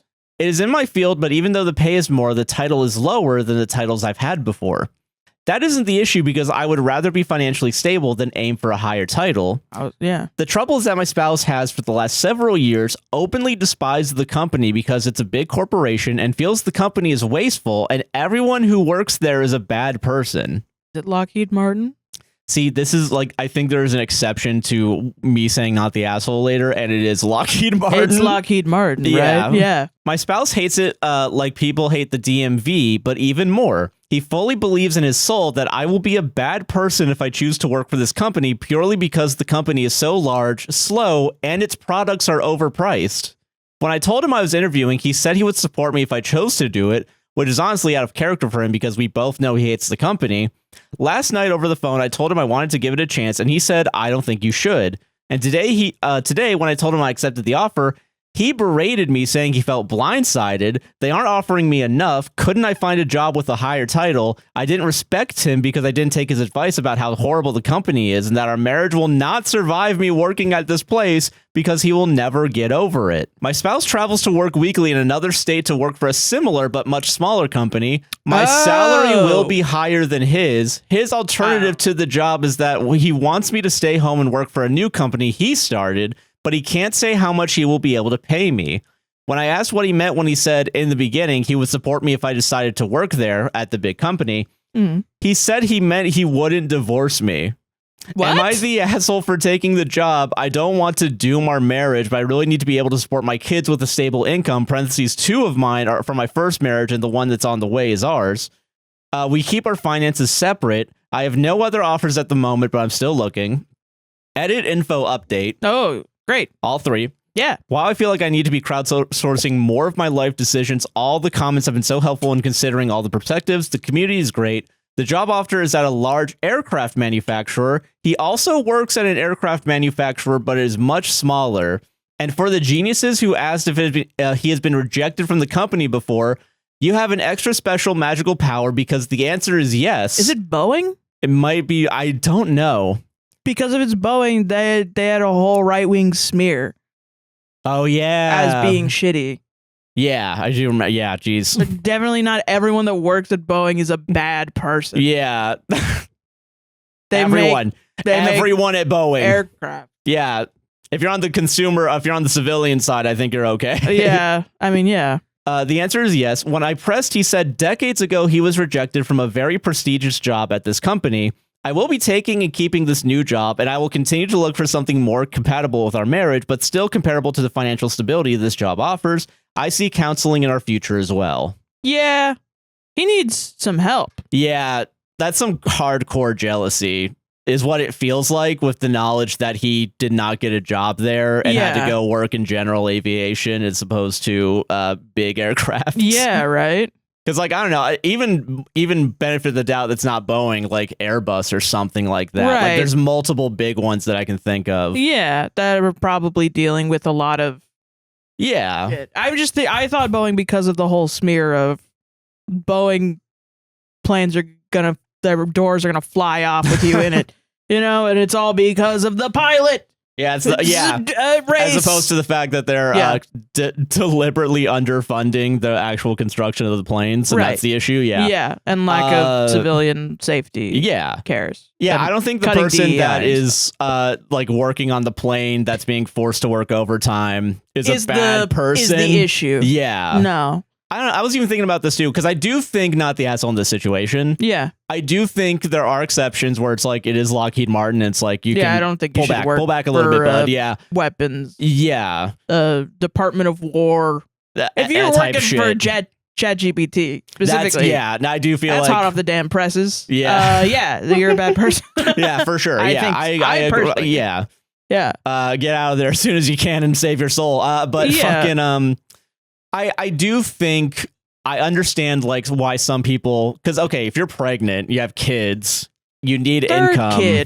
Third kid too. It's also like, I mean, not to like Barbie feminism this, you know what I mean? Like, yeah, but it is common, even in our relationship. I've had people say to me, make sure you make enough money so you're not reliant on him.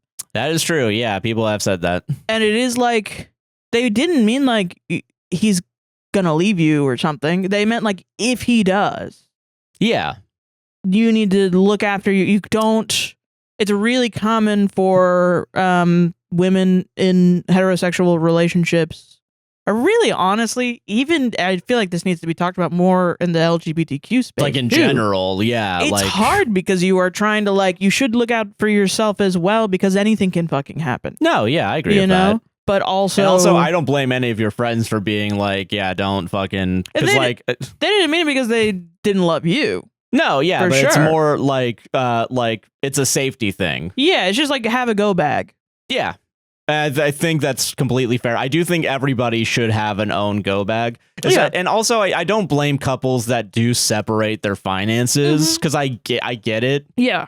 I think it's a red flag for me if somebody needs that to the point where any objection is a red flag to them. Know what I mean? No, yeah, I get that. Yeah. Like if I was with you and a friend even said like, hey, make sure that you have enough money just in case. I'd be like, this is the first time you're going to move in with a partner. I'm telling you, from me, a woman who's been divorced, it can get really nasty. Real quick, yeah. And I know you love him and you trust him, and that's awesome, but things change sometimes. Yeah. And that's just a realistic, real life thing to say. Yes. If you had said, stop talking to her. That would be kind of crazy. That would be crazy. She's negative. She hates me. She wants us to break up. Yeah. I think there are some people that would be like, I mean, it does kind of seem like that. But also there is like, why, yeah, why are you so defensive? Yeah, right. There's a little bit of like, what's going on? Yeah. So like, I think my first thought when she said, I'm pregnant with my third kid and I'm getting a job with a 25% pay increase. I didn't even think of Lockheed Martin first thing. And that's probably me being a bad leftist is all I'm saying. I was like, go take it. Go take it. No, yeah. I hope it's 25% of like $1 million. I hope you get that shit, man. I don't know, because that is expensive. What if he does? And then you described a very volatile man who threatened to leave you. Yeah. So I'm like, you better take that damn job. I'm gonna support you, but just means I'm not gonna divorce you. I'm still gonna not look at you ever in the eye again.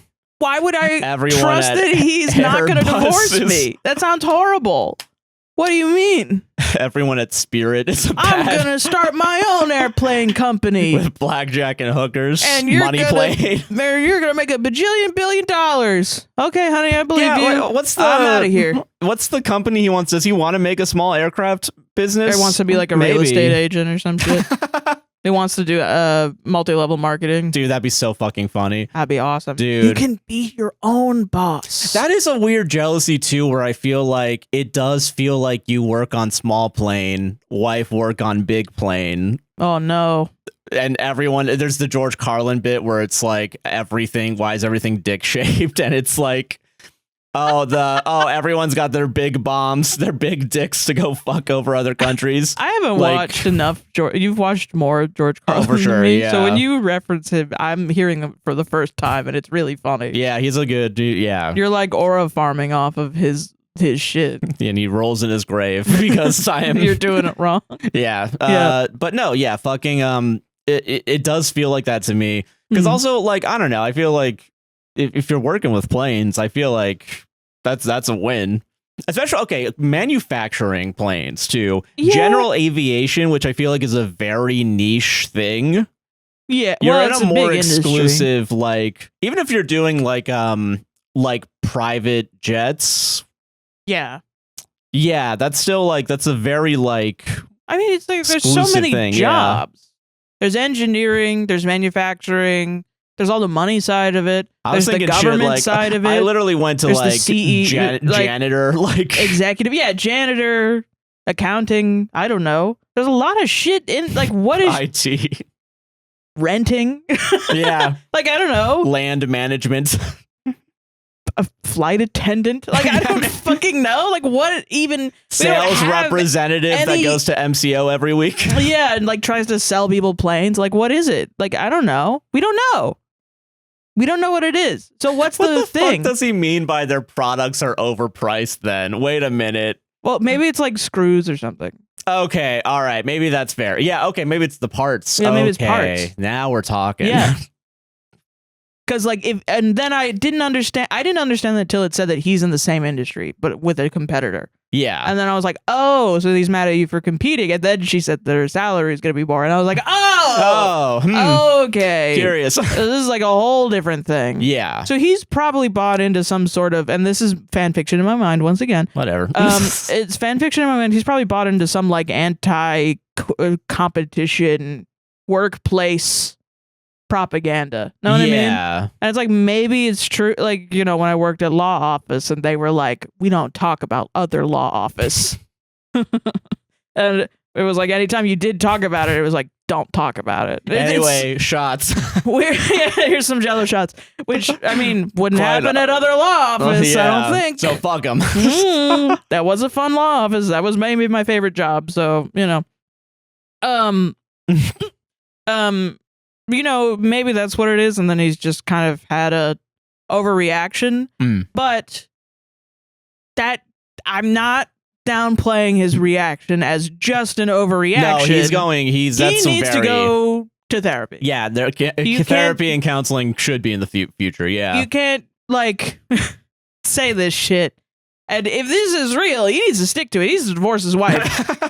If that's real, nut up or shut up. Yeah. You don't just say that you're going to divorce your wife over willy-nilly shit and then turn around and be like, nah, just kidding. Just kidding. Then you're just threatening leaving your partner to manipulate her decisions, which is fucked up. That is fucking crazy. And abuse, some people would say. I would probably go that far. Yeah. You know? Yeah.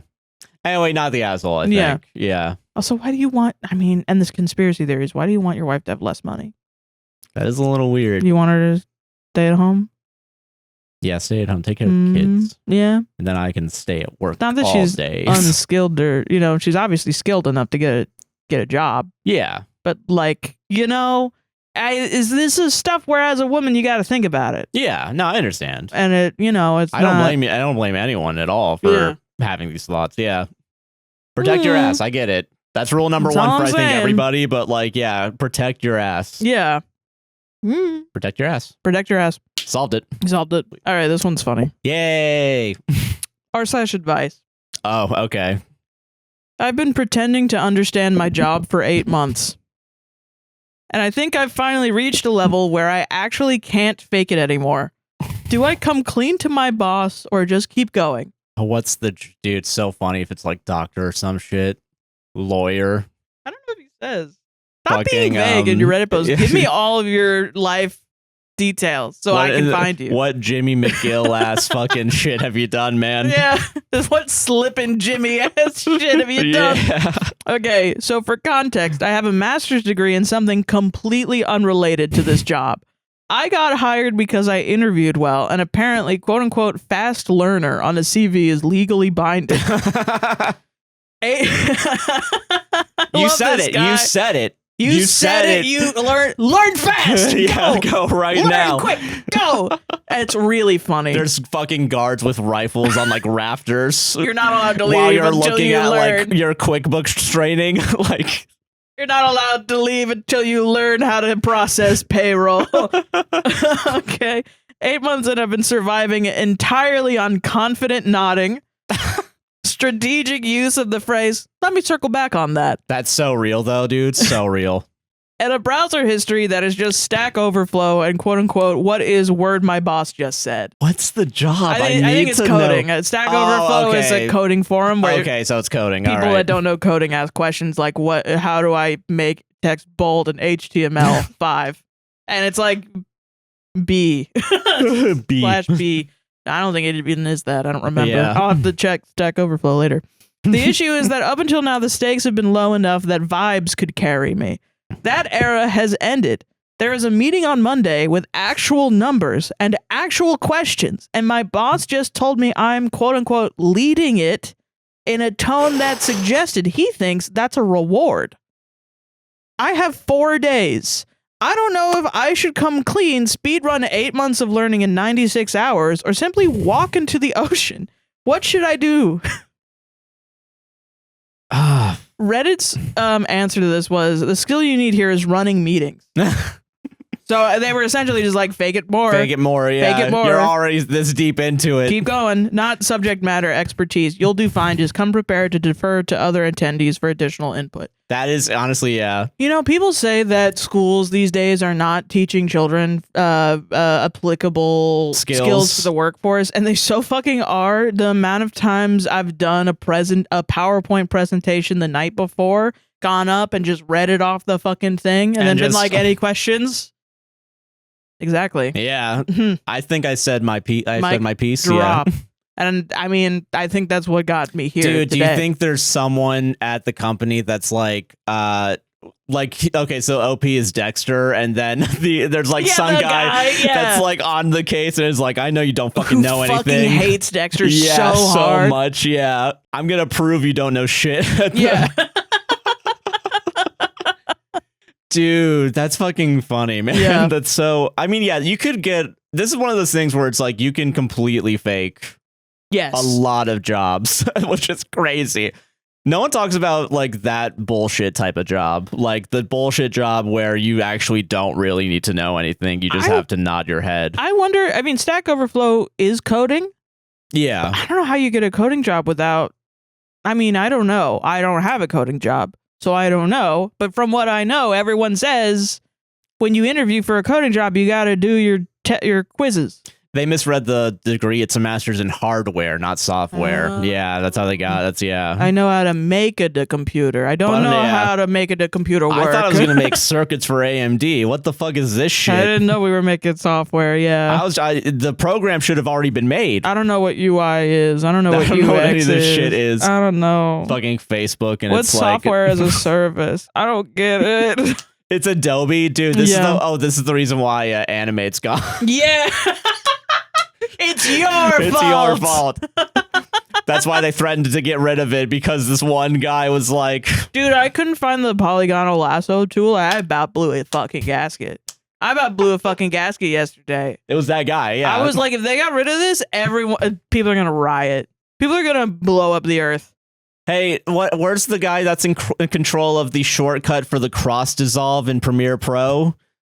I just want to talk to him. I just want to fucking talk to him. Why is it not working?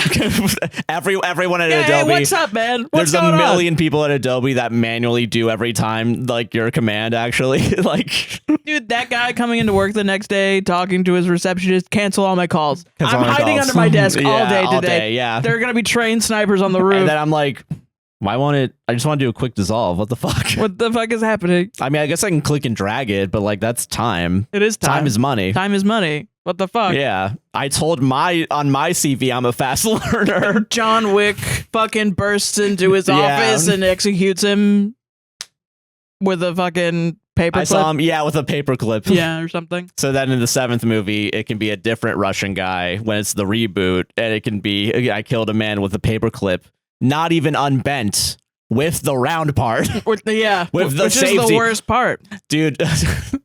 With the safety pin, but only the safety pin head, not even taking it out. Yeah. Solved it. Solved it. I think. I think so too. Think you just fake it again. Fake it again, or quit. This is kind of the problem with fake it till you make it. I mean, I get fake it till you make it for there is a point where performance stuff. But there are skills that you should learn. You do need to learn a couple. Confidence will get you very far. But not completely. Not completely. At some point, you got to learn a skill. Yeah, sadly. Yeah. I know it sucks. I know, it sucks ass. Like what? I got a video edit? Okay, final story of the night. But honestly, though, you shouldn't have to, I think. If I could die and I didn't learn shit. Be good, you be peace. Nice. I mean, it's fucked up. I like learning. I would probably be sad. No, I get it. Yeah. But I mean, like, if there's a guy out there that doesn't want to learn and then he dies and he's never learned anything, that's great. He lived his life. You know what I mean? Yeah, I understand. Is that crazy to say? I don't know. I don't know either. All right, let's finish strong. Yeah. Am I the asshole for not warning people that a character in a friend's book was based on me? What? Warning other people? Yeah. Like the public? Yeah. Or yes. Who are you? You didn't announce it on Facebook. Yeah. Like, why would people care? Like, just random people would care that. Oh, I don't know. Go ahead. I'm making shit up. Yeah, no, I get it. It's okay. No, it's fine. It's okay. My brain's I like when you make shit up. So yeah. My best friend Cass is an author who has a few books out. There are bits and pieces of me and everyone else she loves and everything she does, but she wrote a character heavily based on me for her most recent book. Personality, appearance, some life events, etc. There is a love interest who is also based heavily on a friend of ours, Riley, in the same way. The characters end up together. We all met in college for what it's worth. Riley and I have also never dated, hooked up, or anything like that. I would be weirded out, personally. I knew this was happening. Parentheses, we have a tradition where I read her third draft, but Riley is not a huge reader, so I never mentioned it to them. Same with my husband. The book came out and I didn't even think about it because while the character is based on me, it isn't me. Well, sometime later, we were at another friend's house when Riley was there. Cass asked Riley if they'd read the book. Riley said they were surprised to find out we ended up together and felt it was odd. My husband asked what Riley meant. Cass said the characters were based on us. My husband was surprised. They both asked why we didn't tell them ahead of time. Both of them feel blindsided and uncomfortable about it. I said that in my defense, I don't go spilling details about Cass's books in general. And again, the characters are not actually us. And most readers, unless they are the creepy, quote, fandom stalkery type, will have no way of knowing. Should I have told them? I think the author should have gotten permission from everybody Riley involved. Yeah. And I think you should have told your husband. Yeah. You also knew before the shit was published. Also, in your defense of like, only the stalkers are going to find you, Riley. Yeah, not everyone's cool with that shit. Yeah, I feel like that's a little. It's the normal people are going to be A-okay and not know it's you. But like when. That's a bit laissez-faire. Yeah. Know what I mean? Only the most murderous intent of people will find you. Yeah, if they feel that, though. But I hope, and I don't think your character did anything that fucked up. Your character's not good enough for that. I'm a good person. I don't spoil my friends' books. That's such a, I think you should leave kind of vibe. I don't spoil my friends' books. That's rude. Yeah. If someone wrote me, I think about this all the time too. Yeah. Because I am writing a lot lately. Yeah. And yeah, it's a lot of shit that I write. You write what you know what I mean? No, for sure. Yeah. And I think everything I've ever written is just me, but with a funny hat on. You know, like that's a really good Josh quote, man. Yeah. Yeah, you know, and it's like most of my shit is based on me only. Yeah. And I have had some times where I'm like, oh, you know, it would be fun if I wrote about my experience at this part of my life. Yeah. Maybe it would help me get over it. Yeah. And then I'm like, well, I don't want to put these other people on blast. Yeah, so and I do think there is there is a way to get through like talking about like things that have happened to you, whether it be in a nonfiction or a fiction. Yeah. If it's like I'm telling you a thing that happened and I'm telling you my perspective, I'm totally fine with saying what's going on. But if you are doing a little bit of like fiction, and at the end of it, you have to still put no one's based on anyone. All similarities are just a coinky dink. Yeah, well, it's like I don't want them to read something and be like, think about, is this based on me? Yeah, is this fucking based on me? I think you have to make it really, really vague. Yes, I agree with that. And if it's, I will say a good way to do that. Yeah. If you have a bunch of people you want to shit on at once, just make them one character. Yeah, one horrible evil character. Yeah, and then everyone's going to be like, well, at least I'm not that bad. Plus, it's also like, I mean, when I don't like someone, I don't like an ideal that they ascribe to. So I make a character out of an ideal. Yeah, that's fair. Rather than the person. And that's more like, I think that makes more sense for a book, too, because you're writing to people that don't know you. Yeah. When you're writing a book or doing anything that's like public facing or like art in that style, yeah, you have to assume going in no one knows shit about fuck. Yeah. I mean, okay. I don't think that you are the character or that the other person is the character, and I think it's okay to feel uncomfortable. Yeah, I agree with that. I think Riley on a basis of everybody's feelings are valid. Yes, I think it's okay to be uncomfortable by this. I would feel uncomfortable. I don't know why, but I would. Is there a little bit? I think maybe subconsciously, I did think Like, we're public figures. It's not uncommon, I think, for like there's a chance like a fan fiction about us. I would love that though. But it's like the most degraded shit you've ever read. I've read really degraded shit. I think Okay, it'll be that's fair. fine. Yeah. All right. Well, you guys have fun with Sarah's character. But this is what I mean is like, I'm fine with it. You're not fine with it. So they shouldn't do that to you. Yeah. But you can do it to me. That's awesome. I want to be that upset. Okay. No, I want to. I mean, no, don't do it. All right. Josh is being coy. So you gotta get him to give you his enthusiastic consent somehow. I don't know how you're going to do that. But this is what I mean. I think it's just a consent thing. Yeah. Like if Riley knew beforehand by the author, okay. But and then they were uncomfortable didn't. with their depiction afterwards. I still think that's valid. Yeah. I do think her husband at least should have gotten a heads up. Hey, heads up. Listen, my friend is writing a fan fiction about me. I think if he was like, don't put it in there, I think that's a different conversation. I don't really know the answer to Yeah, that. because I'm like, well, Well, you're not not the me. author. If I'm cool with it, I should be allowed to do it. Yeah. You know? I'm not going to tell my friend to completely scrap a book. If he's like, you're cheating on me because you're That's a little far. That's a little far. That's a little far. Hey. That's too much. But yeah, I can still be like, it's a little weird. I just am weird that somebody said about my partner at dinner in public, it's weird that we ended up together. Yeah. And be like, what's happening? Yeah. Oh, yeah, we fucked in a book. What? What do you mean? It's just a book, okay? The emotional roller coaster of we fucked. I just don't know what's happening. I just don't know. I'm having a reaction. Is that okay? Yeah. Shit. What the fuck is going on? Your friends are weird. I hate being around creative people. I just want to go back to the math factory where my job is and all my friends are. But also, I don't know how to do the math at the math factory. It's confusing. I have to do a presentation tomorrow. I don't know how to do square roots. And that's my job. And I have to go on Stack Overflow and Google it. And my wife's getting fucked in a book. Fuck! My wife is getting fucked. Oh shit! In a book. What? What? Keep it here, I guess. I don't know.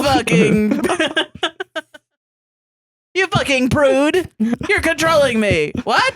Everyone needs to calm down. Yeah, this is. Oh, I want to go back to where shit makes sense. Okay, none of that means anything. Yeah, whatever. Anyway, I think it's okay to feel uncomfortable. Yeah, I think that. Yeah, I don't think anyone else is an asshole. I'm just sticking up for baddies who are uncomfortable all the time. Yeah, me too. I agree. Yeah, that's our fucking show. Solved it. And that's our show. Yeah. Hell yeah. You looked at me. I'm uncomfortable. Sorry. I'm so upset. Sarah, what do you want to plug today? You can follow me on Tumblr at ThatSoHeron, ThatSoHeron.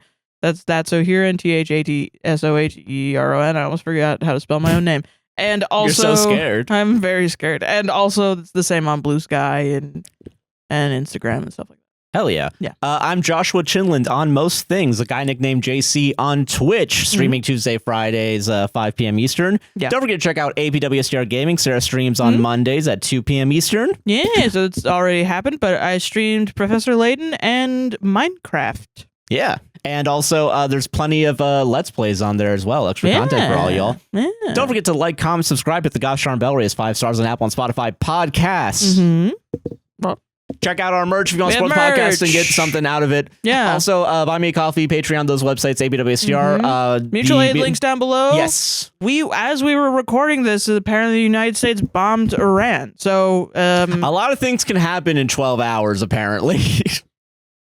That's why it wasn't in the ad segment, but I will try and find links and put them in the link tree where I can.